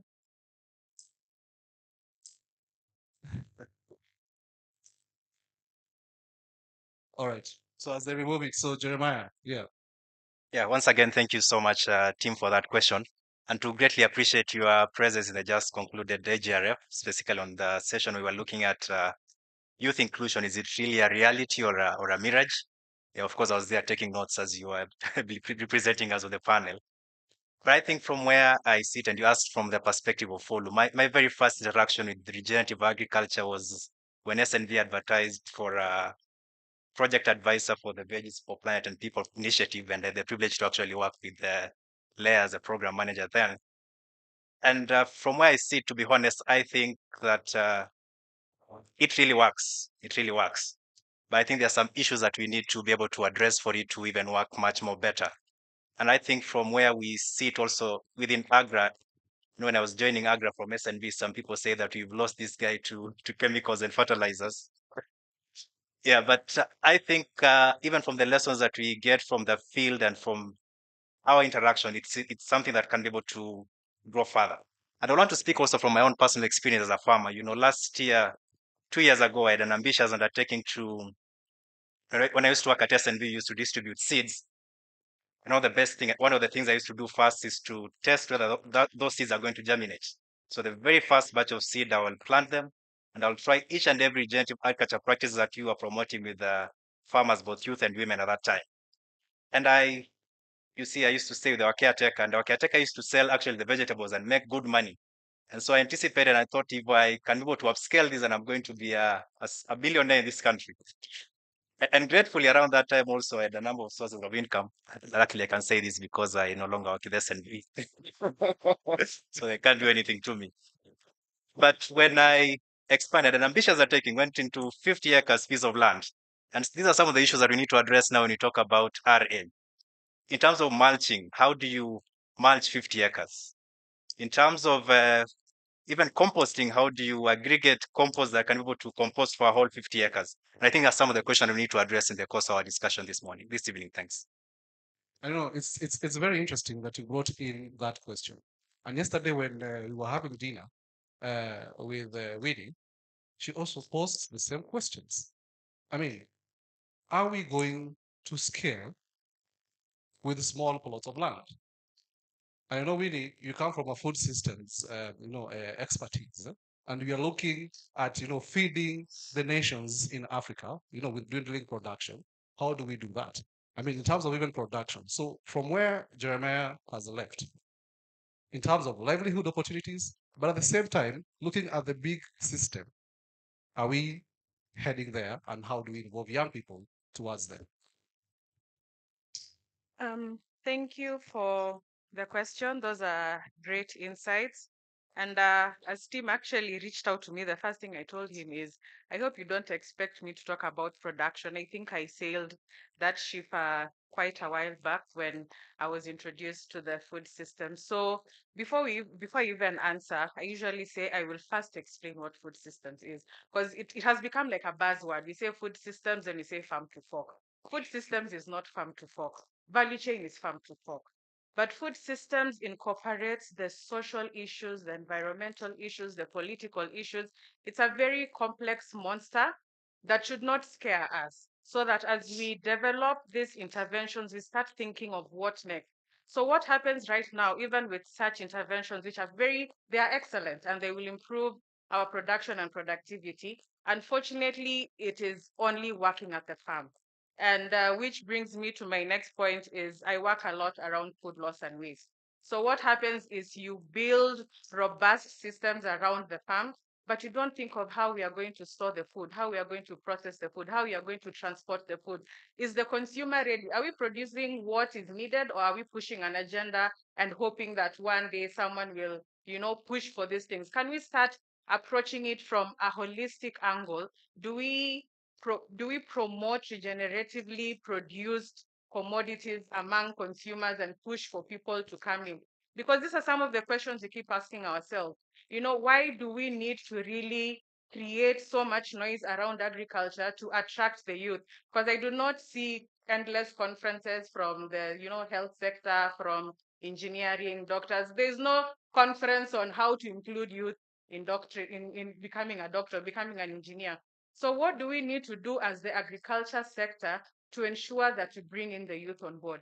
And from our experiences working across the food system, is that we realize the opportunities are very diverse, not just on the production end. What are some of the supporting activities? How can we leverage on the supporting subsystems that support this agenda that we are trying to push? Because when you talk of improving our production systems, which is why we are here, and it is very excellent, because indeed we have not reached our optimum levels. We still need to boost our production and productivity. But what other activities can we identify, or rather what other opportunities can we identify to support this production node so that it works in a holistic way? And I like what he said about social media and the issue of time. So what we usually do, we have several youth programs in FAO, and what we have tried to do is shift, and mindset shift is really huge. It is not a one-off thing. Food system transformation will not happen, at the click of a button. So what we have tried to do is really focus, or rather bring out all these other activities within the agri-food system that the youth can focus on. We have production, we have aggregation, we have processing, we have marketing. Like, we can just promote marketing of the agri-food system sector. And even just back to Ragot's example, I have a friend, he's a pilot, but he's gone into chicken farming with no farm. He doesn't have a farm, but he's one of the largest suppliers of chicken. So, we need to tell the stories in the right context so that someone doesn't wake up one day. I mean, kudos to you. It's a very good example, but we cannot tell our youth to all go into the farm. We need other actors to support the youth that are really doing the farming and, hold each other's hands and push this agenda forward. So I think that is where the opportunities lie if we cast our nets wider. Definitely. I mean, casting our net wide along the value chain and on the different nodes that are available. But Leah, coming to you and the work that you've also been doing with the young people, are we casting our net wider? I mean, what has been your experience, working in the RL space and, of course, creating livelihoods for the youth in that space? Um, Thank you, Tim, for your question. I think for us, one of the things that we've realized is that even as youth transition into RA, business is still business. There's a report that says that for you to start a business in Kenya, you need $352. I don't know how many youth have $352 to start a business. And these are the realities. There's no, whether they transition or whether they're in the same, in the other agriculture space business, they still need funds. And they also need social capital. It's one of the things we've seen is that having social capital, having parents come in and support youth by allocating some piece of land for either your young man or your young woman is very important. But also social support from husbands to wives has been very critical. We've seen a lot of women youth who require social support to even pick a loan from the bank using the title deed for the land that is owned by the man. But these are not issues that are being spoken about. You need funds to invest in equipment. You need funds to invest in either solar dryers if you're going to go into value addition. If you're going to start aggregation, you may need a tuk-tuk, you may need a pickup or a motorbike. All these things need funds. So it's critical that as we help youth to transition into regenerative agriculture, not to forget that businesses are still businesses, whether it's an array business or not. And regenerative agriculture business do fall into the space of green jobs. And we've seen a lot of funding that is coming in for green skills and green jobs. But are we tapping into that? Do we know the funding that is in different organizations that is targeting green skills or green jobs? How could we help the youth that we're working with who have already transitioned, who we already know have green jobs, to tap into that kind of funds? How do we help them? How do we work with private sector and mostly financial institutions to help them develop specific products for youth that they can tap into? There's a youth that told me, it's not enough to tell me that you can go to Equity Bank. What will Equity Bank give me that is very different from what I have been receiving all these years? So unless they have a specific product for the youth, unless they are working, if they can work towards universal homes and giving loans at a lesser price, surely they can work towards agriculture and developing products that are more they are more inclusive for youth. And it's unfortunate that at this time, the issue of access for funds and affordability is a very different question. The funds that the youth can access are not affordable. You're getting loans at 22, 23%. And that's it's demotivating for a youth to go to get a youth at 23, 24% from an MFI when a top tier bank, a tier 1, tier 2 bank can afford to give them a loan maybe at 14%, but because they do not reach their requirements, then they cannot be able to afford. So we are doing well in terms of trainings and helping the youth to learn new skills, but we need to do more. So they have known the skills. They now need to know the business end of it. They need to know if I'm getting into vermicomposting as a business, what is my and where would be my value of death? At which point would I break even? At which point would I not? I've met a youth who told me for him, if he harvests vermi juice, then it takes more time for the vermicompost to fully disintegrate. So for him, he stopped. But you see, you have to research and do the business for you to understand. If I am looking to sell vermicompost, then I cannot be harvesting vermi juice. And those two things really need to come into play. And that's where we bring on the business heart for the youth to now transition. And once they see that they can make money, I think, yeah, the conversation will start flowing. Yeah. I mean, thank you, Leah, for that. I mean, you brought in a very important point. Yes, we have skilled, we are reskilling, we are upskilling, but the business part of it, Frederick, I mean, you wear two hats. I see you have formed an association of, SMEs here, and you're also providing business development services. But at the same time, you are also running an enterprise. So how do you react to, these questions that have been posed by Leah, especially now bringing the business angle to this, and especially in this region, because I know you as is a block. Thank you very much, Tim, for that. Indeed, as an actor, and an enabler in the business startup space, it would be important to note that we have to match with the emerging technologies, and we have to be adaptive to the changes that we encounter. I want to speak from a business perspective and also as an enabler in the agri-food sector that it is important to look at the business model, the business models that we push or we try to encourage the youth to engage in and adopt. Casing in point is the regenerative agriculture is an innovation that is making the business model be green.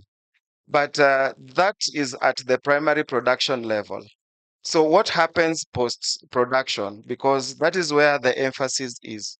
And for me, for us to have a very viable green business model, then we have to look at it post-harvesting, even processing and access to market. What are the components that we can engage and involve in the business model to keep it more green, and in terms of meeting the relevant requirements and the sustainable development goals. On to the flip side of things, you cannot be in business if you're not making any profits. So if you're not making any profits, you have no business being in business. That is a very tough conversation that we'll have to have. And for us, what we are saying, yes, we are here to make profits, but how green is the business model? So at Buy Africa, we are spearheading the element of green business models, and that is what we stand for. And for example, Emmanuel is doing the green business model at the primary level. But he will tell you that even after the chicks have hatched, in his business model, what is it that he needs to ensure that the business model remains green, but at the same time is able to make profit? And on scalability, it is a challenge, as he has mentioned, but it's important to remember that regenerative agriculture contributes in the long term. That is something that we cannot take away because we need to feed the land. In as much as we have to produce and feed the masses, we also need the land for continued support moving into the future. Again, the element of implementing the business model, there's always a requirement to have access to funds. What I would want to tell the young people here that regenerative agriculture is one of the innovations that you can incorporate in your business. But that is not all. If you pitch out there for investors, it would make more sense if you have such a model that speaks about how positive impact the model is having within the environment and how sustainable is the business model and how effective in terms of meeting the goals of the business and also supporting the components within the society. So for me, where we are seated, it is good that my two colleagues on the right are speaking business, and that is the language we understand best. Yes, regenerative agriculture provides an alternative source of livelihood for the young people, but it has to be integrated across the entire business model. Thank you. Thank you very much, Fred. And of course, looking at the long term, of course, we've been, doing very well on the short term, but will the youth understand the long-term language of also maintaining the biodiversity? Another challenge comes in there, but of course, we continue explaining to them. But now, let's get to the audience, and we are going to engage the audience digitally because we're talking about young people. So I think I have a question on Mentimeter, and I believe everyone has a smartphone. This is the only time you're allowed in the session to use a smartphone. We want some responses on Mentimeter. So log on Mentimeter. These are the instructions. And that's the code, right? The code is 18528649. Just log on to Mentimeter. For those who can scan, for those with iPhone 15. It's interesting, the youth have iPhone 15 and you're not getting it region. Anyway, yeah, let's get that code. There's a question that will pop up. And you can put your response there. Just go back again to the code. Mentimeter, log in with the code.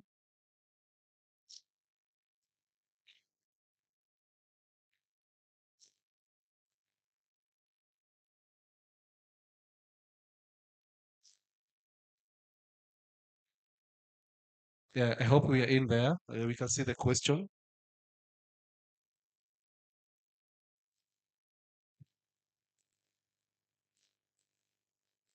All right. Answers are coming in thick and fast. Innovative, tenacious, proactive, passionate. Interesting. Keep them coming. We'd want to see all these responses.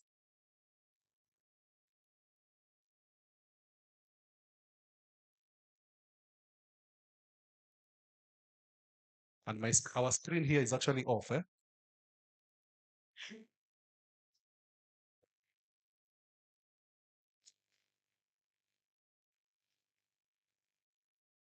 I think my panel, you're actually seeing the answers coming in.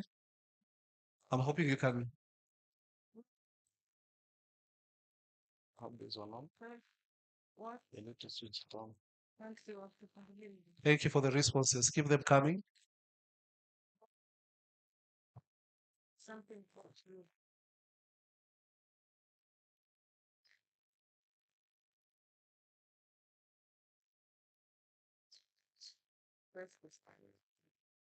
Yeah. Let's just pick up on one. Maybe innovation. Jim, are we seeing innovations coming in through in regenerative agriculture? Yeah, points. Sorry. Yeah, quite a lot. If you ask me, and based on experience working in the two counties, we are seeing a lot of innovations. Not only technologically, but also in practice and even in information. I have an example I learned lately, but I don't think it's very appropriate to put it here because where I learned it, the owner is here, and maybe you might want to patent that. You'll that be masquerading like that guy who went to a God's farm. yeah, yeah. If it turned out to be something else, but Yeah. I'm seeing a lot of innovations. Sure. For example, the challenge with the young people to get into regenerative agriculture has been land, and this is also one of the main reasons why they don't even want to go into agriculture in the first place because it is land intensive. But then, how are they, facing these challenges of land?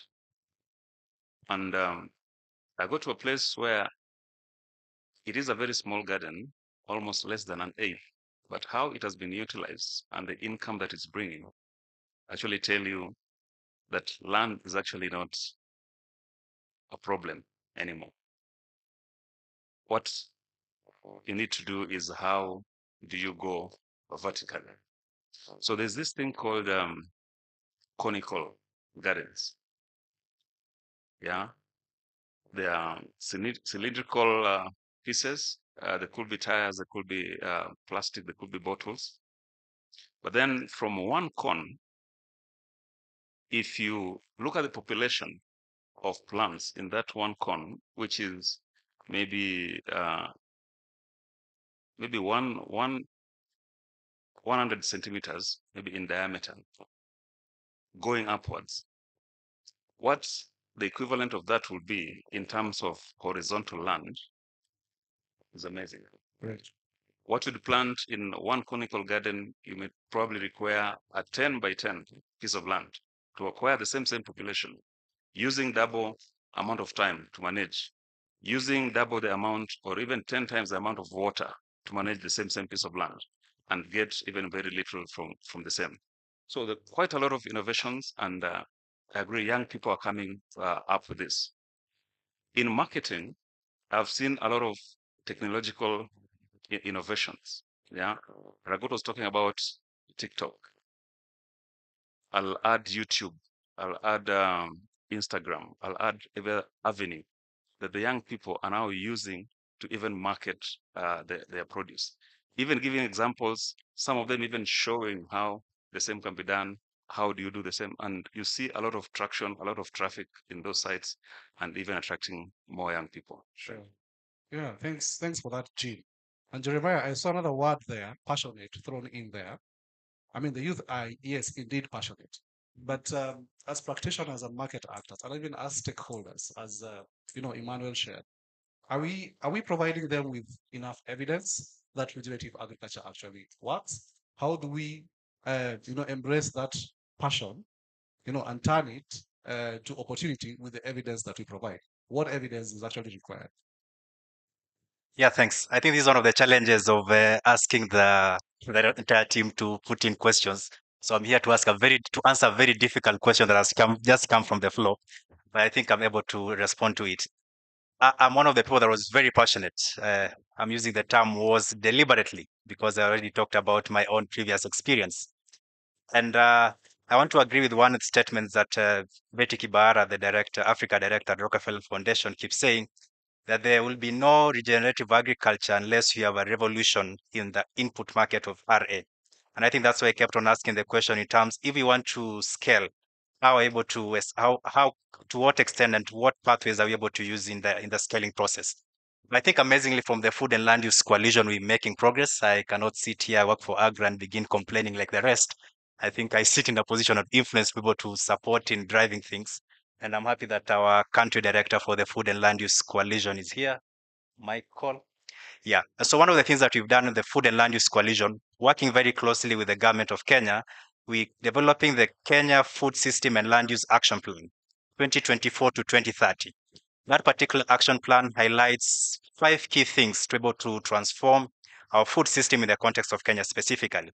And I'll just speak on 2 because it speaks on so many issues. One of the 2 issues that have been highlighted in that particular action plan is issues around productive and regenerative agriculture.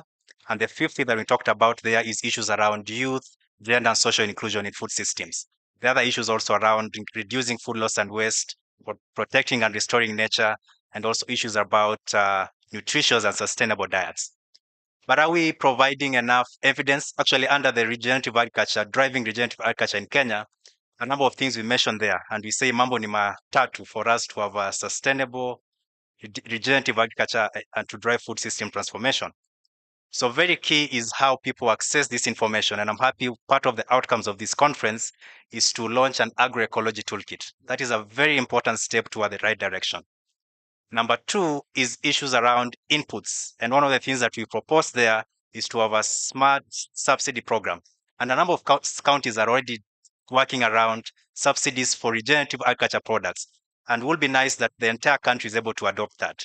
Another thing that we're talking about, I've forgotten. When I remember, I'll let you know. Thanks. You will remember. You will remember. Let's have Leah help you remember as well. Same question. Are we providing evidence?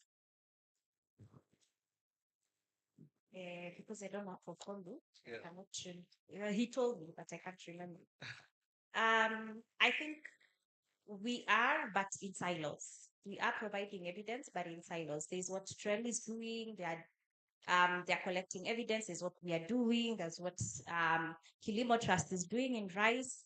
But because we are not meeting enough, we are not sharing this information enough, then there is the perceived notion that we are not creating evidence. As SNB, we do a lot of cost-benefit analysis. We analyze businesses. We can tell you at what point this business starts making money.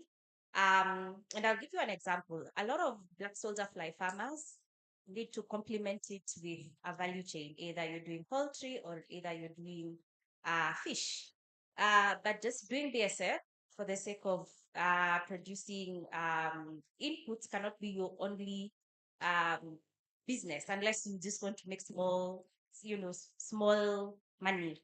But if you want to make a lot of money, which I know the youth want to do, they want to have iPhone 15s and whatever it is, then it's hard to have to concentrate on one unless you're doing it in volumes. It's very hard to get a lot of compost or a lot of organic matter in volumes if you're doing it alone. So again, we go back to what value chain works and how can those value chains be complemented with regenerative technologies. And just as Ragot was saying, he can tell you that if you feed your poultry with the larvae, it may do better than feeding it with finger millet hydroponics. We've also done a bit of research around feeding poultry with either azolla, is the combination of azolla and the larvae from BSF. So those things, we do have the evidence. We should be able to churn it. But we don't do it in mixed forums where trail farmers would know if they don't work with the Veggies Project, or Kilimo Trust farmers would know. And that's really the problem, the silo mentality. I think if we churn the information, it would probably help if we are placing the evidence we are getting at county level or at national level. That way they have a bigger platform to disseminate, because it's very hard for us to call a meeting for 100,000 farmers and tell them this is what we know. But it's important to channel that information, to channel it out also in media that is easily consumed, either in small videos. I know TikTok works very well, Instagram videos. People don't want to watch an hour-long video on how to compost. They just want a small, small bits of information. It could be in animations, or that. If we are getting the evidence, we need to find ways to channel it out in a way that is consumable, but also in a way that it can go to masses. Great. And I mean, of course, the silo part of it is a challenge, and we need to, as we generate, learnings, we need to share. And I know Winnie from FAO and Fred, you have a solution to this, or how we can even crowd in different partners to share these lessons. But before you answer that, let's go to the audience and get 2 or 3 questions. Then we'll come to that question as we conclude. Any question from the audience? We have one there. You can pass the mic there.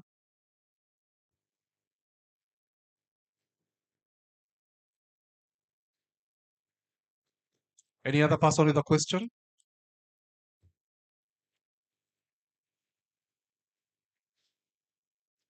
Over there. And then we'll come to you. Then we answer the 2 questions and final this. You can tell us your name and the question and who you're directing it to. Thank you. Thank you very much. My name is Silas Rabah, Director, Youth Affairs, Homa Bay County Government. I think my question goes to all of us. I just wanted to ask, we have heard of a myriad of challenges from Ragot. I think this applies to most of the young farmers. My question is, all these challenges, how new are they? For how long have we known these challenges? If we've heard about them before, what have we done about them? And if there's something that has been done about them, what are the successes or challenges? Because we might be dealing with a situation of too much motion without progress. Thank you. Thank you very much. Next question, please. I think it was behind there.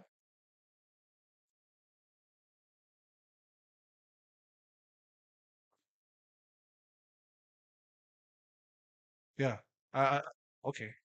I think you've asked 4 questions in one sentence, and we are going to attempt to answer. Are we asking a question behind there? Okay, great. So we've been asked a question here. We've talked about very many challenges. I mean, how new are they? And for how long have we known them? Anyone who wants to attempt to reply on this one?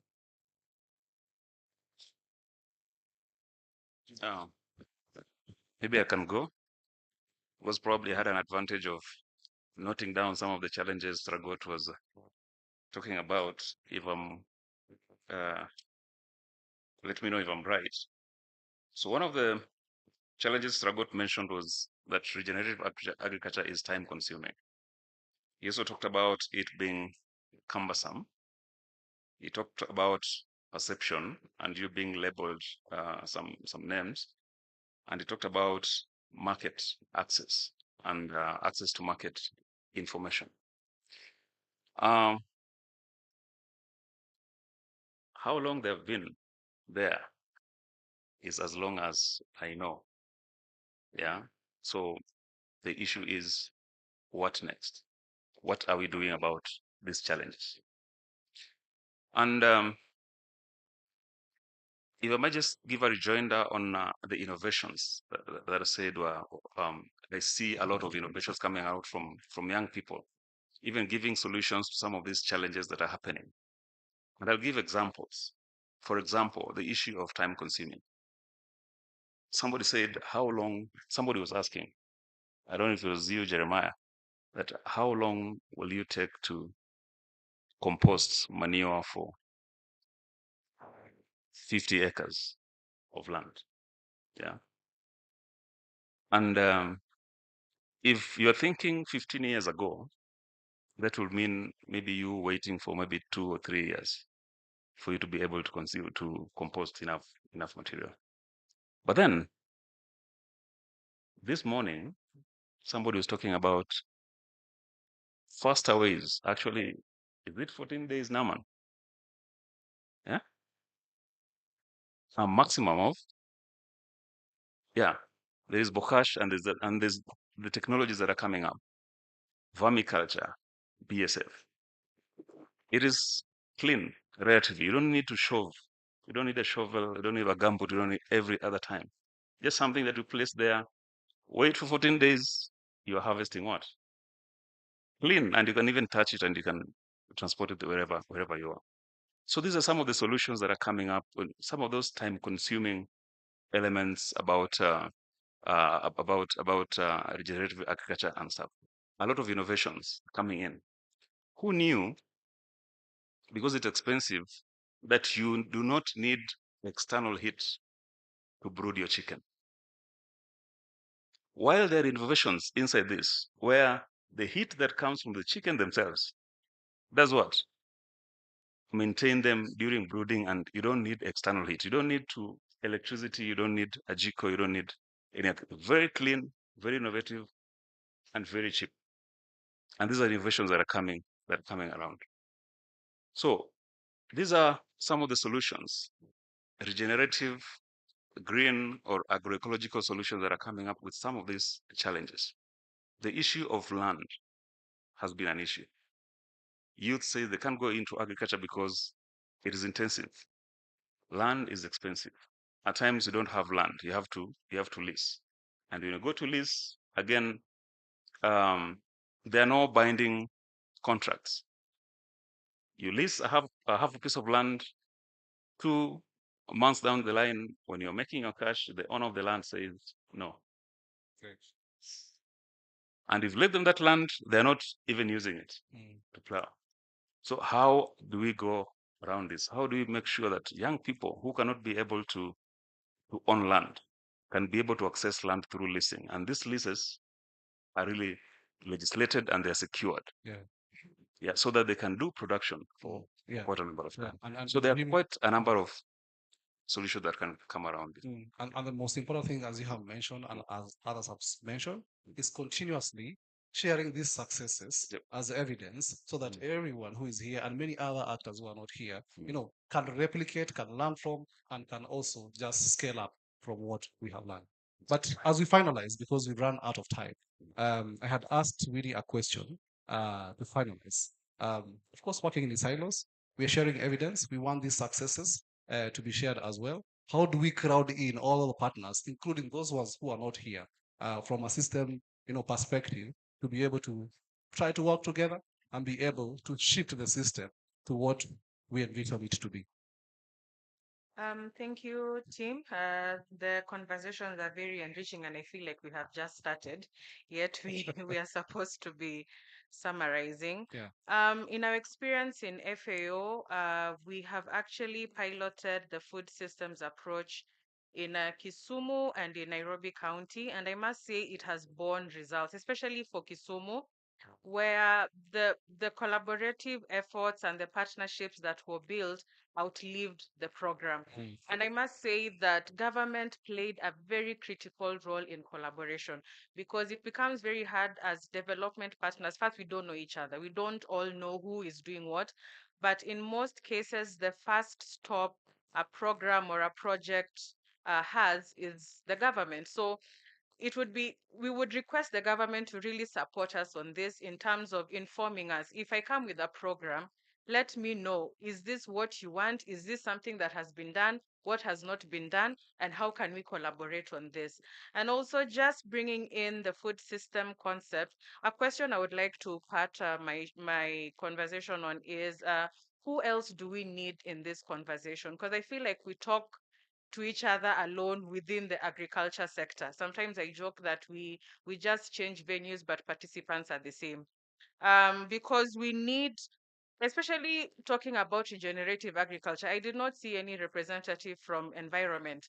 Yet most of these conversations actually tie into climate change, they tie into biodiversity, which is really something that the environment, the department or the Ministry of Environment is critical on. We need social sciences. We are talking about mindset shift. We are talking about perceptions.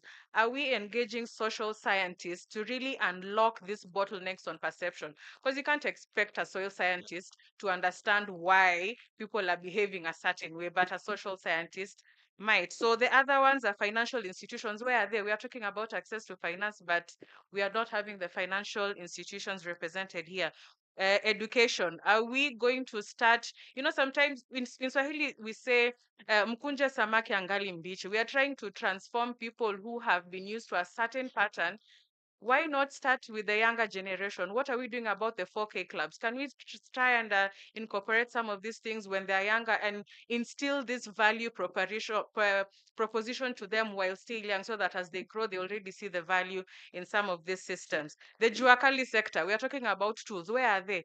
They are the ones who are supposed to support in developing of these inputs. We can't always import, but we can work with the Juakali sector to fabricate some of these tools that are needed, to support some of these interventions. I mean, I could go on and on.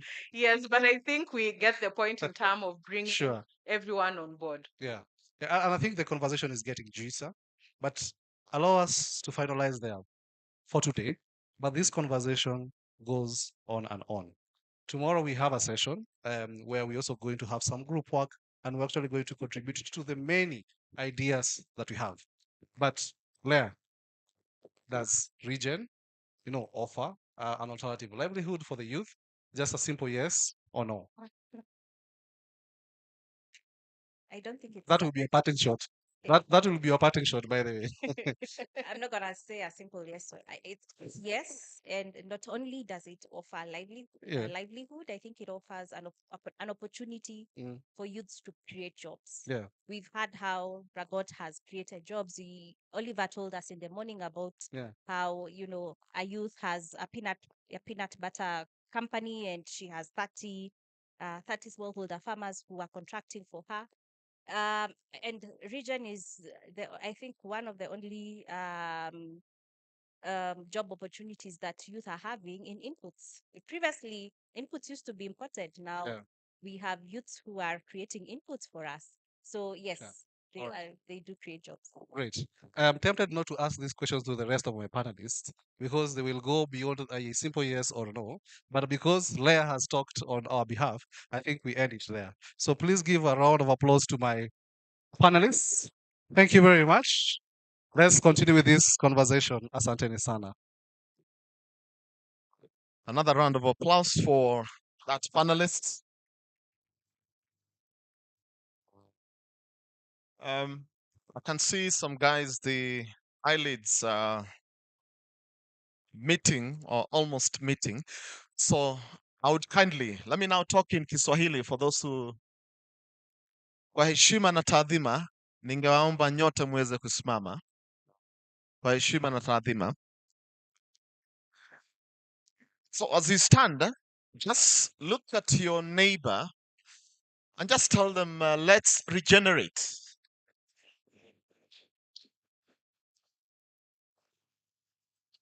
As you give them a high five.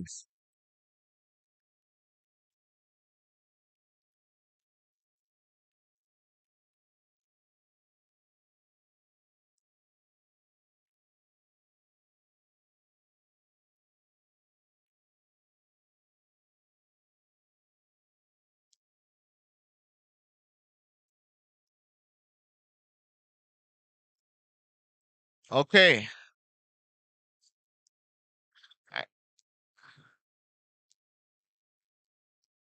I have seen there are some guys who have got ambitions to be politicians with the manner in which they are saying hi. And I have not said that it is Dr. Mudavi. I have not said that. Anyway, ladies and gentlemen, just have a seat. Have a seat. We have another 3 hours here.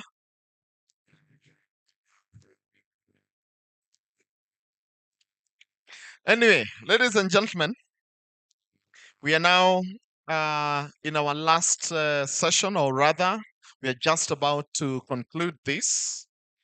But I would seek your indulgence. So for the next panelists, there are only 3. So I guess each will have 10 minutes. And then we can be done in 30 minutes. Yeah? But earlier on, I'd mentioned something around, and it is stuff that has dominated discussions up until now.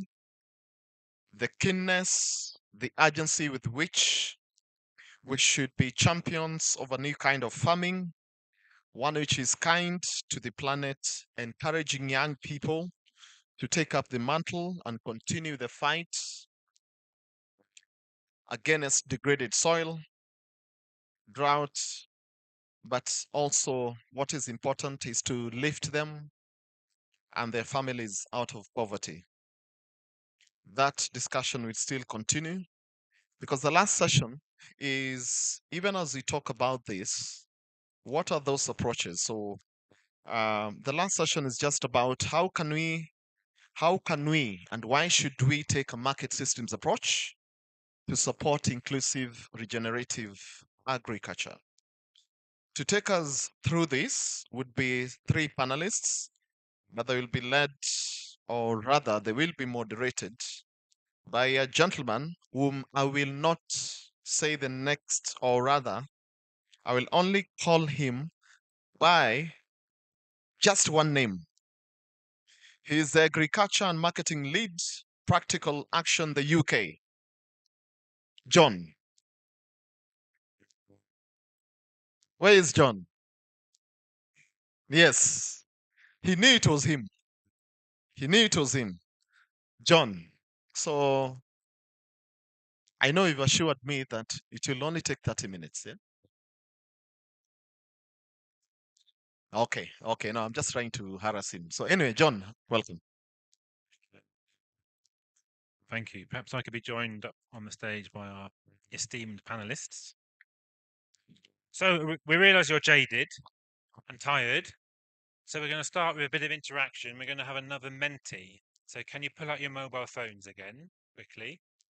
And can we have the Menti instructions?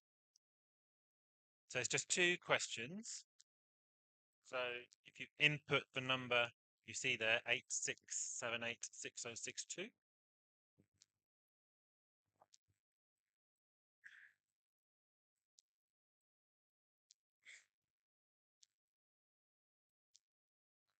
Okay, maybe we can move on to the first question. I think the first question is, what describes best how you feel now? And you should see 4 options. One is inspired and inquisitive. Inspired and energetic, sorry. One is curious and inquisitive. One is just tired. And the last one is, I'm looking forward to my dinner. So please just put in one option, which describes how you feel at the moment. Oh, can we go back to the code, please?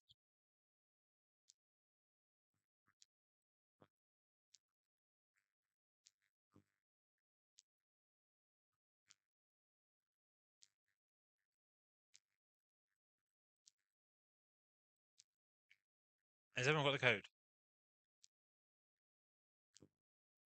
Is it working? It's not working?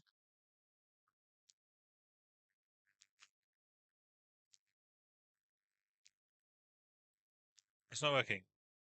Okay, we'll give up a Menti. How are you feeling? Who's feeling energetic?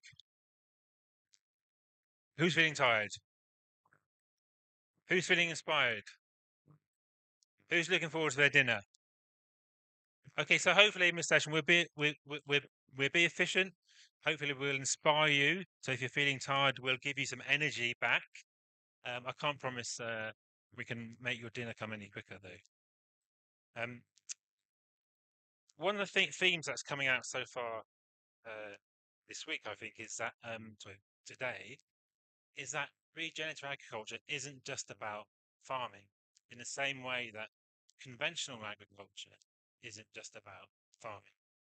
Conventional agriculture is the way it is because it has a market system that supports it and promotes it.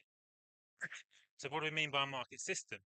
Well, think of all the things that farming needs. It needs inputs, it needs labor, it needs transport, it needs rules and regulations and standards, it needs services, it needs finance, it needs a market infrastructure, it needs customers. Well, all of those things are the market system. And at the moment, the way that market system is configured in a way that supports and promotes conventional agriculture. So if regenerative agriculture is to become large scale and common, the market system needs to adjust and needs to support and to promote it. And that's the theme of the session we're going to have now. And we're really lucky because we have 3 organizations speaking today who each have a slightly different approach to supporting market systems that support regenerative agriculture. So we have Hope B from NVU, who support a venture building approach to developing market systems. We have Wanjiku Njuguna from Practical Action, who's going to talk about the market facilitation approach of Trail.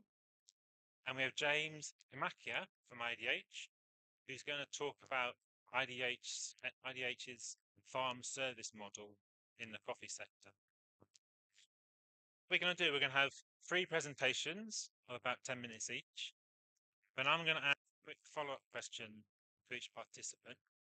But then to get some interaction going, we're going to go straight to some questions from the audience. So as you're listening to the presentations, please write down any questions you have for the participants.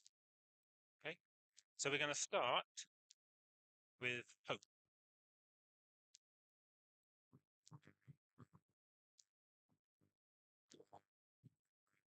All right. Good evening, everyone. Could I please have the slides showing up? Thank you. So my name is Hope B. I am the program associate for NVU. And NVU has a regenerative agriculture program. But right from the start, I'll tell you what we do. We build world-changing businesses, yeah? And we refer to them as ventures. So how we do that is that we first identify a system failure, and I know this has been talked about a lot in the morning, so I will not belabor that. And to salvage that or to repair that, we ideate and validate multiple potentially system-changing models. We do this and build impact-driven companies that achieve market change and sustainable, creating a sustainable system. Yeah. So you can see it on the screen. This is exactly what we do. For regenerative agriculture, we've identified the issue as productivity being declining. And then what are the gaps that exist?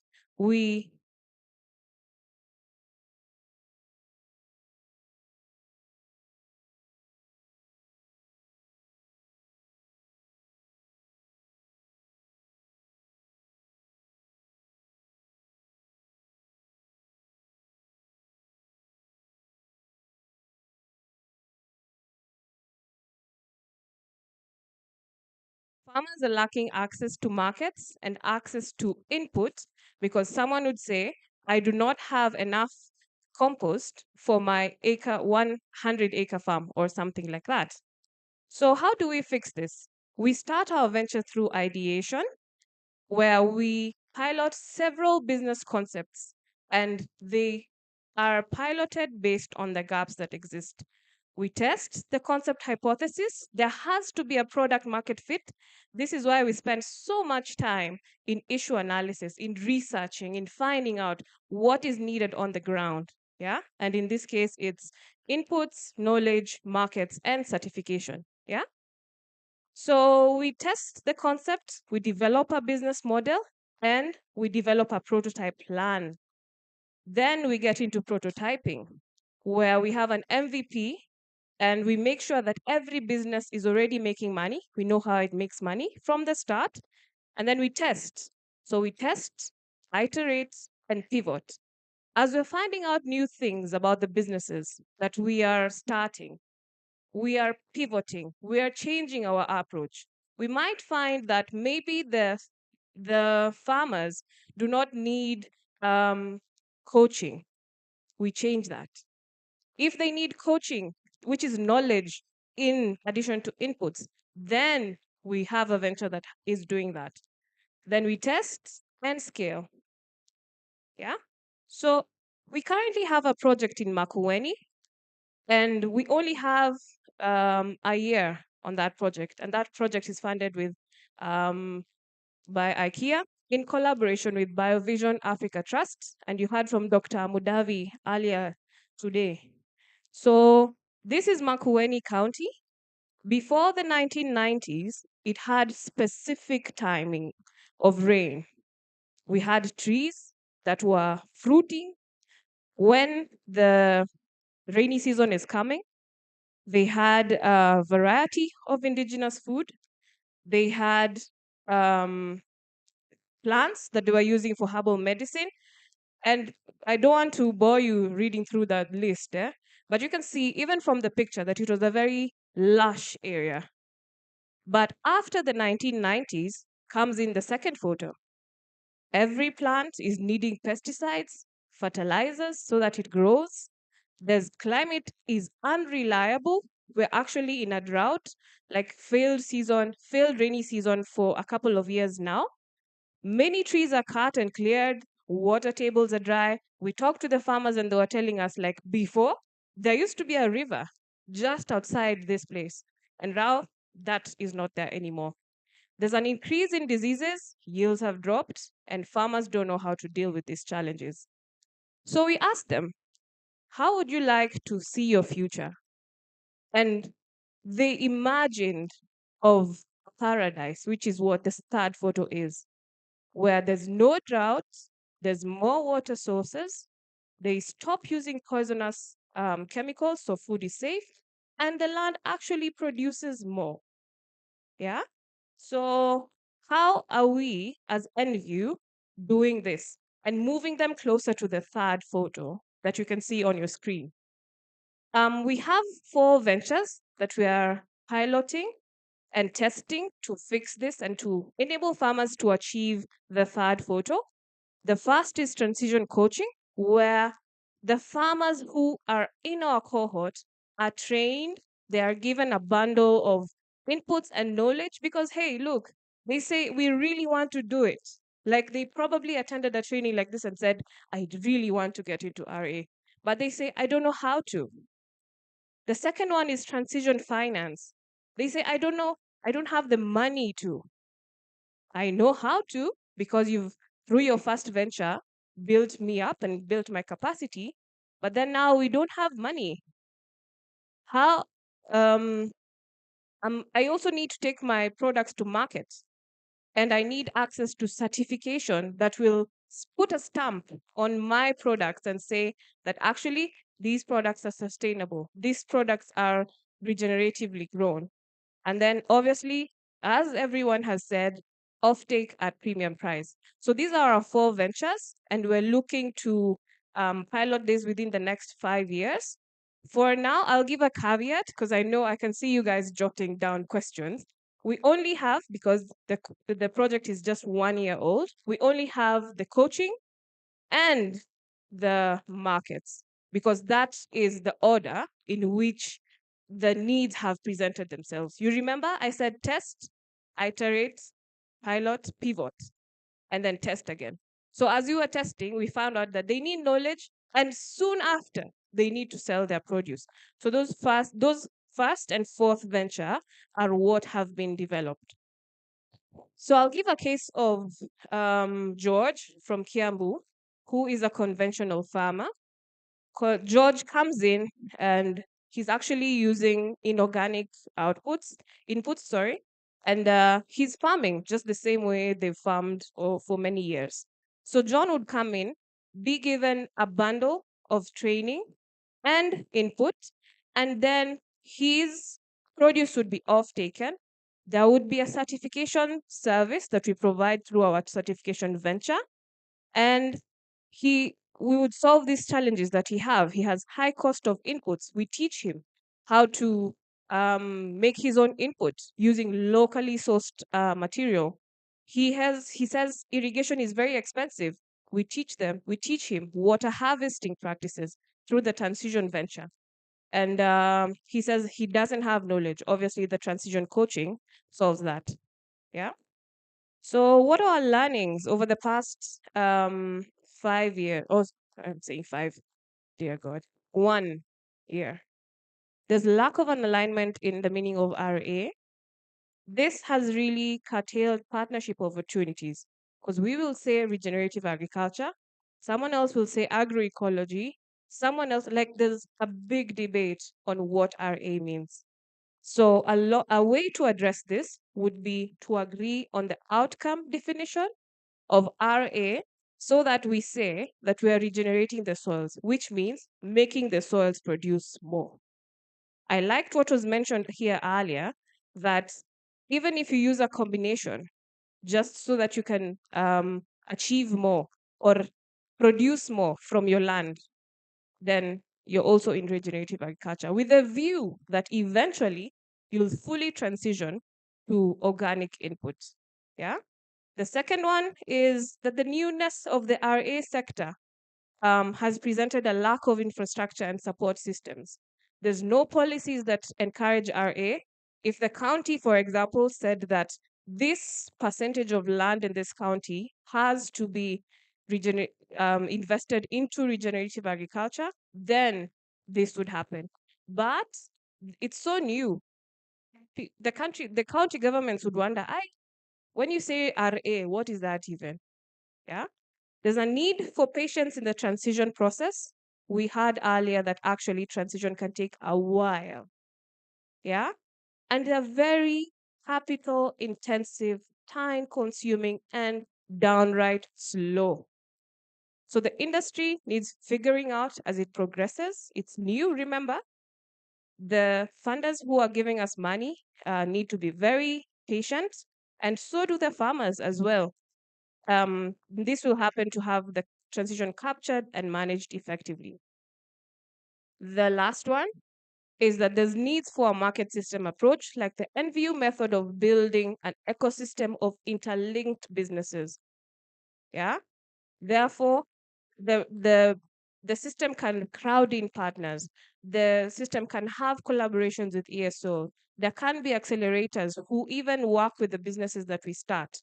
The regulators would be interested because then we're presenting impact data that they can use to make decisions on policies. And then these consumers also can play a big part of crowding in support into this sector.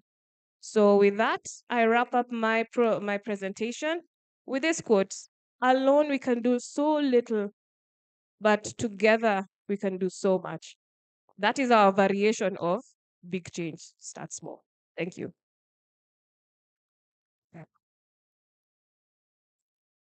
Thanks so much, Hope.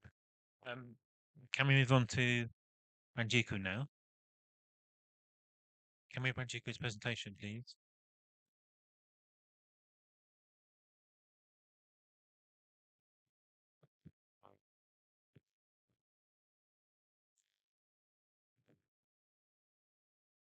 So Ranjiku is going to talk about the market facilitation approach used in the Trail project.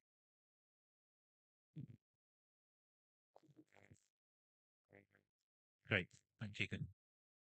Thank you. Good evening, everyone. You've heard I'm Wanjiko Njuguna. I'll give you a snapshot of how we implemented our market systems approach with regards to regenerative agriculture in the Trail project. Over to the first slide.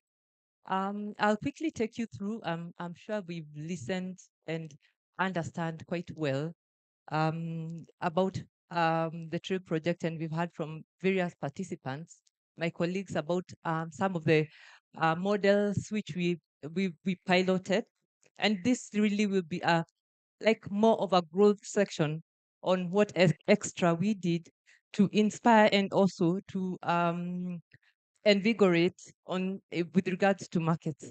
The approach we used to stimulate markets with regards to regenerative agriculture, first of all, what we found out was that for regenerative agriculture to work in the setting of communities, it's very important for us to be very focused on the value chains and very intentional in the value chains which we choose to work in.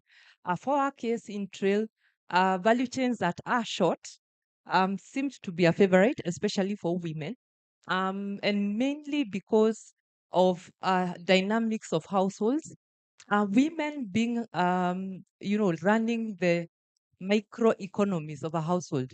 in African communities. By microeconomies, are meaning the sugar, the milk, the daily use of the household, and those basic needs need to be addressed. Those value chains seem to be a favorite.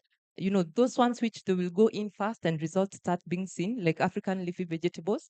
Also localized value chains, which are were understood within the communities and not introducing value chains which were not well known.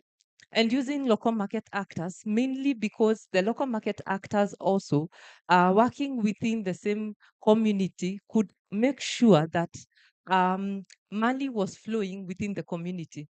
A good example is an input manufacturer we worked with who was also off-taking soya from the community. So you work with the economics running within the communities so that so that jobs are created and incomes are moving around. Another approach we used was also adoption of integrated farming. We've had quite a lot today about integrated farming in different capacities and also in other organizations.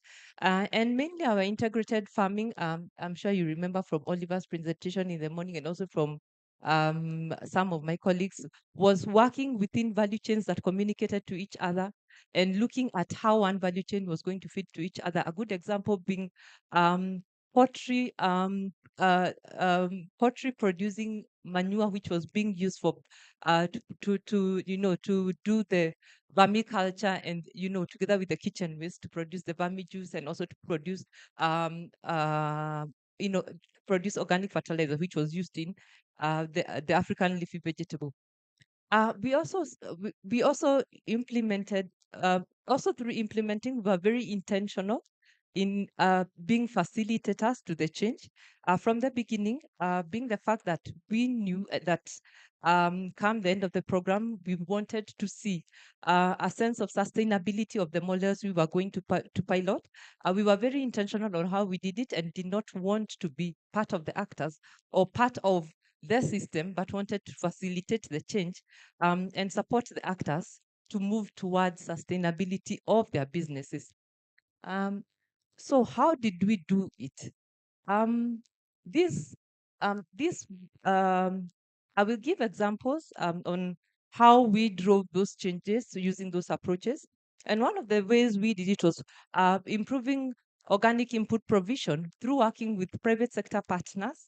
By facilitating private sector partners, we and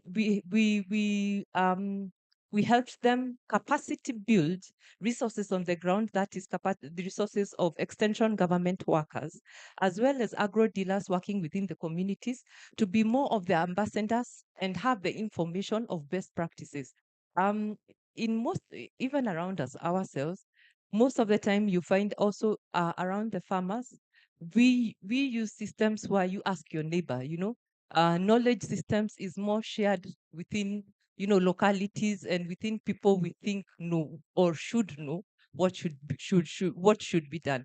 So you will find that in the communities, when the farmer visits the agrovet, they will ask in terms of what do you think, what do you think I should use? What is the best product? And if the agrovet or the agro dealer does not have the right information in terms of how to use the produce, from the onset, you are set for failure because they will advise the farmer wrongly. They go and use the input wrongly. And at the end of the day, the farmer says it doesn't work. So by capacity building this chain, we used an all-rounded approach of ensuring that the message and information getting to the farmer is the right information. Also by supporting the input providers, do demo farms and demonstrate what can be achieved through use of these inputs. The other thing we did, next slide please, was through developing sustainable knowledge and training systems. And a good example, this was done through, a good example is what Ragot was talking about.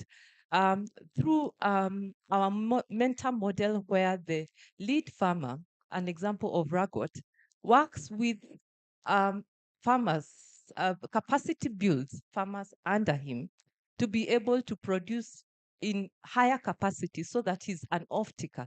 And this way you ensure that first, the farmers who are being capacity built, who are being in the network of Ragot, increase output, and Ragot now also moves to another level of business. He's also moved from being a producer and a farmer, and he's now an aggregator and starts looking for markets. This ensures that also there is access to markets at community level, and also the youth in the community who are communicating to each other, doing businesses, trust is established, and also the farmer is producing knowing where they're taking the produce.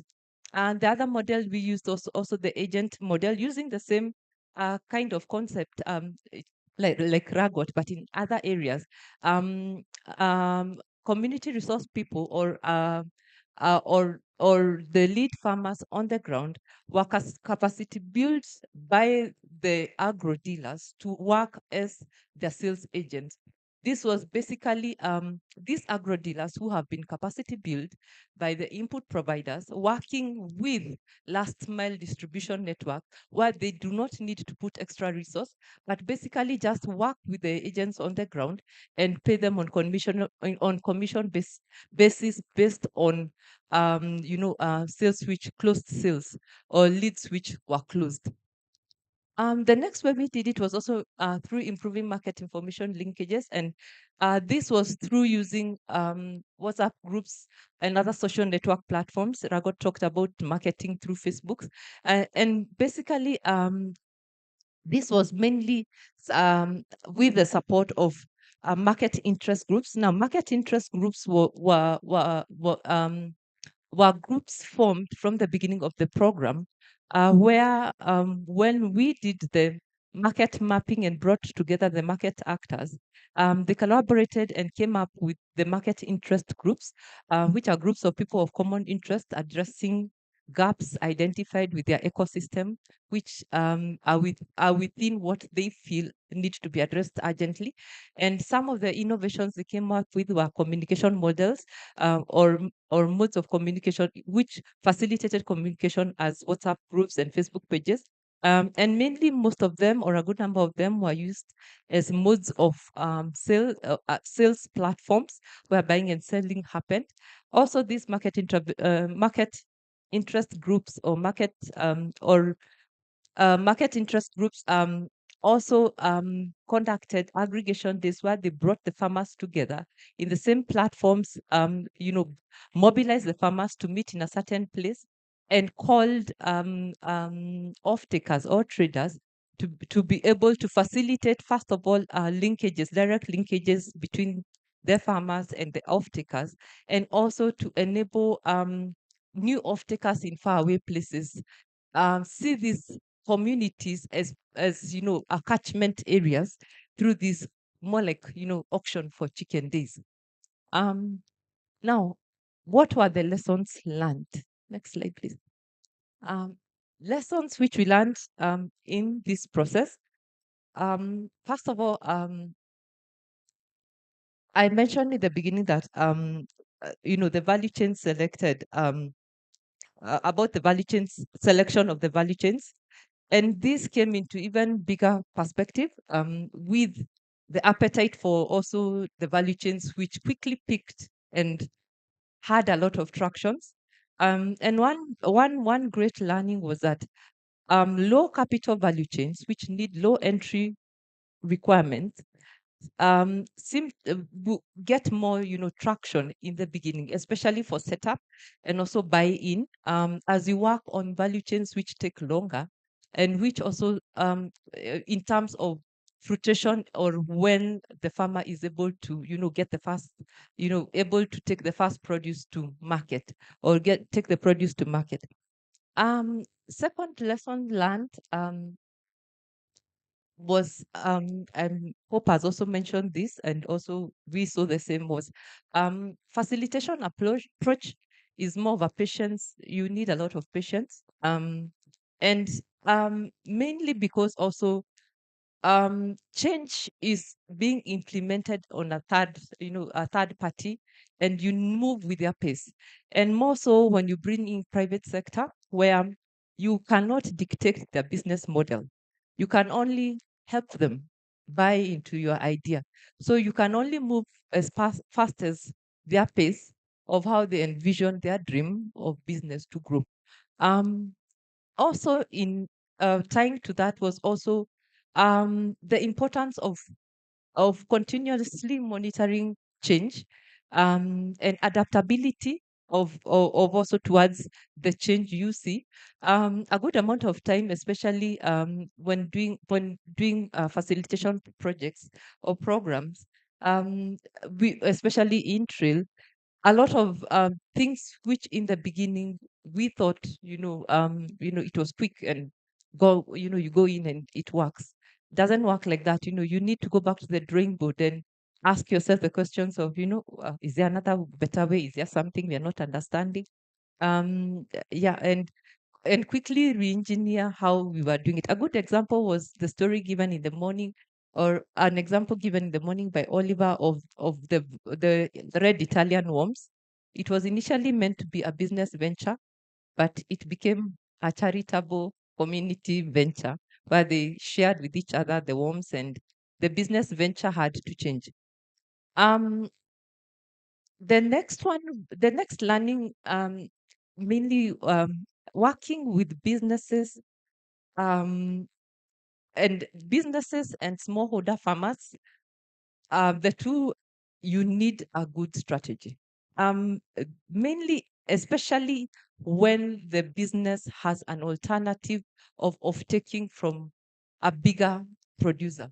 It's expensive to offtake from small traders. It's risky. It's they tell you I have the produce. It's the chicken have matured.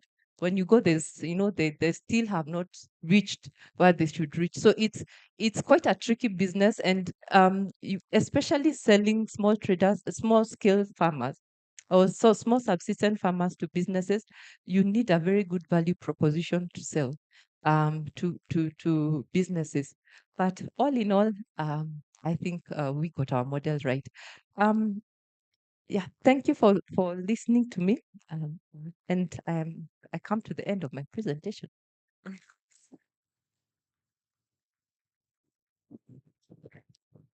Thank you, Wanjiku. And can we move on to James now?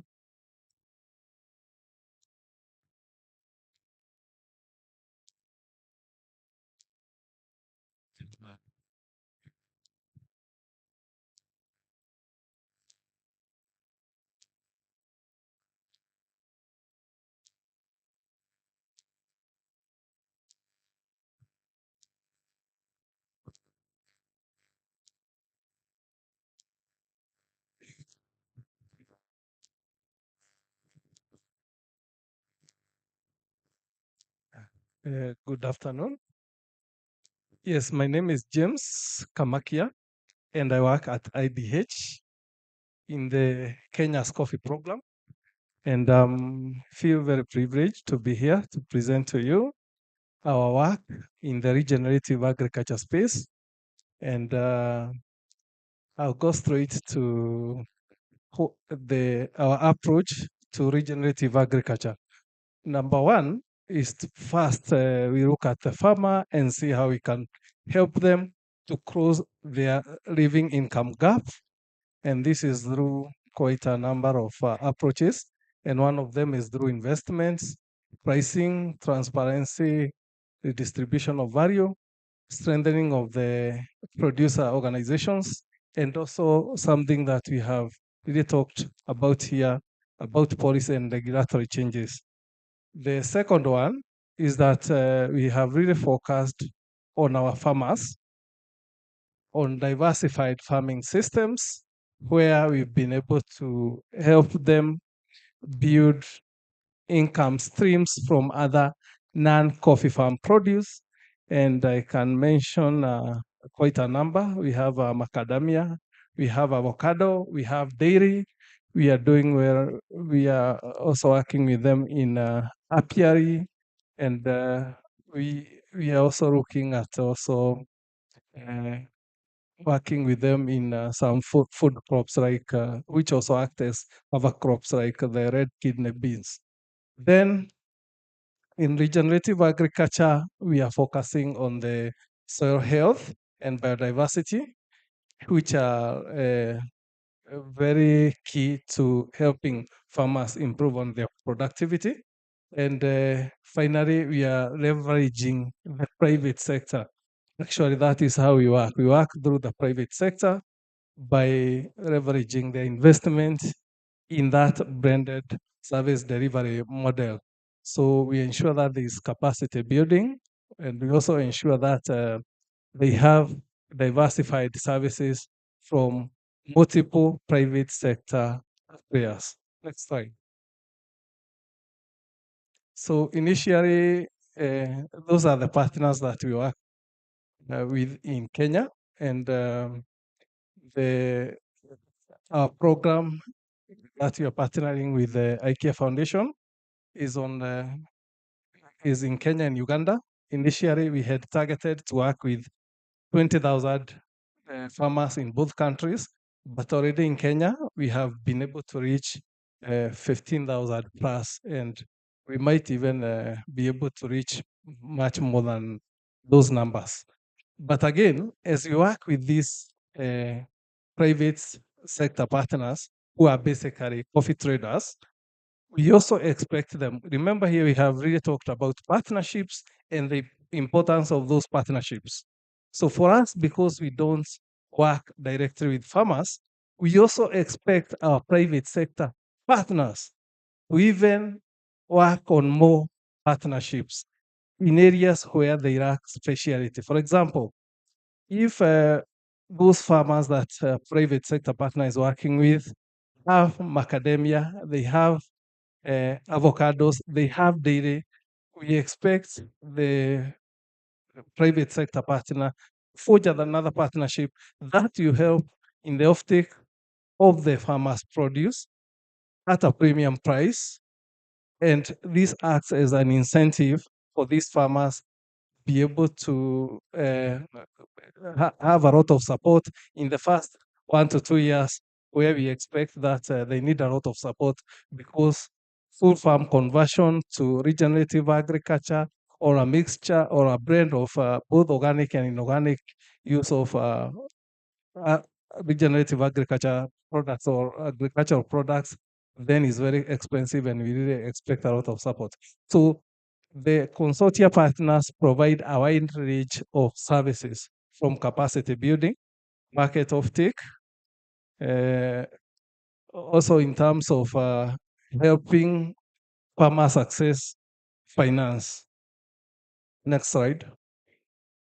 So those are the areas that we work in Kenya. We are in Western Kenya, we're in the Rift Valley, we're in Mount Kenya. Those are the major coffee producing areas in Kenya. Next slide, please. So how do we incentivize regenerative agriculture to farmers to make sure that they're able to do it? First, we have a whole farm approach. One, we start with the market. We ensure farmers have access to private sector partners who are able to offer very good prices, for example, in macadamia. And some of our private sector partners, and I'll mention them here, like Rembua Limited, they started by off-taking one produce from a farmer, macadamia. They went to avocado. Now they want to off-take, they're off-taking mangoes. They're expanding to be able to do that. And this is very good for the farmers. Why? Because when the prices of coffee are sliding, then it means you may be having a very good year for avocados and macadamia, and dairy is quite stable. So these farmers will always have one side which is able to fill that cup or that grass when it is half empty. The second one, we've been able to do something that has not been done in the past, and this is soil testing at the farm level. And when we talk about a market-based approach, is because even for the farm input service providers, where are they going to get their market for their inputs? It is from the farmers. So you start with the farmers. And there was something that we were told here in the morning, and which is very true, that you go to a country like Kenya, where coffee farmers are doing excellently well.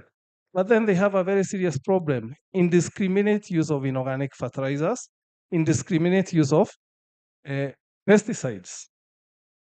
And does it mean that their soils do not have those some of these nutrients that their crops need? They have, but they are there and locked up because of that indiscriminate use. So we've been able to enable them to access this information after soil testing, working with farm input service providers and our implementing partners, and we've been able to start converting them into accepting good use of the compost that they have. Then also on composting some of the organic materials which they have at farm level, especially their coffee pulp. And number three, we also have some of the farmers who have been able to use biogas, not only as a source of energy, but use biosalary, which is a byproduct of process of making biogas as fertilizer. So that is really helping in terms of substituting. Then we have intercropping. And I remember here, there's somebody who asked about where do farmers, if you want to convert, you want a lot of materials for mulching, you want a lot of materials uh, for making this organic manure. Where do these farmers get these materials from? And for sure, these materials are not enough. But then, if we don't do something about it, it then means we are going to run into a lot of problems in the future. So we've already started doing a lot of this thing of being able to start addressing this. And one of these is that our private sector partners are making sure that farmers have more seedlings from macadamia, from avocado, from these mango trees, and they also cover cropping with leguminous crops like the red kidney beans, which are also high in nutrition. Then next, why are farmers using a lot of especially synthetic products like pesticides? First is because they have traditional coffee varieties. And for those who know something about coffee, is that farmers who even lose almost 70, can even lose up to 80% of their production, like it happened in 2018, if the season is cold, to coffee berry disease, or even to reef rust for those regions that are in eastern part of Kenya. And we are making sure that our private sector partners are one, for those who want to expand their farms who have space, they are now accessing seedlings which are disease resistant.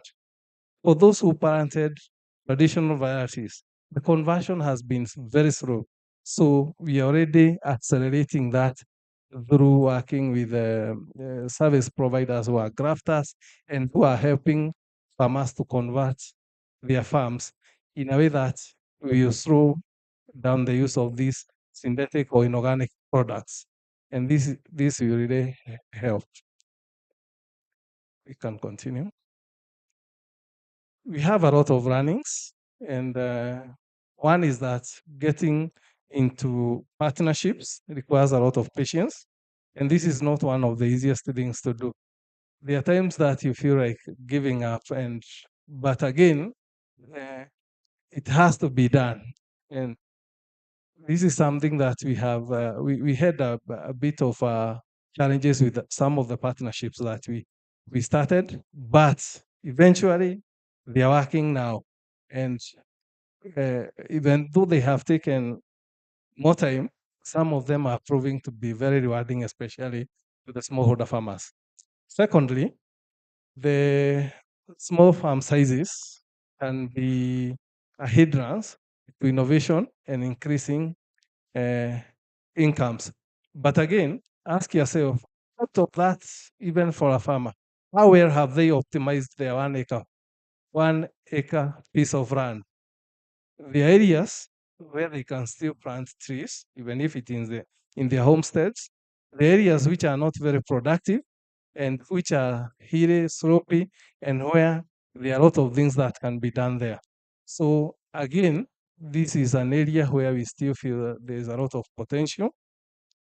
And also, again, the other point is on when we started, is that like everybody else has mentioned here, there's a problem of having the common understanding in regenerative agriculture. So what we did as IDH, we convened all the stakeholders in the coffee sector, from government, the policymakers, the private sector, the civil society, and we agreed we need to come up with a common understanding on what regenerative agriculture for coffee farming systems means.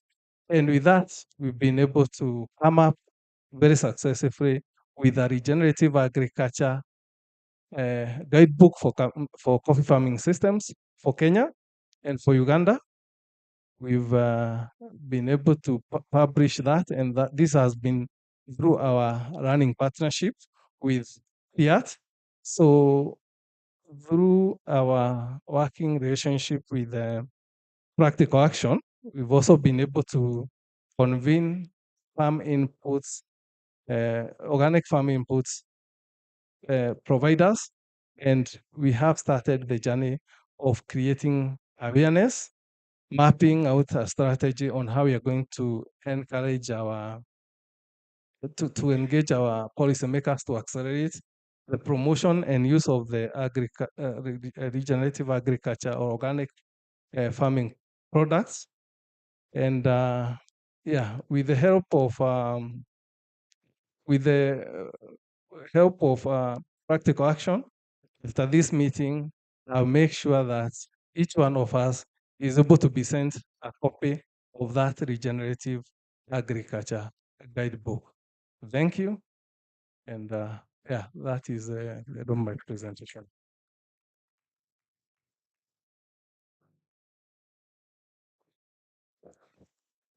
Great. Thanks so much, James. I'm just going to ask a quick clarification question to each participant, and then we're going to go to get questions from the audience. Okay. So my first question is for Hope. So you develop businesses that respond to gaps that you see in the market system. Do you gaps that you feel will then help support and promote regenerative agriculture? So when you do that, do you work with existing businesses and help them develop and fill that gap, or do you start new businesses, or do you do both? And in both examples, I guess the key thing I'm kind of trying to get to is how do you support them to be sustainable businesses? All right. Thank you, Joe. So most of our businesses are homegrown, 90% of them. This is because we start businesses from a problem that we've seen, like a broken market system. So we make sure that they are homegrown, they are developed, they get funding, we hire the staff, we get the assets for the company as well. So we do everything for the company. And once the company is at scale, then sustainability is built in. So, in the rare chance that we get a company whose mission directly aligns with ours and is also solving the same problem, then now we invest in those businesses. But our businesses are 90% owned by us. And how do we make them sustainable? We build in sustainability from the start. At ideation, once the business is starting, we already know how it will build, how it will make money. Yeah, we do elaborate financial projections to make sure that it will be sustainable and there's enough revenue coming in so that it can operate and also make profit. I'll quote Fred, who was here earlier. Like, if you cannot make profit, you're doing nothing in business. You cannot be in business if you're not making profit. So at NVU, no business that is not commercially viable is implemented or started. So NVU actually own those businesses. Yes. So if I know you're doing some work in the mango value chain in Makueni, so once you have those businesses set up, how do you have is it part of your theory of change then to kind of disseminate the information of how those businesses are working? Do you try to kind of encourage other private sector investors or entrepreneurs to kind of see your businesses and recognize that there's opportunities elsewhere, so that what you're doing is replicated in other parts of the sector? Yes, for sure we do this. And I'll give an example of our venture that is Soko Fresh. So this venture started about 2 years ago, 2.5 perhaps. And this business was able to grow. And as we were raising funds for it, like I mentioned, we raise funds. So there's a lot of awareness creation and a lot of putting ourselves out there. So then people are like funders like IKEA, MasterCard, they're able to pick up and invest. SocoFresh itself has acumen as an investor and not only invest in those businesses, but then there's people who are able to replicate this in even other areas. And that's in other offices in the world, just not in. Thanks, Hope. Wanjika, can I ask you a quick question about Trail? So there's been a lot of talk in this meeting today about collaboration, and you spoke about the market interest groups, which seem like a very good example of collaboration within the private sector, companies and entrepreneurs collaborating, but also collaborating with government and other organizations, collaborating to address problems in the market system. Could you say a bit more about how those came about? Because a lot of those organizations often compete with each other and find collaboration difficult. So how did they come about, and how have you managed to sustain them? Now, market interest groups were formed at the beginning of on the onset of the program, and how they were formed was after the mapping exercise, which brought together market actors. The market actors were able to identify the gaps within the value chains, the specific value chains. You remember there were several value chains we were working with, poultry, tomatoes, and African leafy vegetables.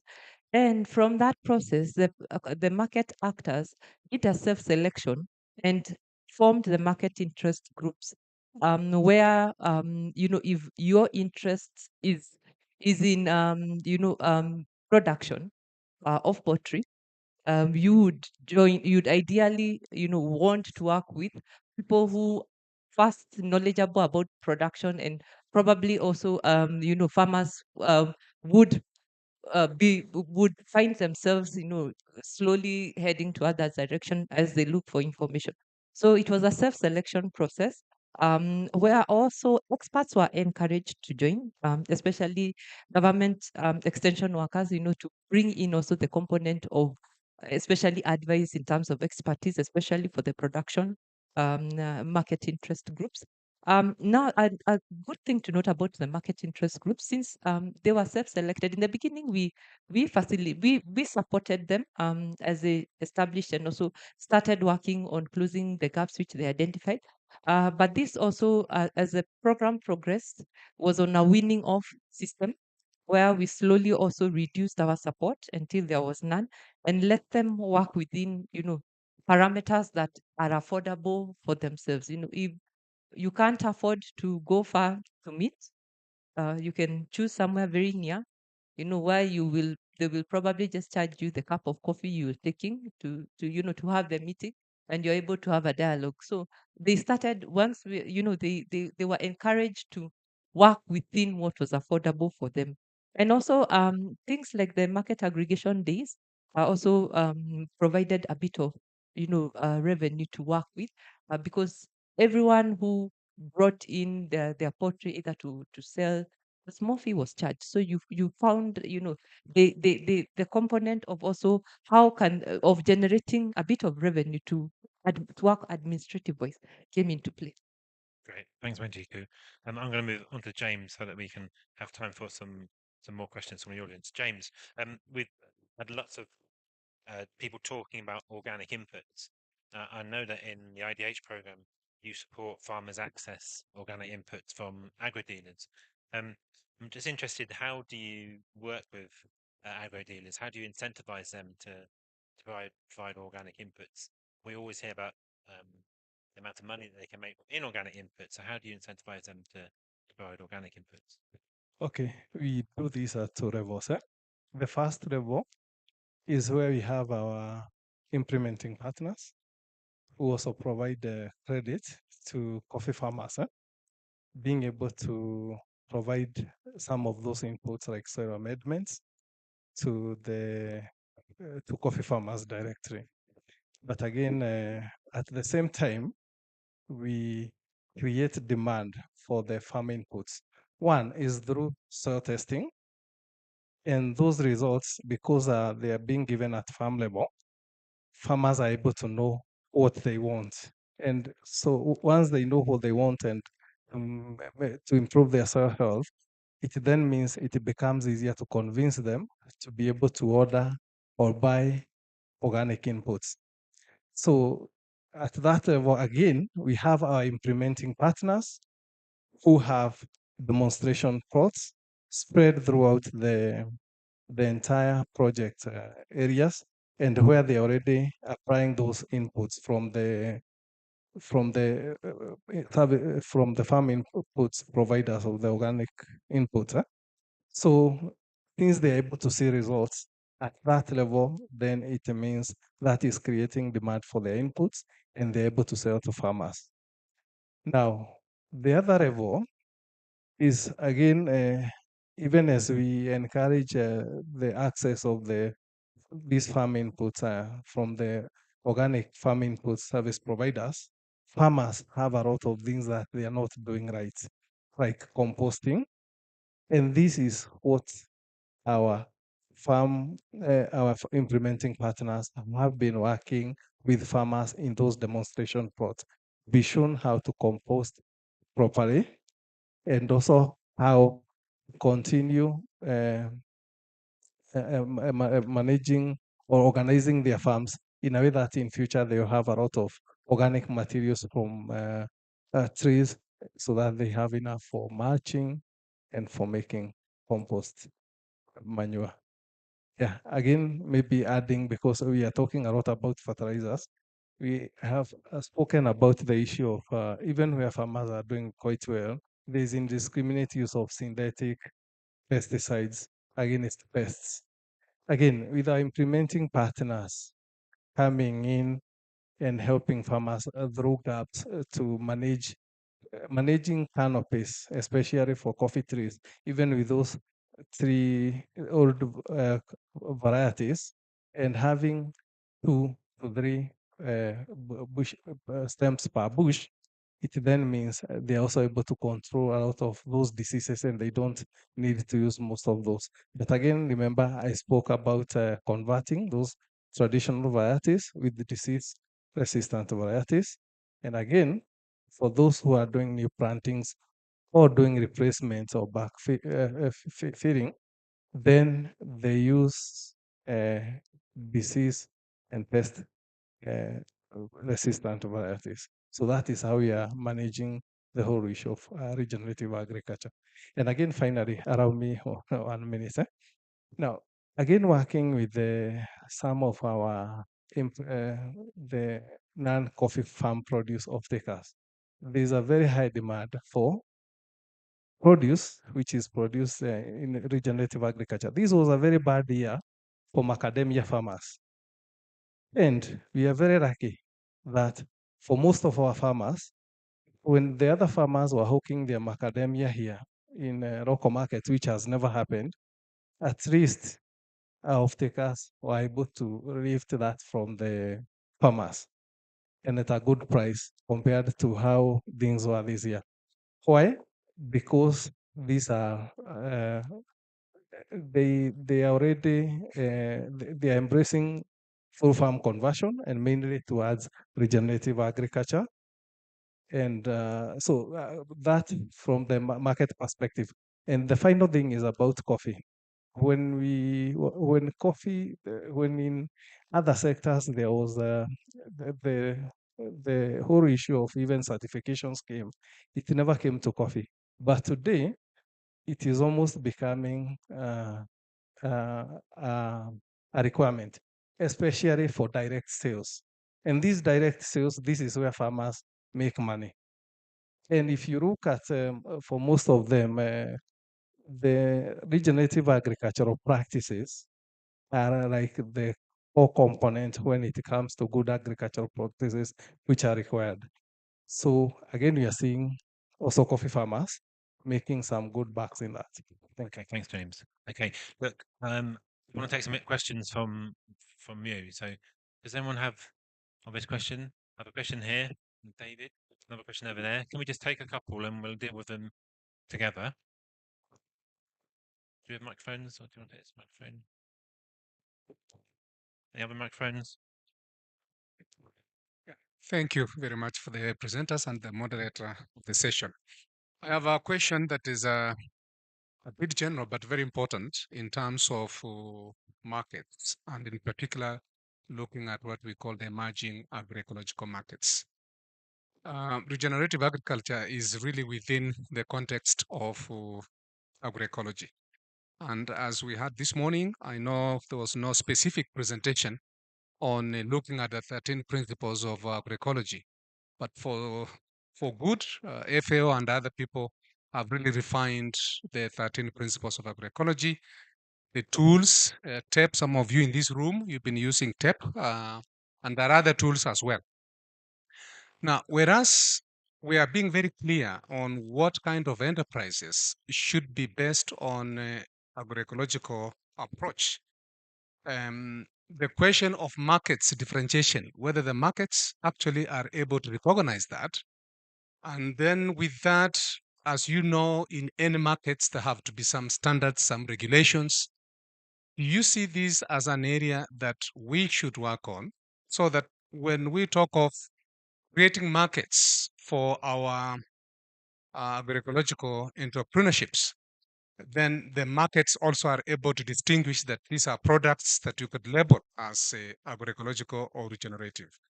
This is an area that I feel I would want to hear your thoughts on this, because for organic, it is clear. There are standards for organic, and that is not a problem. But agroecology, regenerative agriculture, and the issue of markets for them, the issue of standards and regulations is very key. What is your take on this? Thank you. Great. Can we take one more? There was someone over there.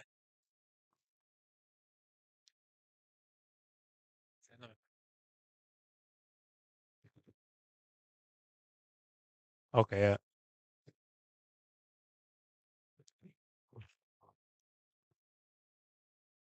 Okay. Yeah, thank you very much. Thank you very much for this particular opportunity. I'm Benson Masinde from Agriculture Department, Bungoma County. I think mine is just maybe a comment, and basically it's on the issues of advisory services that various service providers are actually disseminating information to our farmers. I think in the morning when we had a presentation from Dr. Mdavi, I think one of the challenges or the issues that he mentioned was the issue of mainstreaming these regenerative agriculture issues into our advisory services. Because most of our advisory services, we realize that basically most of our service providers, either they're just getting into most of the conventional technologies that are there.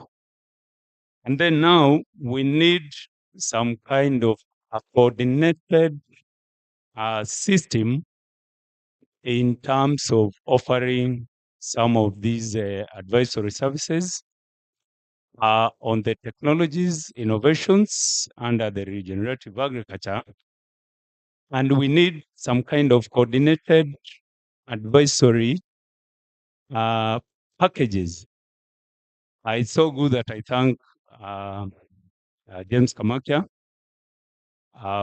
for that is his organization for actually coming up with that kind of a guidebook. Actually, I'm one of the participants who participated in developing that guidebook under regenerative agriculture, handbook in coffee.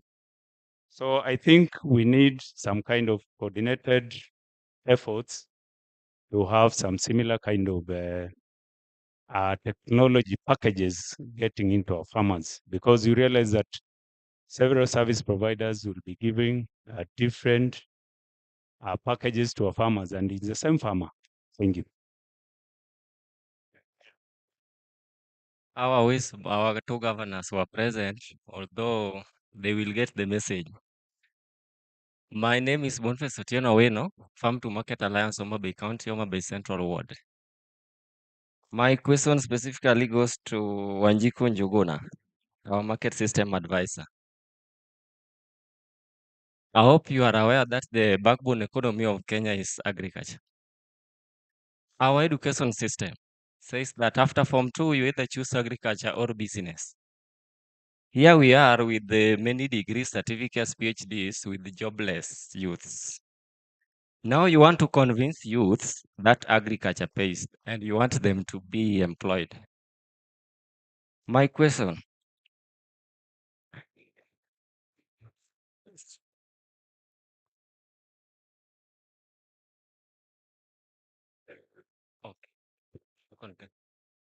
okay, my question is, are you sure you are supporting this inclusive regenerative agriculture? If only agriculture imetuwashinda. Next question. This goes to the panelist. You are aware that there are regulations here in Kenya about pesticides. Not to mention the neighboring countries. They are using those chemicals. After that, they flood our market with those maybe harmful products. Here we have the government.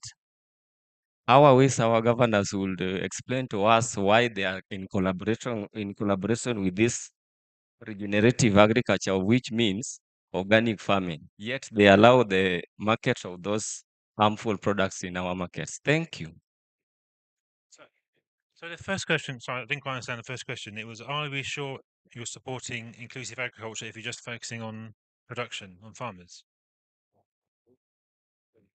I didn't quite understand the first question. Are you saying, are you sure you're supporting inclusive agriculture if you're only focusing on production, on farmers, and not on business? Bigger. Sorry, I have to move. Okay. So shall we try to answer David's question first about some sort of, do we think there's any sort of opportunity for some sort of standardization or standards or certifications around agroecology? Yes, I want to answer that question, and I say yes. We need to do something, and not something. We need to do a lot in terms of the standardizing the agroecology market for the products. And I say this because the experience which I have given, for example, now, if you look at what I have just given an example of where if you look at the RA, regenerative agriculture, and the requirements for that coffee, and if you segment coffee which goes to the auction in Kenya, it is close to 70%, which was going to the direct market, which is almost what you can say is between what you're referring to as agroecology and organic, is 30%. But if you look at the cooperatives, which are able to pay very good prices to their farmers, it is those that are selling to the direct market. And that is what the market there wants. Actually, my prayer and even moving forward and my effort is where I'm able to see a lot of our products going to that direct market where it is the market which is requesting for that specific product. So yes, we really need to do a lot in that area. I agree with you. Yeah, I will take the second question from the gentleman there with regards to opportunities available in agriculture and more so regenerative agriculture for the youth. My take is that I will take let's take African leafy vegetable value chain. The opportunities we are talking about are where can a youth find these opportunities along the value chain? Not only in production, because if we start micro thinking and saying opportunities are only in production, that value chain still has opportunities. There is a person who comes to pick the vegetables at farm level. A good amount of time, the border who comes to pick and delivers them to a certain mama mboga somewhere in the market, who are waiting to sell somewhere. Even let's even go to the usual way. They'll go to the bigger market where the smaller traders selling at estates and local community levels will go and off take from that bigger trader. And all these are opportunities where you are finding youth plugging themselves into. So also also all the other value chains, it's about the youth also on top of not only just thinking about this value chain. We are challenging ourselves and also the youth to bring innovation into it. We can do it the old way of plugging into the old value chains, but also innovations. What other innovations are happening? We are finding youth who go and lease the lands. There's a youth group which on top of the members having poultry, they have a group and they have kept poultry as a group. And on interacting further with them, each of them ended up keeping the chicken from the group. Initially, they got the government of Kisumu was giving. There's a program that ran some time back, and they were giving pigs. And from these chicks, they happened to have been in a group then. And from that, every member, after they did the first sale, every member was able to acquire chicks from those kind of innovation. So it's about also the challenging the youth about identifying also the other level on how to tap into these value chains. And innovation is a good example of it. A good thing, someone here talked about, niche markets. Youth are very energetic, and there are a good number of them are willing to knock on doors which older people are not willing to knock on. And as for businesses which, not everyone might shy away from. And most of these businesses we are talking about, someone today morning asking about, is this hotel of taking from, our farmers? And a good question which should be asked, did they come and knock here and ask, we have this produce, can you offtake from us? Challenging them, think of business on the next level, not the normal level. And we are actually seeing some of our youth doing that. A good testimony is a good number of the hotels providers we've used to do, some of these activities, meetings and all that. In Kisumu County, I can attest the offtake from our youth, especially for poultry and African leafy vegetables. I think we're going to have to start to wrap up. I have to make one observation and I'll ask for actually a response from each of you as in response to my observation. So, James and Hope, you both spoke about helping farmers access premium prices, premium markets, which obviously is a good way to motivate farmers and support the transition to regenerative agriculture. But I can't help thinking that if the scale up of regenerative agriculture is dependent on farmers getting premium prices, then the potential for scale up is quite limited, because obviously the premium price market, if you like, it is quite small. The numbers of people who can pay premium prices in Kenya is quite limited. There's a much bigger market out there. There's a market in local markets such as in Kisumu and Homa Bay, where people are interested in buying food that is produced without chemical.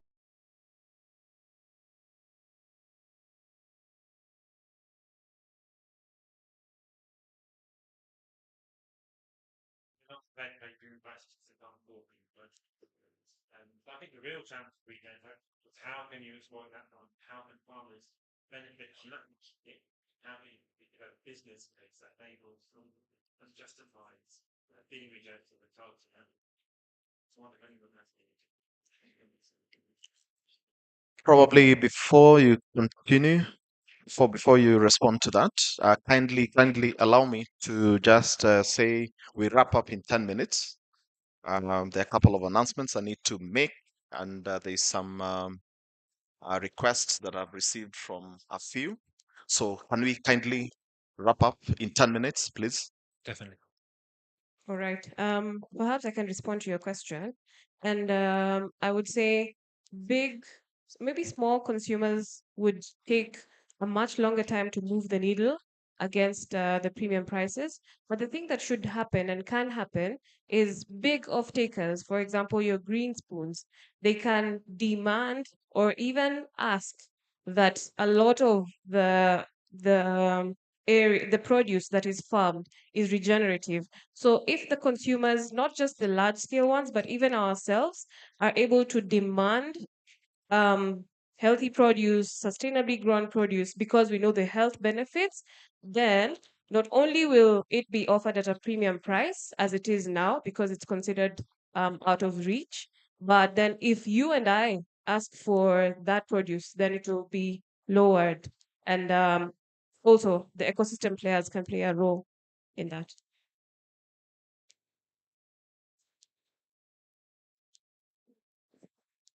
My take on the same is for regenerative agriculture products, or if you want to call them agroecological products, to be uptaken because there are two aspects we are looking at here. There's niche market and there's mass market.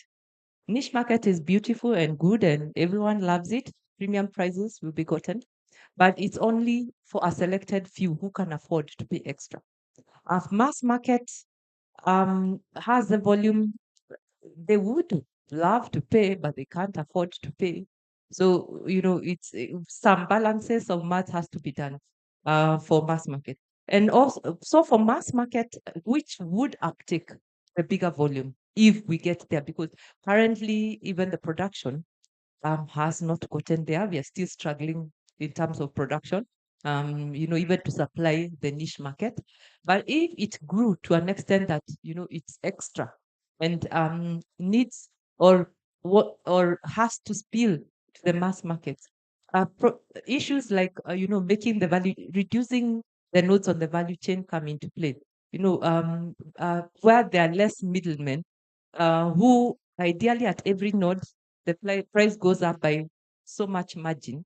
So reducing those nodes, which makes the product not so expensive at the market and ensures that the farmer, even if they price their products just a bit higher, when it's getting to the market, because of the fewer nodes there are to the market, it gets there at the same price with the normal, product, because mass market will not pay extra. So we really need to think also, when we talk of mass market, how do we play with the maths?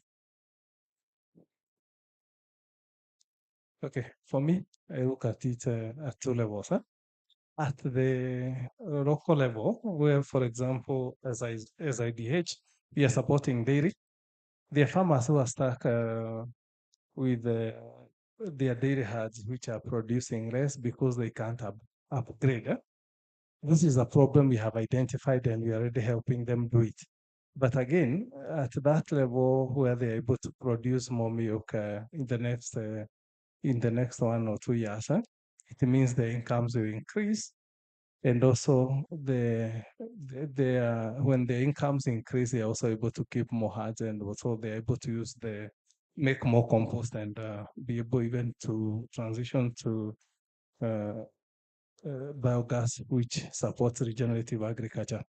Again, so for me, at that level where we are supporting dairy, barking is very important, because a very simple task or idea of we have seen it where a coffee cooperative just decides to start bulking the milk, and immediately the price shoots from maybe 25, 30 shillings to around 44 to 50 shillings. So that is a huge improvement, and that is an incentive for farmers to increase their production, have more funds, and even invest more in regenerative agriculture.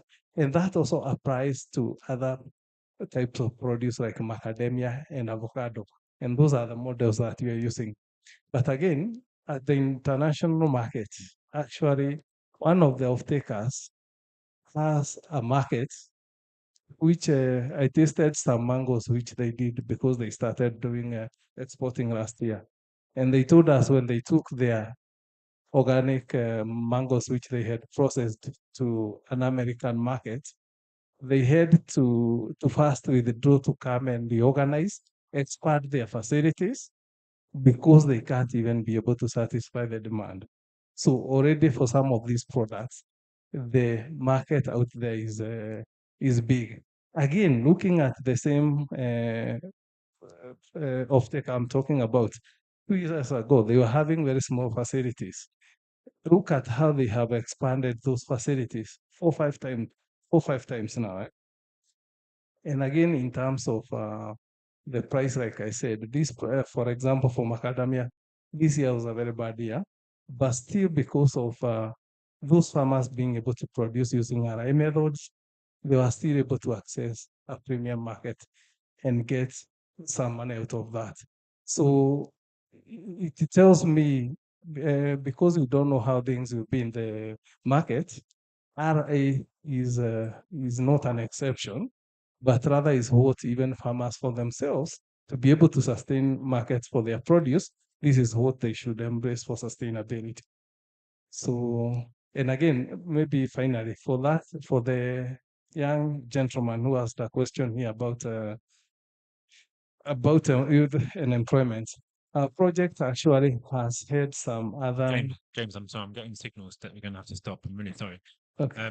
Okay, so thanks so much, everyone. I hope there's some food for thought there for all of you, and hopefully soon you'll have some food for your stomach. I think there was lots of interesting stuff there around different market functions. About we got onto end markets, we got onto inputs and finance, advisory services, etc. Lots of ideas. Hopefully, if you would like further discussion, you can come up to people and ask further questions after the session. Sorry to curtail it so quickly like that. Thank you very much.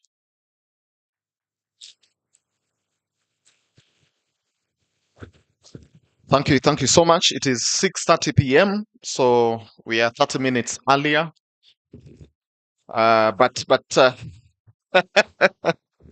Okay, ladies and gentlemen, thank you so much. That wraps up day one of this very, very illuminating conference. As I'd mentioned earlier, this is a melting pot of very, very good information and some bit of education also for some of us. At least I'll be able to talk like Daktari here once we leave Kisumu County. Now, a couple of announcements. Number one, we will have, for those who are interested in taking tea, coffee, or milk, we will have it at the same place where we had lunch, the dorm area. Number two, for those who do not want to have dinner, I'm not saying that you shouldn't have dinner, kindly meet the organizers just at the entry point down here. For those who will leave at 8 p.m., kindly see Geoffrey. Where is Geoffrey? Where is Geoffrey? Yes, Geoffrey. That is your go-to person for those who would want to leave. Is it at 8 p.m.? Or even the earlier ones? So you can, that is your go-to guy. And for those who want to sample or want to have a sumptuous meal later on or dinner, then the dinner will be starting at 7 p.m. exactly. Now, I would seek your indulgence tomorrow. Tomorrow, kindly, if we can start early, that would be very good. So how about if we start at 8:30 a.m. sharp? And we will start with a recap of today. We will have lunch, then we will come back here for the official closing of this wonderful conference. So I would seek your indulgence. I know, yes, for some of us, you'd want to leave immediately after lunch, but I would seek your indulgence that we come back and just witness the closing ceremony.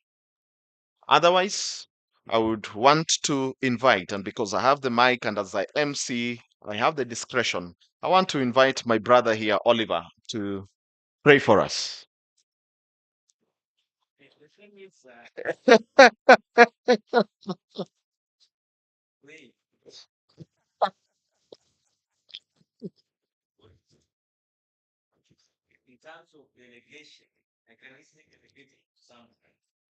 Today you can see there's a lot of delegation, but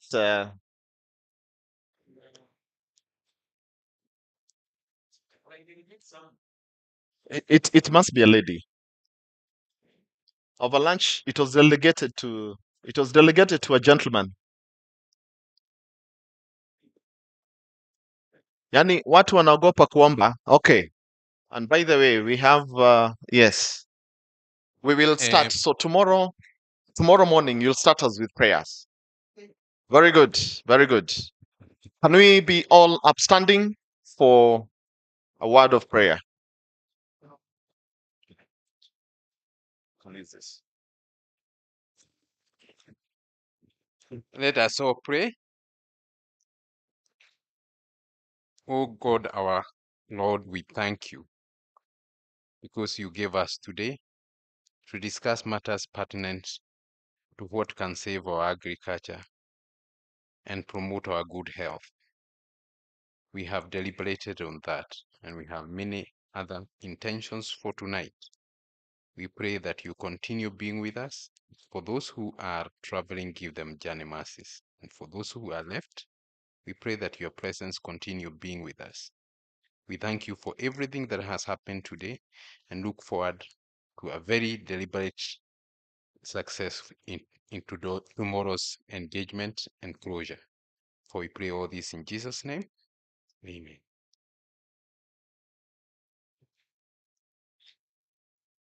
Thank you very much. Have a good evening.